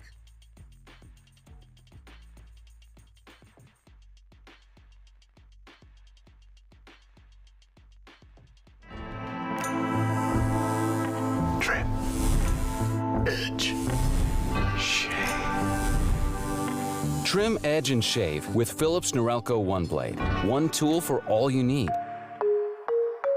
Philips Norelco One Blade presents Shave All Things.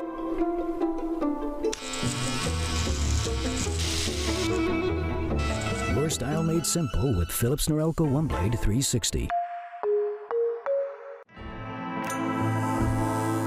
Trim, edge,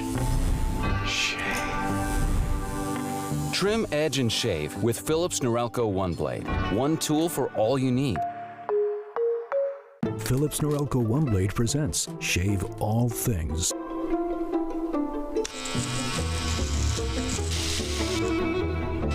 Your style made simple with Philips Norelco One Blade 360.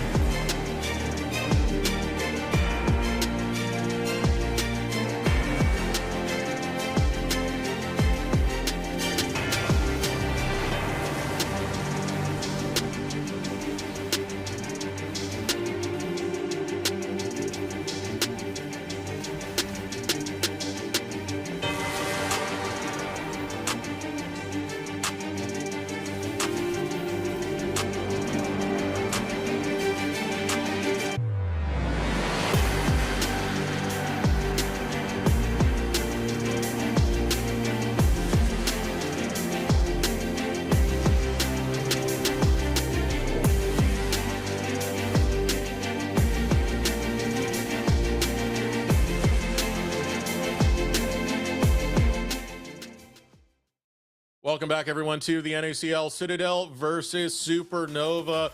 It's chaotic, it's all over the place, and it's a game 3 to finish out today. And that last one, I mean, it was all over the place, man. We got to see moments like Big Bradley being back on deck, duoed with Griffin as well, who I felt like we didn't really speak enough about, Cody. Yeah, I know that we were framing a lot of it as finding the Seraphine and giving a lot of kudos to Citadel about how they were able to find this the Seraphine. Yeah, it was Bradley that was maybe finding Seraphine in the end, but that was all dictated by Griffin, who I think had some nice ultimates, dictated the pace of that game really well on a champion that I view as being very powerful on this patch. And I mean, the first 2 games of this series, we've been well over a kill a minute for a pace, Deserex. So well, you've been eating good. I think that hopefully everyone at home has been eating good, and we can kick off our weekend and our Fridays here with hopefully a nice rubber match for game 3. And then what's interesting about Supernova was Shochi, because I feel like we saw all forms of Shochi in a single game, where he could show just how high his carry potential is, and then we have him teleporting into Oblivion in some games. It's a little bit of a mix for Shochi, and it's something he definitely needs to dial in coming into this game 3. It is. I think that, again, you want to harness that raw ability he has and put it in the right direction. I do think that a couple of the TPs, I think the bot one was a team call where he TP'd in the 5. The one mid was the one for me where he's just too far up. And just after the good plays, maybe take a deep breath, reset, hit tab, check the minimap a couple more times, and try and make a better decision afterwards. Because you can see the mechanical prowess. I thought that was a great game for Silas. I do think that Shochi played it quite well. But there were a couple moments that deaths like that are expensive, and against a good team like Citadel, it's going to get punished. As we take a look, and yeah, you can see some of the work that Bradley was able to put down in that game. I do think that the lane kind of helps with the damage numbers, but man, did Bradley go to work or what? Oh yeah, Big Bradley is definitely back, and feels like he's on comfort now that he's back over in that top lane and getting picks like his tried and true Akali. Also, quick shout out to Stray. I really did like the timings with the Breath of Life. It was a good counter to the Encore. Oftentimes, when Array was caught by the Encore and forced into the bullet time, instantly cleansed, no problem. Even got a McHale's on top of it to ensure that it wasn't going to be the biggest issue. Yeah, and I've got to say, also in hindsight, that Ashe Milio into the MF Seraphine, I think that was unique. I appreciate that read. The Milio really neutralized the Seraphine nicely there. So I'm curious if we see more of that. I do think that in other games, I would prefer to see a Galio mid kind of blanket as a solution. If you're going to pair up with Ashe Milio, because you really do need some frontline. But I thought the Ahri was good. We're giving Asila some kudos as someone that last time we saw Asila in NACL, it wasn't the best performance. He was one of the weaker mids. I think that he had a nice game there, and would like to see that continue as we do dive into the last game with that loss for Supernova. They took counter pick. Citadel took blue side. So quick shout out to Slayer. He's been saying Ashe Milio is viable. And very happy to see that one go through. So that Milio champ is not okay. I think in competitive, it has some weaknesses. But man, if you get good scenarios from Milio, that kid is crazy. Between the W, the E, and the R, it's so much healing. So yeah, that's a very powerful champion. But man, Wukong banned again by Citadel. They really don't want Music to have that champion. I think they banned it all 3 games. Yeah. It's a great initiator for Music in the playstyle that he likes to do.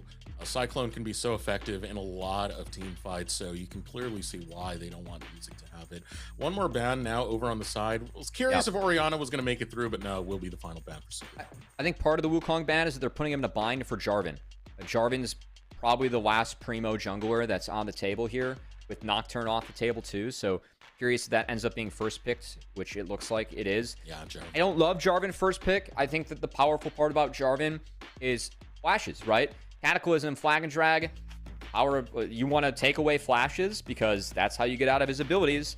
And also, I mean, if you're able to take champions that can get out of those things without flash, that takes a lot of the power away from Jarvan. So 5 picks for Supernova now where they're going to have Jarvan in mind. And yeah, I think that Ezreal going to make an appearance. We've seen a lot of hovers. This is the game for it. Yeah.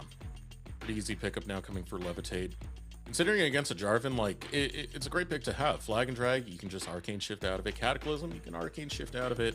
There's not much you have to worry when it comes to a lot of these ganks that are going to be attempted by Griffin in bot lane. So far, so good for Supernova, at least in the early exchanges of this draft. See what they want to pair that alongside. We've talked about Enchantress meta. A lot of Enchantresses are now banned, as Emilio, Lulu, Ilio, I said Emilio twice, Nico, Seraphine. Not going to see the light of day into this next one. Aurora now locked in for Super. Like this, can be flexible with Hoarder in the top side. Rumble's already off the table. Definitely dissuades from Renekton going through, which was banned away by Supernova in the last one. So definitely I think they have that pick in mind. Also gives you a way to get out of Cataclysm. So like that pick. As Rise taken. A lot of power showing early on here for Citadel. And I mean, I see Ezreal. Are they bold enough to take a Sivir here for Array or something of the likes of that nature? As I also will say, Desterux, I'm on Mundo watch now that we're in game 3 and some of these junglers are off the table. I think Jarvan Rise is... You could play Mundo into it. Now, Cataclysm does have some power for Mundo because you can just Cataclysm the Mundo and then flag and drag out, and then he's stuck. He's just there. So that will be a little bit of difficulty for Music. But yeah, I think with a Sivir taken, Alistar should be the pick here for Zyko. Zyko on Engage is fantastic. I think Zyko at his best can be the best support in this league. We have seen him win this league before. A motivated Zyko, man. I think that this guy, hands down, he lanes well. He's got the mechanics. He's really talented. So curious to see if that ends up being the Alistar. Oh, going to be the Malphite. Yeah. Okay. And so switching it over to the Malphite, again, that ultimate, the Unstoppable Force, is so deadly in what you want to do. And you're looking at 2 short-range champions as well in the Rise and the Sivir. The Spell Shield's not used at the optimal time. That could be it right there. That could ruin your day, put that slow on your attack speed, and make it way too difficult to actually win a lot of these team fights. So Malphite, very potent. I think we're going to see an Alistar ban here from Citadel. As I mean, the other nice part about the Malphite is that you already picked Sylas, so you saved yourself a ban. Easy peasy. Don't got to worry about it. Easy peasy. You can even pick Alistar. You don't have to ban Sylas either. It's fine. I think Alistar hits the ban this, though, here. See if Citadel's worried about that. Yeah, of course, Headbutt Pulverize combo. You can only spell shield 1, get the stun afterwards. So that's why we see a lot of Alistar into Sivir. That and Sivir being short-ranged. It would also be crazy. You basically have 2 unstoppable forces at that point. Yeah, that would be... That would be a little crazy. So, we'll say that for Supernova, showing a lot of magic damage, so I would like to see Citadel ban a physical damage champion last, just given what's showing. I don't think they want any more magic damage this show for Supernova. As Nautilus taken away, maybe they're going to protect a potential support blind here for the Ezreal. Curious what they might be looking at, though, with Nautilus out. I mean, we're hitting the point where a lot of these Enchantresses have already been played, so we're getting towards the engage supports. Looking at still popular ones that might be available, Karma is one that definitely does stick out. Still banned. Yeah, Karma's been banned all day. Oh, Karma's why do I keep missing the bans, man? What am I doing here? You just don't want to look at my side of the screen. It's fine, Desterux. That's really what it is. I don't blame you for that one, frankly, but you know. Jace taken away. That Jace ban's definitely a Hoarder pick. Trying to think, though, of like what they really want, where they would take Jace away. Is it still maybe a Renekton look for Bradley in the top lane?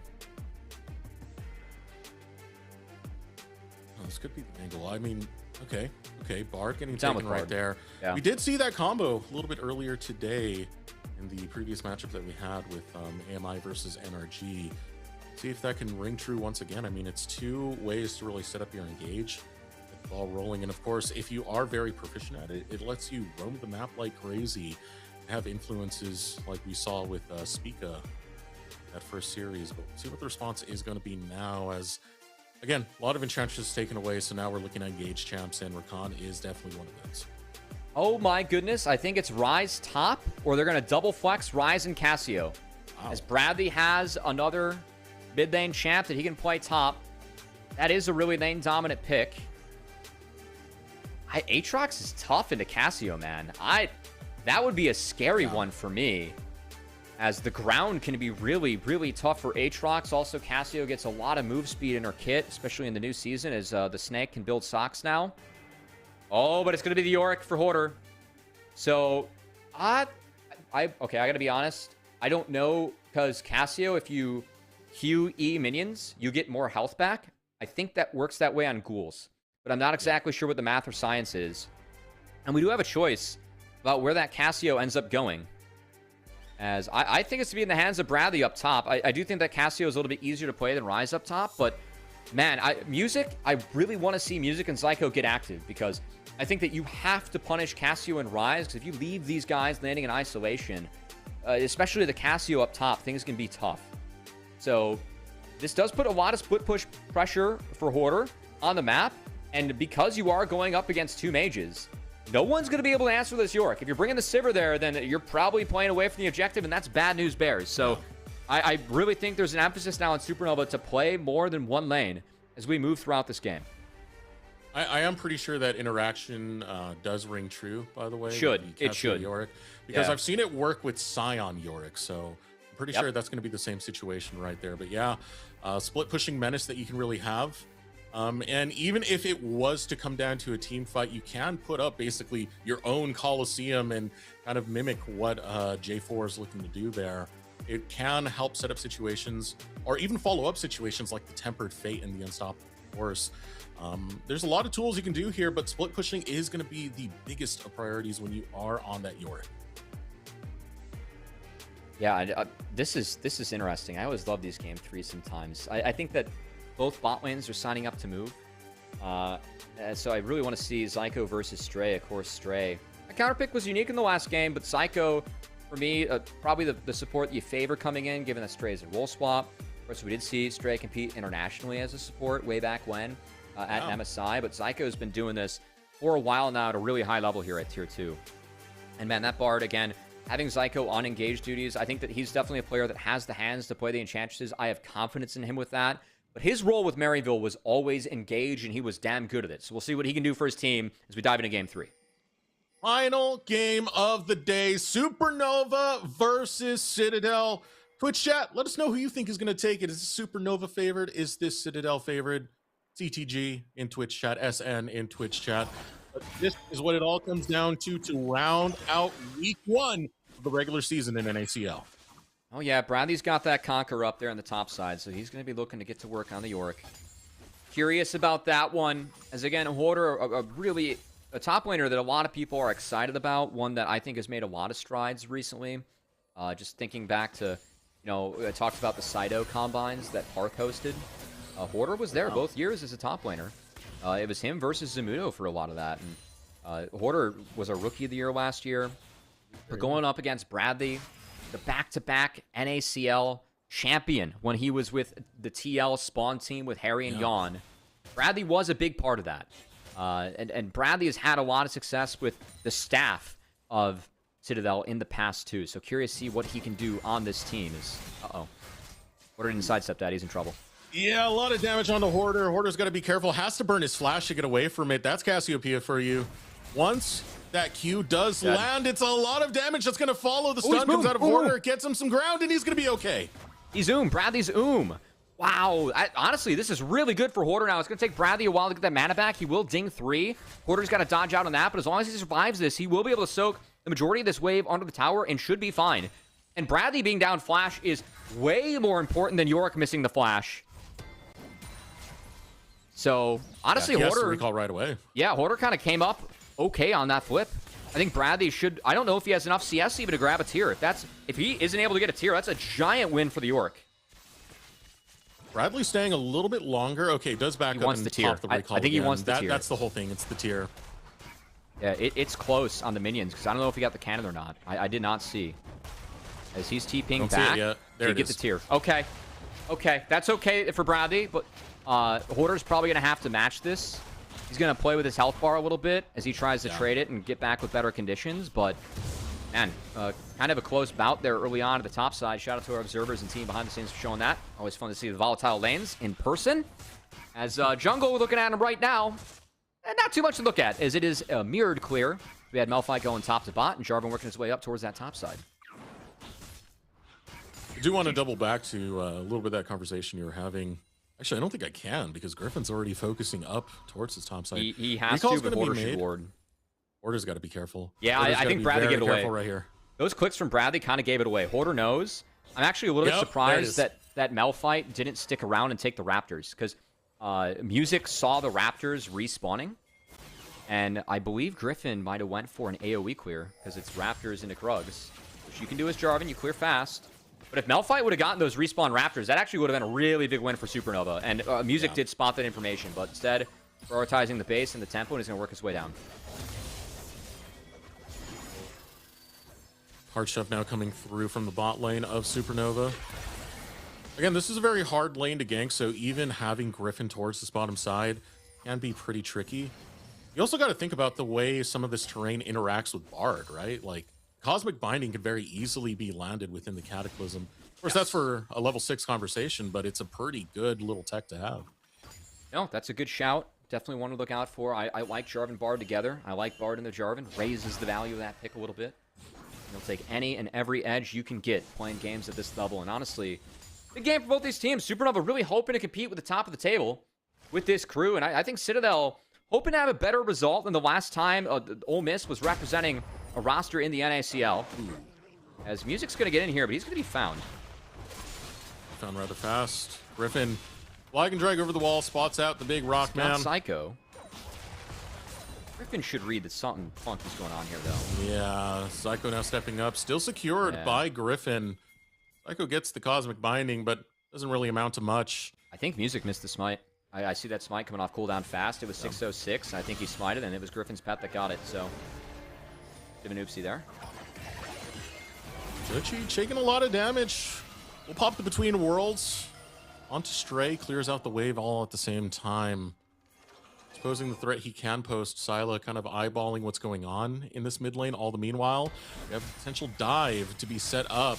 This is not looking good for Hoarder. Flag and Drake finds it. It's an easy first blood for Citadel. Really well done by Griffin and Bradley. Again, we saw them take over the map in game 1. Game 2, that's a pretty important depth for Hoarder. He's going to miss out on a lot of resources up there. I know that that's going to be on Hoarder a little bit. I actually don't like how Music played this map, though. I really feel like because they read that Jarvan was top, it was important for him to deny those respawn Raptors. And that Wolves invade, that's the hardest camp to invade and take away from an opponent. I would have preferred if you would have looked at the Gromp or something else, because I think that once you throw away a lot of that tempo, it opens up a play for Griffin just like that. That he was able to take and run with is Griffin off to another good start in this one, and getting Bradley off to a nice start too. Those are the items you want to be sitting on early as Cassio, as Bradley's going for that double scaling and is sitting pretty with the tier and the Catalyst already. It's going to get Bradley in a pretty good situation rather early on into this. That makes it harder for Yorick and Hoarder to play the game that he wants to play. He wants to play in the side lanes. He wants to be able to push out, but Bradley will be chasing him down often. You can see Bradley with this lead. I mean, the wave is bigger for Bradley on the way in, and he is already up a level on Hoarder. So, significant lead for a lane bully pick in the Cassio. As... I mean, I think Hoarder's going to try and crash this one, go from there. I still think late. Like, if this goes late, I'm kind of curious to see what happens with the Yorick and the Cassio. I think there's a world where Cassio might be able to Omega outscale or have the move speed to kind of deal with Yorick. Of course, Cassio can be a rather volatile pick. If you get on top of Cassio, I mean, if Malphite ult is used there and you can combo, she has, you know, other parts of her kit that struggle, given how powerful she can be in lane.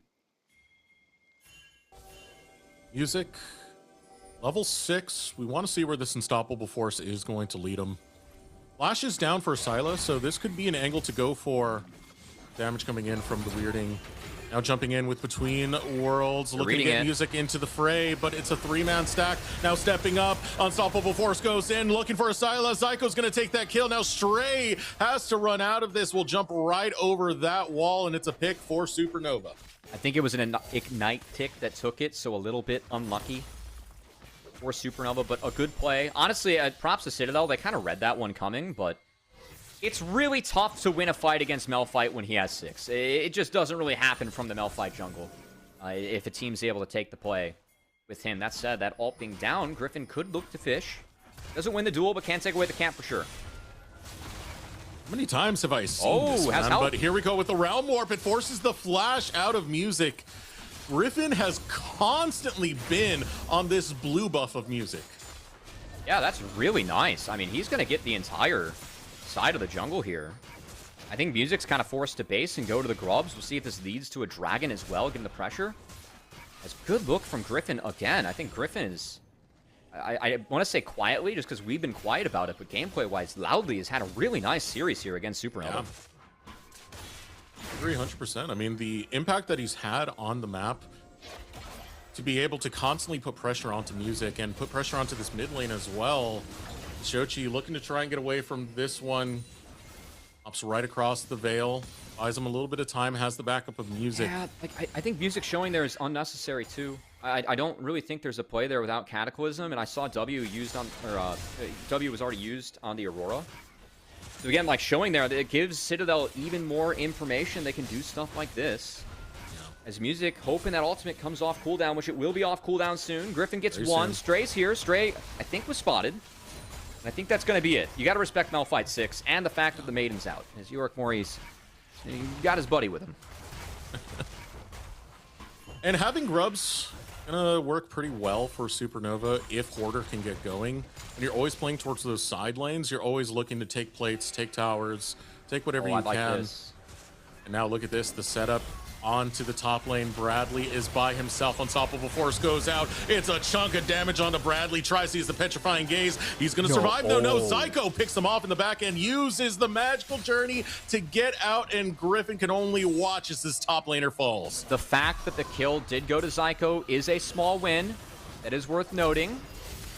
As Levitate only going to lose the barrier here.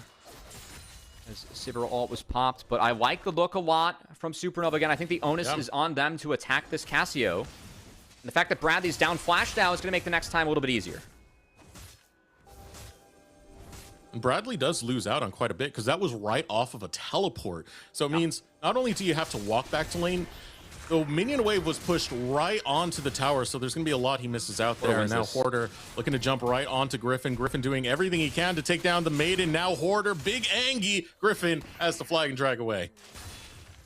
Hoarder has flash. It's a little risky because, yeah, Bradley's in wait now. Honestly, kind of a nice bait from Griffin because it wasted a lot of Hoarder's time. I think Hoarder was looking to reset off that last play. Now he's kind of jailed because Bradley's got a lot better lane state now coming in with the Roa.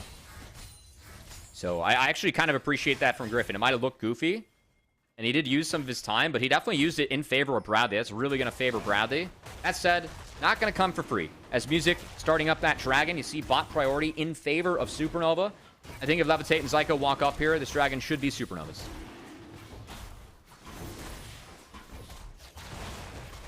No choice but for Griffin to clear out the golems. Can't really contest with this. You want to watch that ultimate timer. Unstoppable Force being up means it's very risky to try and push for any neutrals when Supernova has their first foot there. So the Dragon, first strike of the game, going over to Supernova. Shoji going across the veil, looking for Bradley. It would be so damning to die right here, but there come the minions from Hoarder to finish off Bradley. And Bradley experiencing this many back-to-back deaths, it's gotta hurt. I actually thought Bradley got out of that one, as it was close, and you know, you get healing with the Conquer on the Cassio.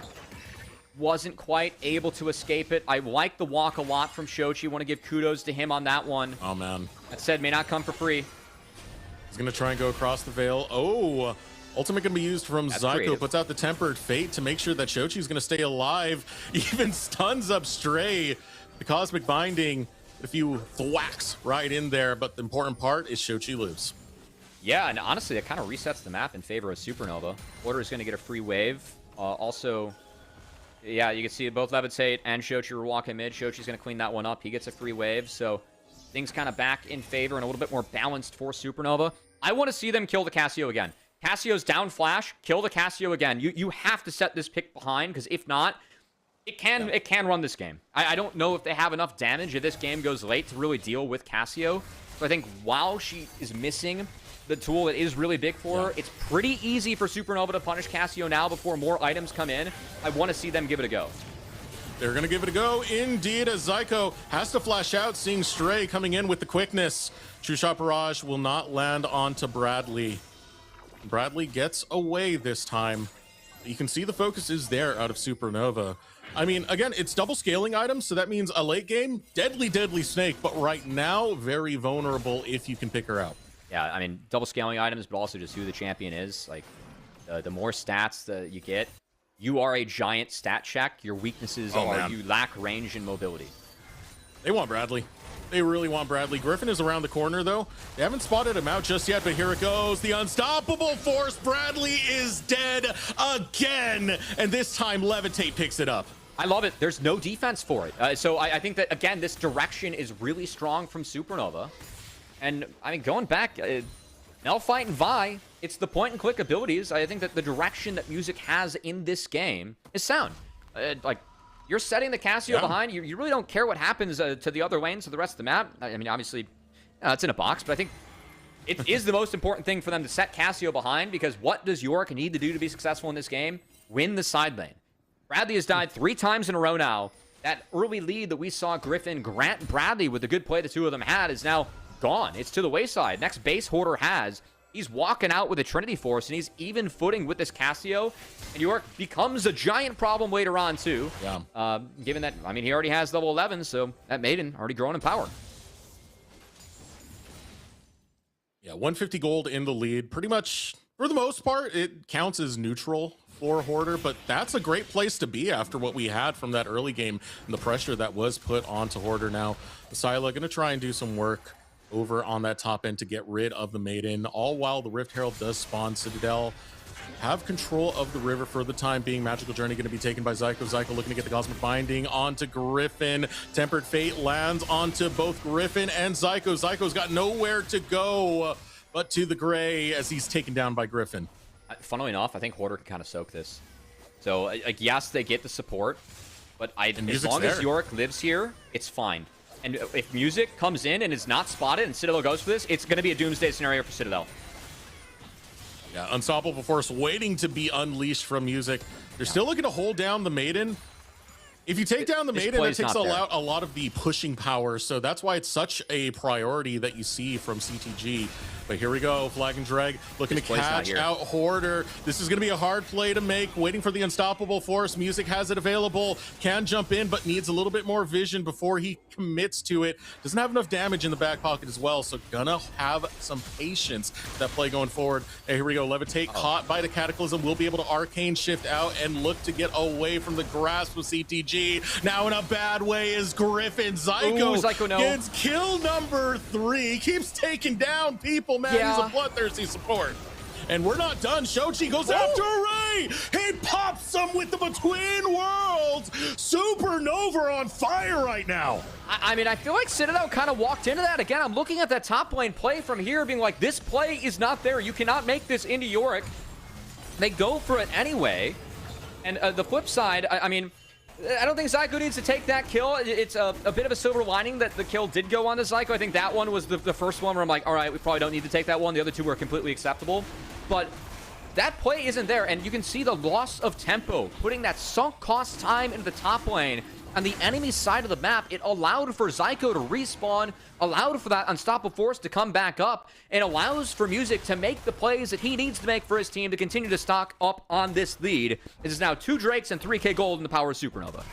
And look at that. Hoarder finally got his back. Trinity Force is complete right off the respawn, gets the purchase. This is big right now for Supernova because now they're going to have a lot of side lane control, and the lead is now growing in favor of Hoarder. Syla just knocked down that top turret. But Shochi, he's going for this Aurora build. You do so much damage with this build between the Rocket Belt. I expect the Shadow Flame coming to next. He almost already has, given what he's been able to do so far in this game.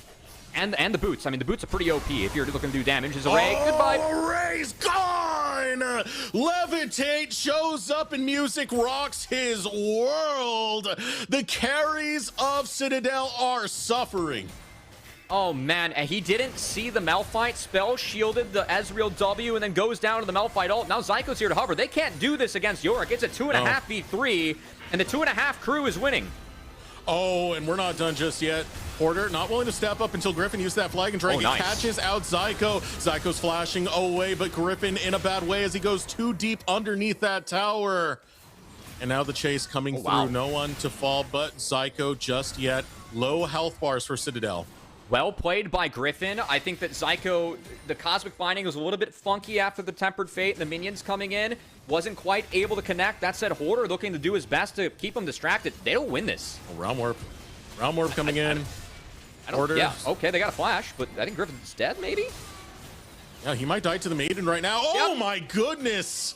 The Maiden doing some work. Unfortunately for Griffin, he's Maiden-less and gets dropped by Hoarder. I mean, Hoarder just keeping 4 people distracted. Look at top lane. 19 minutes, the wave just crashed into the top inhibitor turret, and Array's we're dead. Back here again, going after Array. Array will fall. We'll get another look at it. We got multiple replays of Array dying the same way. Do you know Olivia Rodrigo, Deja Vu?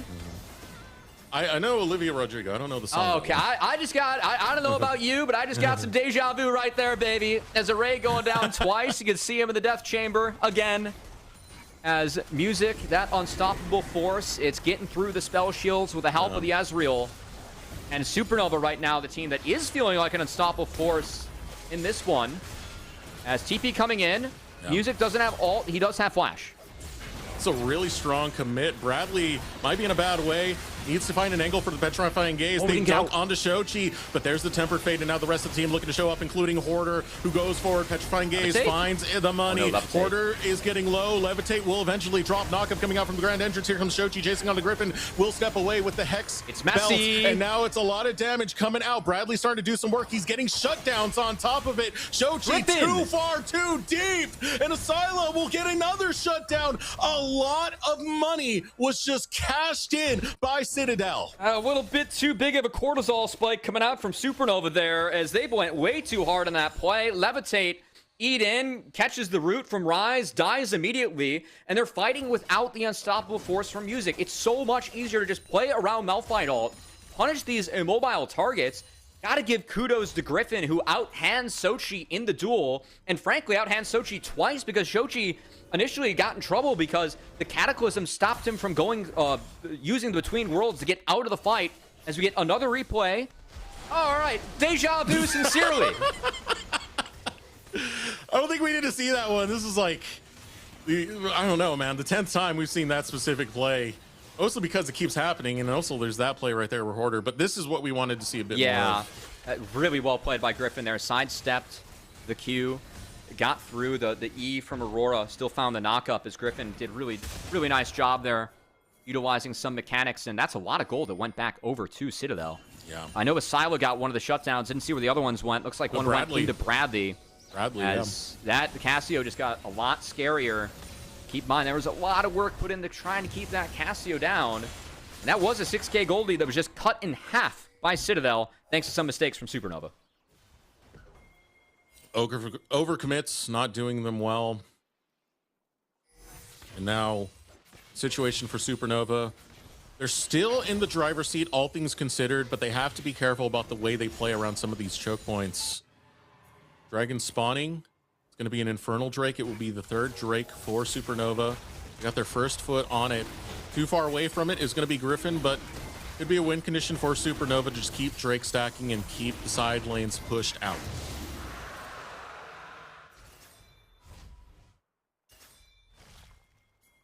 Soul up in 5 minutes. First Drake was a little bit late, but Supernova's been doing a nice job of keeping up after that. As I will say, the scaling in this game, there is a lot of scaling on the side of Citadel. It's Rise, Cassio, both went double scaling items, both have evolved. There's a Sivir as well. I think it's kind of hard for Sivir to play the game later on. And we're going to see Supernova. They want Citadel to come to them. A lot of tools are down from that last fight. They got to pick a target to turn on. Yeah, already looking at Stray. Going to chip away at him. Quickness and Grand Entrance could be big right here. On the hunt's going to be used. Griffin looking to get closer. He wants to find the steal. Griffin biding his time, but Hoarder turns around, looks to bully away. Griffin doesn't want him in the pit whatsoever. 4K health remains on the Baron. Here we go. Stray jumps in. Grand Entrance gets the first knockup. Griffin still on the other side. Might pull away, and just like that, Supernova not going to risk the 50-50 smite. Really well played. They didn't want to get that under 4K. I think that's a disciplined play from Supernova. I don't mind that they're trying to get Citadel to come to them. I think that's what they need to do with this composition. They want to line up Malphite. They want to line up good Malphite ults, right? So I think hitting the Baron forces them to walk in. Citadel do pick up the mid turret off of that play. And Bradley's going to make his way bot. Look again. Now, I am curious to see, how much can Hoarder side lane? Because for me, this is a little bit of a science experiment. I'm not used to seeing Yorick in the Casio. I don't exactly know how this matchup goes in the side lane as this game goes on. I have my inklings. I think a lot of it comes down to, can Yorick connect the E? Because that's how you get the wall, and then that's where you can start bringing friends in and really harass the Casio.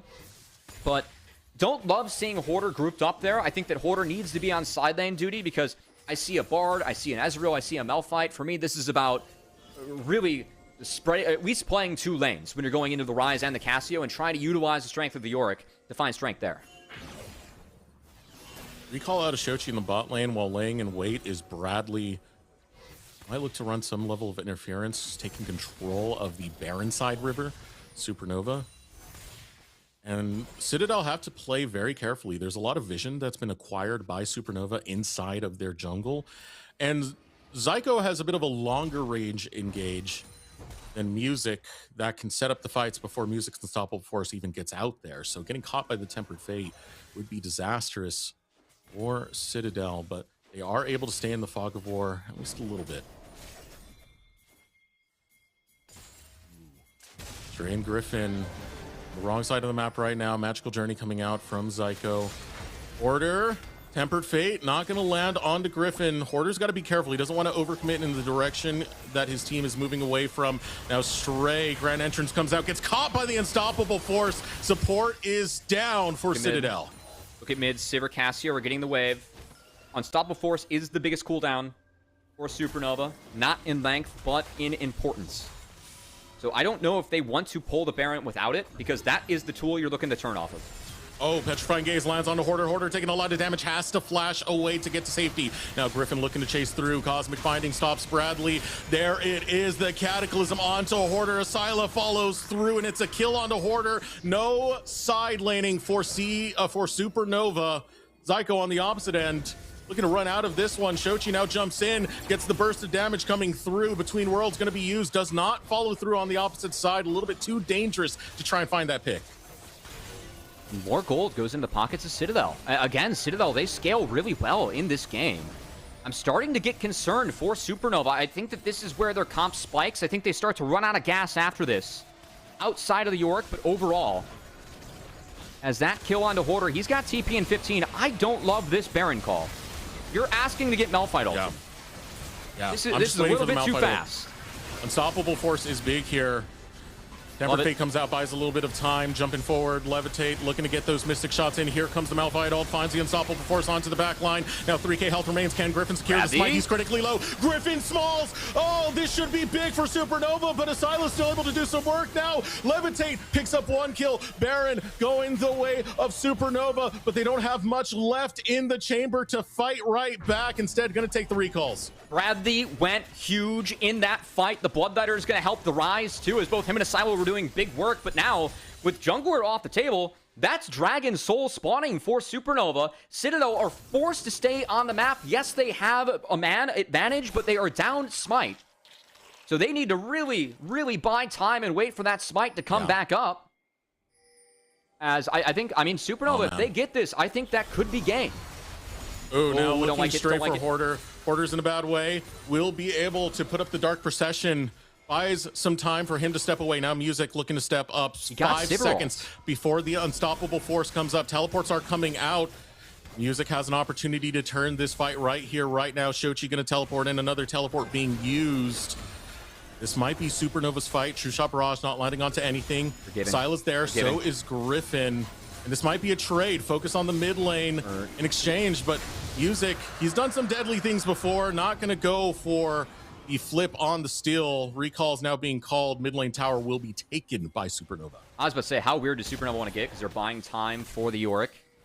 Respect to Citadel, I think, holding their ground there. They did their damnedest to make sure that Dragon did not go to the side of Supernova. It was successful. But that said, this Baron's still going to hurt, as one inner turret fell to the Yorick, and this one, yeah, going to fall to the Aurora. But, man, they might have bought enough time. And this Cassio is really tough to deal with. They're going. Stray. Here comes Stray. He finds Levitate. Levitate gets caught. Levitate needs to get out of the magical journey. Flashes away. Can't even get into the cave just yet. But one kill going to be picked up. And just like that, Shochi gets another. Shochi looking to follow through. Wants to find a Syla. Syla's getting lower and lower. Shochi, one more auto. Seals the deal. It's another carry. Bradley falls. Triple kill for Shochi. Quadra kill for Shochi. He shows up when Supernova needed most and put Citadel down. It's just the whole damn Shochi in the end. It was almost that way in game 2. A couple mistakes from Shochi got us to a game 3. And in game 3, Shochi shows up when it matters the most and shuts the door on Citadel as the castle's been breached, and Supernova gonna take the first series win. And it's too late for the pentakill timer, but it still feels good right now. They're out of minions. As death timers, yeah, Griffin killed they them. are completely out of minions. Okay, Griffin actually bought time for Citadel. He gave his life for a good cause. Griffin, that is a hero play from Griffin. I know he went down, killed the minions. The Maiden does not count as a minion. If that was the case, I think that game was over. Still, Shochi, what a massive fight from him. But the fact the game is still alive, this is good for Citadel. Again, more time for the Rise, more time for the Cassio, more time for this Sivir as a Ray. Getting close to that IE. Took a pit stop for a bit of pen, but I expect the Infinity Edge to come in next. The ability for Sivir Cassio to deal with this comp later on, these engages from Supernova do need to be sound. Because that last fight, it was a decent engage, but it really was a hero play from Shochi, who just outhands everyone to the backline to make sure that fight went their way. That almost got Supernova the win. Intense game. Heroic efforts from Griffin gives another opportunity to Citadel to stay in this. You have an inhibitor down in the bot lane. That's going to put some pressure with the super minions. So it acts as sort of that sixth man that Hoarder can kind of play around to keep pressure on both waves for a 1-4 push if they want to go for exactly that. This is a tough situation for Citadel. 2 minutes until Dragon spawns, 2 minutes until Baron spawns. It's going to be a lot on the map soon.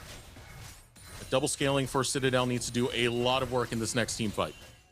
Yeah, and I know that Citadel recently traveled to Australia under the Ole Miss banner, but I don't think they want to go to Seoul. They don't want to give away Seoul to Supernova here. As it's too good of a clip, you know. I appreciate it. It really is. Good. And if I can get you to chuckle, it's a double win. 90 seconds away though from both monster objectives hitting the rift. I think we have to do a bit of inventory in terms of summoner spells, because I took one glance and everything's up except for Stray's Flash, which is an important one on the recon looking for the engage. So I think if you're Supernova, the target, it still probably has to be that Cassio. But also, you gotta have to stall. You're gonna have to stall out the Sivir. I think you have to make Sivir's life hard to auto attack and try and take down Cassio. If I'm Supernova, I think those are the two priorities that I have coming in terms of goals for the fight. In terms of how to accomplish that, man, if Shochi gets an angle, or if they can use Tempered Fate to set up a Shochi angle, he is so big in this game. Has some pen now with a Crypt Bloom completed. And, well, I mean, if he can have the same fight he did last time, that's game over, because Shochi went nuts in the backline that last fight. You can see how dangerous it is for Bradley to push out the super minion wave. Instantly, the attention to Supernova goes towards bot side. Says, hey, I see Bradley there. If he overextends, we're taking him out. Makes it hard to really work around these wave states. And now, here comes the pick. Asila looking for Shochi. Tempered Fate does not come out in time as the quickness looking to find Zyko. Teleport comes out from Hoarder. Hoarder's able to get out. Levitate looking to follow suit. As just like that, Shochi falls, and it's a big misstep for Citadel. Yeah, I mean, I can understand going for the angle, but that's so tough to lose the Aurora like that, especially, I mean, Shochi, again, was the hero of that last fight, now unavailable for the next one. Supernova, They could retreat for the Dragon Soul, but they don't want it. They're going to try and fight the Baron to the best of their abilities. The sign was low. Yeah. When you're in the pit, it's prime targeting for the Unstoppable Force. Looking to go in. Music wants to get the 50-50 flip. Looking for it. Does it too early. Unstoppable Force to get out from the fight instead. Now Bradley looking to chase on to the members of Supernova. One pick coming out from Bradley. Levitate needs to run out and get away. Super Minions are in the base. Nexus Tower gonna fall. Now looking for the chase to Supernova. They want to get some work going from the Super Minions themselves. And now Teleport coming in. Shochi's on the flank. Shochi's on a deep flank right here. Finding the knockup's gonna be Griffin, but Shochi wants to pursue Array. Over the wall, takes him out. Bradley's getting low. Shochi's going for the chase. Between Worlds gonna be used, but gets slowed down by the root of Bradley. Shochi will flash forward nonetheless and take him out. Stray wants to run, but he's going the wrong damn way. There's still Super Minions in the base. Members down for Citadel. Supernova might look for the end. This is utter chaos, though, and again, Griffin is the hero. He slowed down Shochi, who did have a beastly TP flank, is keeping the Baron wave in power to where Supernova is looking to push, trying to buy as much time as possible. Now going for Shochi. Shochi able to get out. Shochi survives. Cataclysm used on to nothing. Unstoppable Force is still available. Waiting for those death timers. 30 seconds before Bradley comes up. 15 seconds before Ray comes up. It could be a Dragon Soul angle right here. Not even going to go for the inhibitor. Instead, they do not want to waste time. They want everything they can find. Array is about to spawn. You have to guarantee the soul. I mean, I think this game might be the most chaotic out of the three at SRX somehow. Definitely. I'm not sure how, but somehow. Oh my goodness. I mean, both teams just throwing haymakers back and forth. I think the underlying sentiment is still, it feels like Supernova had picked up some leads. It still is that Citadel, they can scale. If Sivir is allowed to fight, it's big. But man, Sivir hasn't been allowed to fight all game. Thanks to the executes of Supernova. And I think that a couple of these Baron pulls have been, you gotta have to pull it, just given you gotta pick, and there's a soul on the other side. But man, sitting in the pit at 10k health, just staring down a rock monster looking to ult into your face, that's not a winning position for most teams. And we have seen Supernova punish these Baron takes and get an off right. Don't feel like these Barons for Citadel have been super worth it. An intense game, 35 minutes into this one. Infernal Soul belongs to Supernova. Only a 5k lead at 35 minutes. It's not the biggest thing to work with. Still, that Infernal Soul will mean a lot to get that burst damage on the priority targets. Inhibitor is back up in the bottom lane, so it gives some breathing room to Citadel. You got to be careful because these snappy engages from Supernova are a lot to handle. And you can see Levitate looking in the direction of Array. Ray gonna throw out that boomerang blade. Citadel looking to lay a trap onto Music. There's a ward not too far off from there. Shochi going between the veil to try and find an angle in, but gets caught out. And Citadel, I like how they're trying to stick to their pocket. This blast cone could be used to great effect to impact either wave. A little bit surprised that we don't have anyone bot, just given that the inhibitors are open. I think if Supernova gets through the base, they're going to take the base. Yeah, this can't be contested. So, first inhibitor going to fall. See how connected Supernova wants to stay with Hoarder, who is remaining on the top side. Of course, bot inhibitor has respawned for Citadel, and they have gotten that Nexus turret that did fall back. But now they can simply just rotate back to the bottom lane and reclaim that Nexus inhibitor in the bottom lane. With Yorick, you know, Hoarder over up there putting pressure. This makes it really hard. Stray's gonna look for an angle right on in. Shochi jumps out. Stray's able to catch Music, but that's not really gonna do much. Tempered Fate, Quickness now on cooldown. Grill the Hunt also on cooldown at the same time. So these are big cooldowns that Citadel no longer have, which means Supernova are gonna get inhibitors. That shard from Music really slowed down the Recon. Of course, Quickness impacts by move speed. No engage. Now, I mean, I think this game might just be over. Yeah, this might be over. They're getting pulled apart. There's no angle for Citadel to really take.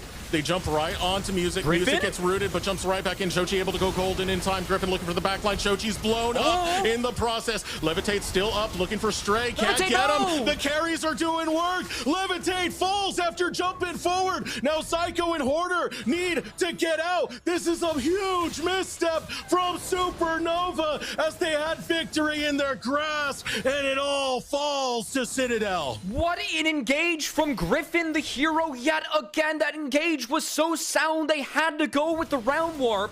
And Levitate, again, a ease forward. It's a miss. It's remissed. It gets rooted, taken down. It was grounded, eaten to a ground from Casio. And Citadel, again, they're able to survive. They're going to see another Baron spawn somehow in this game. Are you ready for the longest game of NACL, Kobe? It's happening right now. No, it's not happening. It's not happening. Yeah. Otacon's gone. I don't believe Baron it. spawns 5 minutes earlier. We're not getting the longest game to split. This has been the wildest game so far, though, somehow. I cannot believe that the heroics that Griffin has pulled this game. This guy has played out of his damn mind this series. Yeah. A shoo-in for MVP if Citadel are somehow able to take this one, because it feels like they've been on the back foot for the entirety of it. But again, the underlying sentiment. If Array can fight, if Citadel can fight, they scale really hard.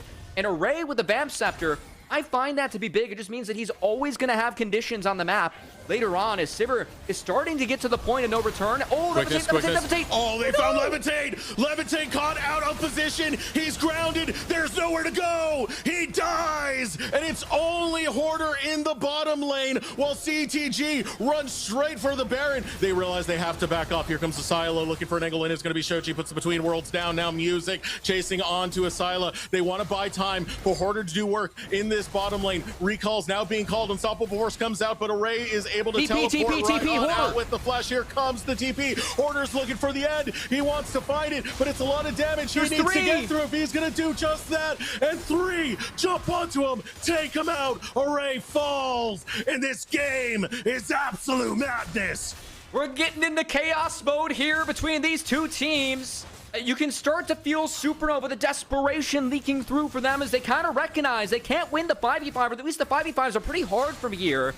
They also haven't given themselves 5v5s on even footing, because what was working for them was Malphite leading the charge. And it has been Griffin leading the charge with favorable engages for Citadel. And Levitate overplaying his hand too often in this game and in this series. Beautiful punish by Stray and Bradley to find him in the mid lane. Is now Baron. The third Baron for Citadel potentially has been started. Here comes Tempered Fate. Buys time for the Unstoppable Force to come off cooldown. Now looking to jump into Shochi. Jumps in, finding his way in. Music looking for the backline. Bradley's dead. Shochi now doing damage. He needs to do work. Cataclysm onto 1. Asila gets a double kill. Levitate trying to survive. Picks him off with the Mystic Shot. Now Levitate fighting tooth and nail. He wins. Looking for Stray. Needs to fight this out with Griffin. A couple more Mystic Shots could seal the deal right here. Chases Griffin down. Griffin looking to use the blue buff for some protection, but still chasing through. Levitate will pop the GA, but here comes Array to protect Griffin from getting away. Another True Shot Barrage going to come through. Look at this. Now Hoarder's back on the wall. Look at Stray. Stray's got to be careful about this one. Minion waves galore in your base. Look at the base. Look at the base. There's minions coming from all over the place. A strong wave landing right into the top lane. Tower did respawn, but Elder is up. I think we're somehow going to have an Elder fight on 5v5 footing in what has just been an utterly chaotic game. They're going for Baron?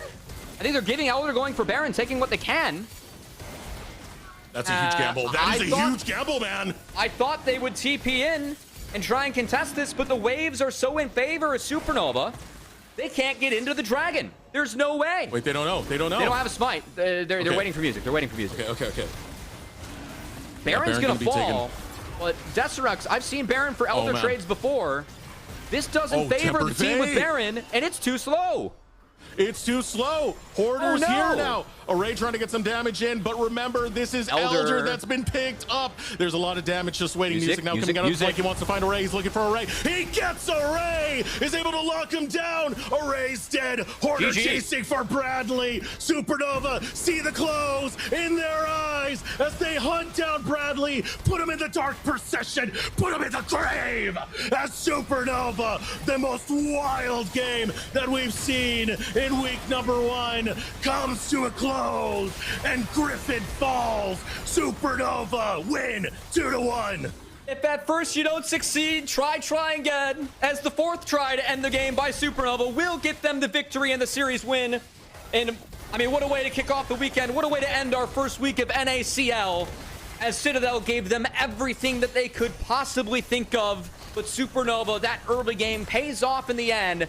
They take that 6K gold lead. It might have ended at a 4K gold lead. It was a roller coaster ride to get there. But Supernova, they had the better early game. And Music, man, I really feel like the way that he was able to dictate the pace of this one, honestly, looking back, was kind of the difference maker for Supernova, because in all the chaos that was going around the game, in that one, it felt like Music was the stability that team needed to find the right plays, to find the right engages that were necessary. Welcome back, everyone, to the NACL. That was absolute insanity. I mean, for the scaling that you had from Citadel, it made them always a threat. And if you would misstep whatsoever, like Levitate did a few times, getting grounded out by the miasma, and it didn't do him any favors. Griffin sacrificing his life to kill the minions. It prolonged this game over and over and over, but eventually Supernova find the right plays to win out, and that was absolute insanity, Cubby. Yeah, I mean, that was ballistic. What I don't know what to say after that one from a coach's perspective. I think that, you know, just get some pizza and enjoy the fact that you won, or be sad that you lost. I feel like both teams could have won that series at a million different places, a million different occasions, but in the chaos, I mean, Supernova shines through. And I know that I was just praising Music. I think Zyko also was a nice secondary role in that one. But look at the damage chart. Who's the guy topping it? It is Shochi. And it was a couple fights where I feel like there was one fight where he got picked, was really well played by Desilva. That was a big misstep by him and Supernova. After that, though, in a back-and-forth series in terms of performance from Shochi, the last 3-4 fights, he was so solid on this Aurora. Yeah. And the onus really was on him to make the plays, how far ahead he was. Shochi stepped up to the plate, did it when it matters most, and made sure that Supernova kicks off week 1 with a victory. That was an insane game. An absolutely insane game, man. 15 turrets. That can't. Part of me wants to say that cannot be right, but they like killed. I think they might have killed 4 Nexus turrets. Sincerely. Yeah. My God, man, what a game. What a game. And I want to say the second up on the DPS was Levitate. So even though Levitate, hey, he did have his mistakes where he arcane shifted at the wrong time, he was still getting pop shots in with the Mystic shot, still dealing a lot of damage, Cubby. He was. That does not forgive the mistakes. That needs to be. That was giving me a heart attack up here, all right? It's giving me a heart. Same with Shochi in game 2. I think everyone on Supernova, we did talk about this team being volatile. We did. And I know that talking with Coach Bach, they've said that this team, it came together late. I think that showed a bit in today's series, but we also saw the upside of this team. The reason why we're excited about these guys is potentially being able to fight with the expected top of the pack and maybe break through that. I think that all these guys are, like, at their best, can compete with the best players in their roles in this league. And I think that we saw the Jekyll and Hyde to that side of that today. So, oh, yeah. For me, Supernova is going to be a fun team to follow, because I do think that we're going to see a lot of good and bad from them, but the upside is there. And again, as a coach, if you're able to onus that or direct that to what you really need to be successful, or just add some discipline, that's a fun project when you know that the guys can ball. And that is exactly what you have over there on that squad. And speaking of balling, honorable mention to Griffin. Griffin had a really, really, really good series. I think Griffin deserves some massive kudos for how he played out that games 2 and 3. Frankly, I was kind of surprised to see him instead of Keel, because I think so highly of Keel as a player. Might have called him interchangeable, and but Keel, you know, being an upgrade, I didn't. That wasn't the case there. Griffin was fantastic. I think he was a game saver multiple times on the Jarvan, and I hope to see more good stuff out of him, because he played really good in the back half of that series. As might not have been our MVP, but an honorable mention for sure. in terms of Citadel and what they were able to do in that series. Yeah, big honorable mention to Citadel. I mean, even with Griffin's J4, I think its Pantheon was fantastic. So hats over to Citadel for what they were able to pull off and what Griffin was able to show, showing that, you know, he's not, just because he's an older player from like those CLG days being called Wiggly, that he's not, you know, retired just yet. He's not in that house just yet where you got him in the old retirement home alongside Double Lift. He's still got some fight left in him. But overall, I mean, what a display coming out from Supernova. The individual talent, this is something that you want harnessed, man. I mean, Bach was telling about how little that they had to actually like kind of scrim together. He didn't really talk about it directly, but he kind of hinted towards it, right? They've hinted at it. I can say it hasn't been a lot. There were some last minute changes that went down with multiple rosters here this week in NACL. So a couple teams came together late, Supernova being one of them. I think it showed at times on that, but hey, excited to hear from them. Desrex, I know we got an interview coming up soon. Yeah, I mean, if they could hone this power that they have for each of their individual players, right? A lot of them tend to be a little bit reckless, but they still have the hands. Music, kind of saw that from him in game number 1. It's the same thing with Shochi. That Silas game, it was kind of live and die by Shochi Silas into it. So if all of this can be kind of dialed in to understand the risk that they're taking in some of these fights, I can imagine this is an incredibly strong team. I agree. Excited to see more out of them and excited to hear from them, as I think we have an interview up, maybe waiting. As Desrex, I think you're jumping down to talk to the victor of Supernova once they're ready, as I smoothly transitioned out of that one. But hoping to hear from them and maybe asked about some of the chaos that went down in the game and also the prep for this, as I think you're going to be able to catch up with your buddy over there. Yeah. Let's talk MVP, by the way. I know this is two ways this could have gone. Music was definitely one that should be in contention. But Shochi, again, this was a lot of live and die by Shochi. He's shown he's a very diverse player, has one of the most expansive champion pools, and we've just been waiting to see kind of some of the higher highs peak out once again. We got glimpses of that back on Dorado, and now that he's on the Supernova squad, we still get a lot more of that. That Aurora game was absolutely fantastic. Yeah, that was, I mean, that was something else. I mean, in a ballistic game full of chaos at times, you know, I feel like Shochi, that might just be his comfortable environment. And hey, you know what? Game 2, he got a lead. Multiple moments in that game where he threw the lead. Props to Shochi for sticking with it. Even in that game, that was incredibly back and forth. I think that he had a couple of hero moments. He got caught out once. That was really big mid by that empowered rune prison. That was a big mistake from him. But man, did he step up and fire back and really made up for what happened in game 2. Because I think if he plays a little bit better, this could have been a 2-0. But man, did he sure as hell make sure it was a 2-1 in his team's favor. Really stepped up to the plate big in that last one and capitalized off of a lot of the good direction that Music and Psycho had for that game. So well played, Shochi. And one little side tangent to put in. We need to update the Shochi picture. I was seeing in the player camps, he's grown out the locks, Cubby. He's grown out the locks, the long hair. You know, we could probably get a shampoo sponsor just off him alone. Is it bad that if you say locks, I immediately think Locks Bagel? Maybe I'm just hungry. A little bit. Yeah, a little bit. That's fine. Well, might need some of that after this. But Desrex, I understand that we're ready for you to talk with Shochi. So we're going to give you a moment. Sit down and talk with the victorious mid-laner of Supernova. All right. Yeah. Shochi. Yeah. You damn near gave me a heart attack. Me bro. too, man. What's going on, man? How you feeling? Yeah, some heart palpitations for sure. High spike cortisol, you know, gotta hit the low cortisol dance or something after that one. But yeah, good series though. Good series. I think not bad.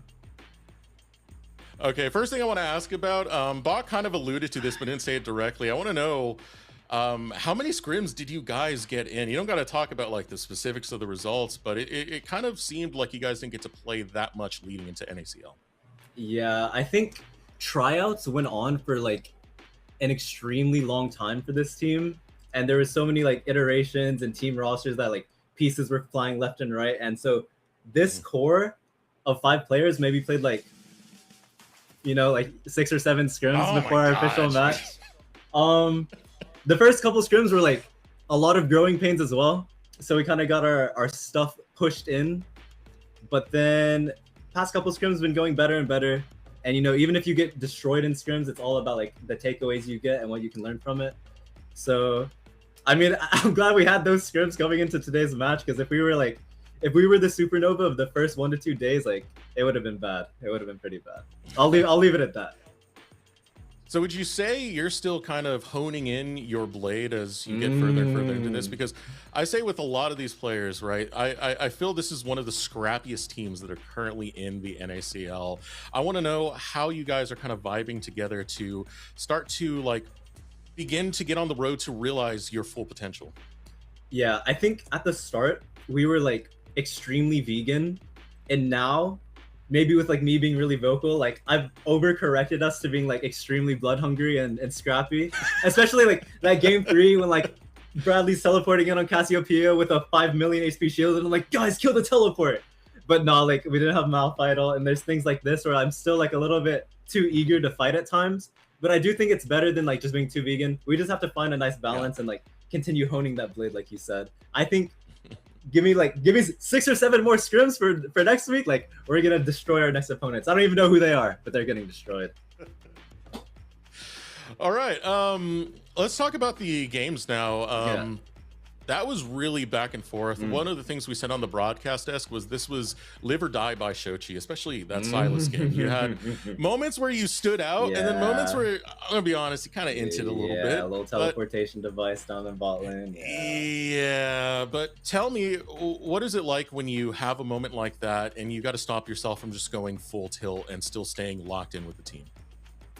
Yeah, I think game 2 Silas game, I was really fed, but our draft, like, it had a lot of like ego picks, or like we didn't really have many ways to take space or start a fight in like a good way. Like, I could take like Ahri ult and send it, or I could take Ashe ult and like hope they don't have Millie ult. But yeah, I mean, I probably could have carried the game still, but like you said, like the teleportation device, I just had too many int moments where like if you fall behind, especially as the one who's like Mr. President supposed to carry, like the rest of the team kind of just gets dragged down with you because you have all the resources and all the advantage. So yeah, that game 2 is on me for sure.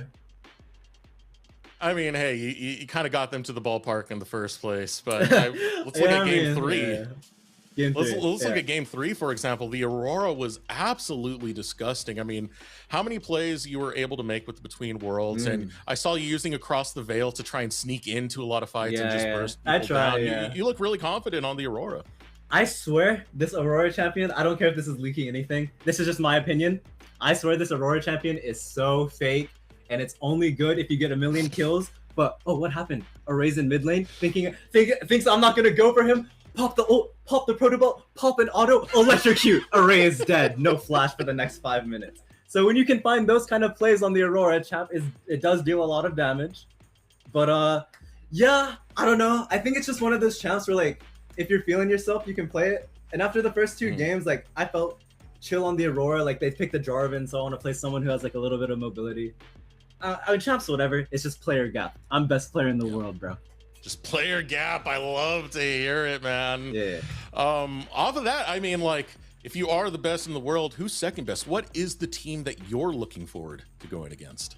Well, since Drew Dozer's not in the league anymore, I don't really have much competition in terms of mid lane. But maybe like Insanity and Spyrax are for sure good. So yeah, just those teams. I think us 3. We're like the Naruto Dragon Ball in One Piece, you know, like the big 3. It's Insanity, Spyrax, and Shochi, and like everyone has their own favorite. Like people like One Piece, people like Dragon Ball. So like maybe someone likes Bleach, you know. But whatever. I'm the Dragon Ball guy. Okay, well I'll be Dragon Ball for you then, and I'm gonna show that I'm #1 in the league, #1 mid laner for sure. You know, you brought up anime, and every single split, I always have to ask you the question. What's the flavor of the month, man? What are we watching on anime? I mean, we're trying to watch Steel Ball Run, but they're not releasing the 2nd episode. Like, what's up with that? But low-key, I've been on a bit of like a manga manhwa grind lately. I recommend Legend of the Northern Blade if you have not read it. It's about this guy, and then like he has a tragic backstory. Everyone that he loves dies, and then he becomes really OP and gets revenge. Like, come on, Cinema, absolute cinema. Just like what we got from this game, you know? Yeah, I mean, yeah, it's pretty comparable for sure. All right, Shochi, I always love having interviews with you, but we do got to wrap this up. So you got any shout outs, brother? Yeah, for sure. First and foremost, shout out to Coach Bach. He had to gift me Discord Nitro so that I could join this Liga Ace Esports Discord because I was over the 100 server limit. So shout out Coach Bach for that. You're popular, man. Yep. Shout out to my team. I think today showed like we had glimpses of our potential. Just got to iron out the kinks, hone the blade like Deathstroke's alluded to. Shout out Jim Legacy. He made a new song recently. Go stream that. Shout out all biracial women and women in general. I love women and I love men and I love people of all genders. Hashtag inclusivity. And I love all my supporters. So yeah, dap me up for that one. Snap, Shochi out. Oh, he just leaves like that. Now you know why I love this guy, dude. We weren't kidding about the whole damn Shochi, you know? Props to that kid. I love the attitude. Really hope that they can keep on working on the kinks because what he wrapped up with was right. I think we did see the good and the bad of the Supernova, and what this roster can bring to the table, I think is quite promising. So really hope those guys can go to work with Coach Bach and try and be a little bit more disciplined. As you know, that might have been where a few of the kinks arrived. I do feel like Coach Bach is a fantastic coach to have behind you to try and bring out your best. So I'm excited to see how the future of this roster does look as we do take a look at the results to pretty much wrap up the day. NRG 2-0 was kind of the expected result when you have such a rookie-heavy squad in AMI, but the big one was that game we just finished up, man. Supernova and Citadel, they went to war, Cubby. That was something else. That's a good way to end up the week. I definitely felt back at home with NACL with just utter chaos on the Rift and not being able to explain anything that's going on, even though that's my job. So, diving in, we got more games next week. We start on Wednesday next week, not Thursday at home. That's a big one for you guys who are a fan. Wednesday, 1 p.m. Pacific, 4 p.m. Eastern. Mark your calendars. We've got some good games coming up. It's going to be two firsts here on out. AMI versus CCG. I thought CCG put up quite a good first showing going up against Winthrop. See if AMI can show more than they did today. And then Citadel versus Blue Water. And Blue Water did drop that game to Dorado. And I think Citadel definitely showed they can be competitive. So looking forward for that series as I think both teams looking to probably likely fight in the middle of the table. And of course, in a single round robin with best of threes, every game matters. Every series win matters a lot. Especially when the bottom two teams have to fight their way back into the NACL. So excited to see those games on Wednesday of next week, not Thursday, Wednesday at home. Yes. And we get to see more Munchie from Blue Water. That's a player I'm kind of excited on and pretty hyped, to say the least. Let's pull up our Fast Five so we can really wrap up what is kind of taking part of this first week of insane play, to say the least. Anything that stands out to you, Cubby? Yeah, the Munchie fastest level 6. That's Mundo power right there. As he got going. Bush. He got going in that one. That said, rest of it, Baz had an early kill. They weren't able to turn it into much, but I will say that there was some good laning. Better laning than I expected going on down there between him and Protoss. So see if that can end up being big. But yeah, Munchie and Yuji going. Those were both Mundo games. And they were 40 seconds to a minute ahead of the competition. So wonder what that says about the champion. Also wonder what it says when you're able to smite away multiple camps from your opponents before the second crab spawn. So that's usually going to get you going. It says push. Push. Yeah. Mundo's always a lot of fun, man. But at this point, we've pretty much done all we can do. The games are done, so that means the broadcast for this week is over. We want to give thanks to all the players, the staff, production, Liga SA, who do their best over here to provide this product. And of course, you guys for tuning into our Ugly Mugs. Be sure to tune in next week on Wednesday for more NACL.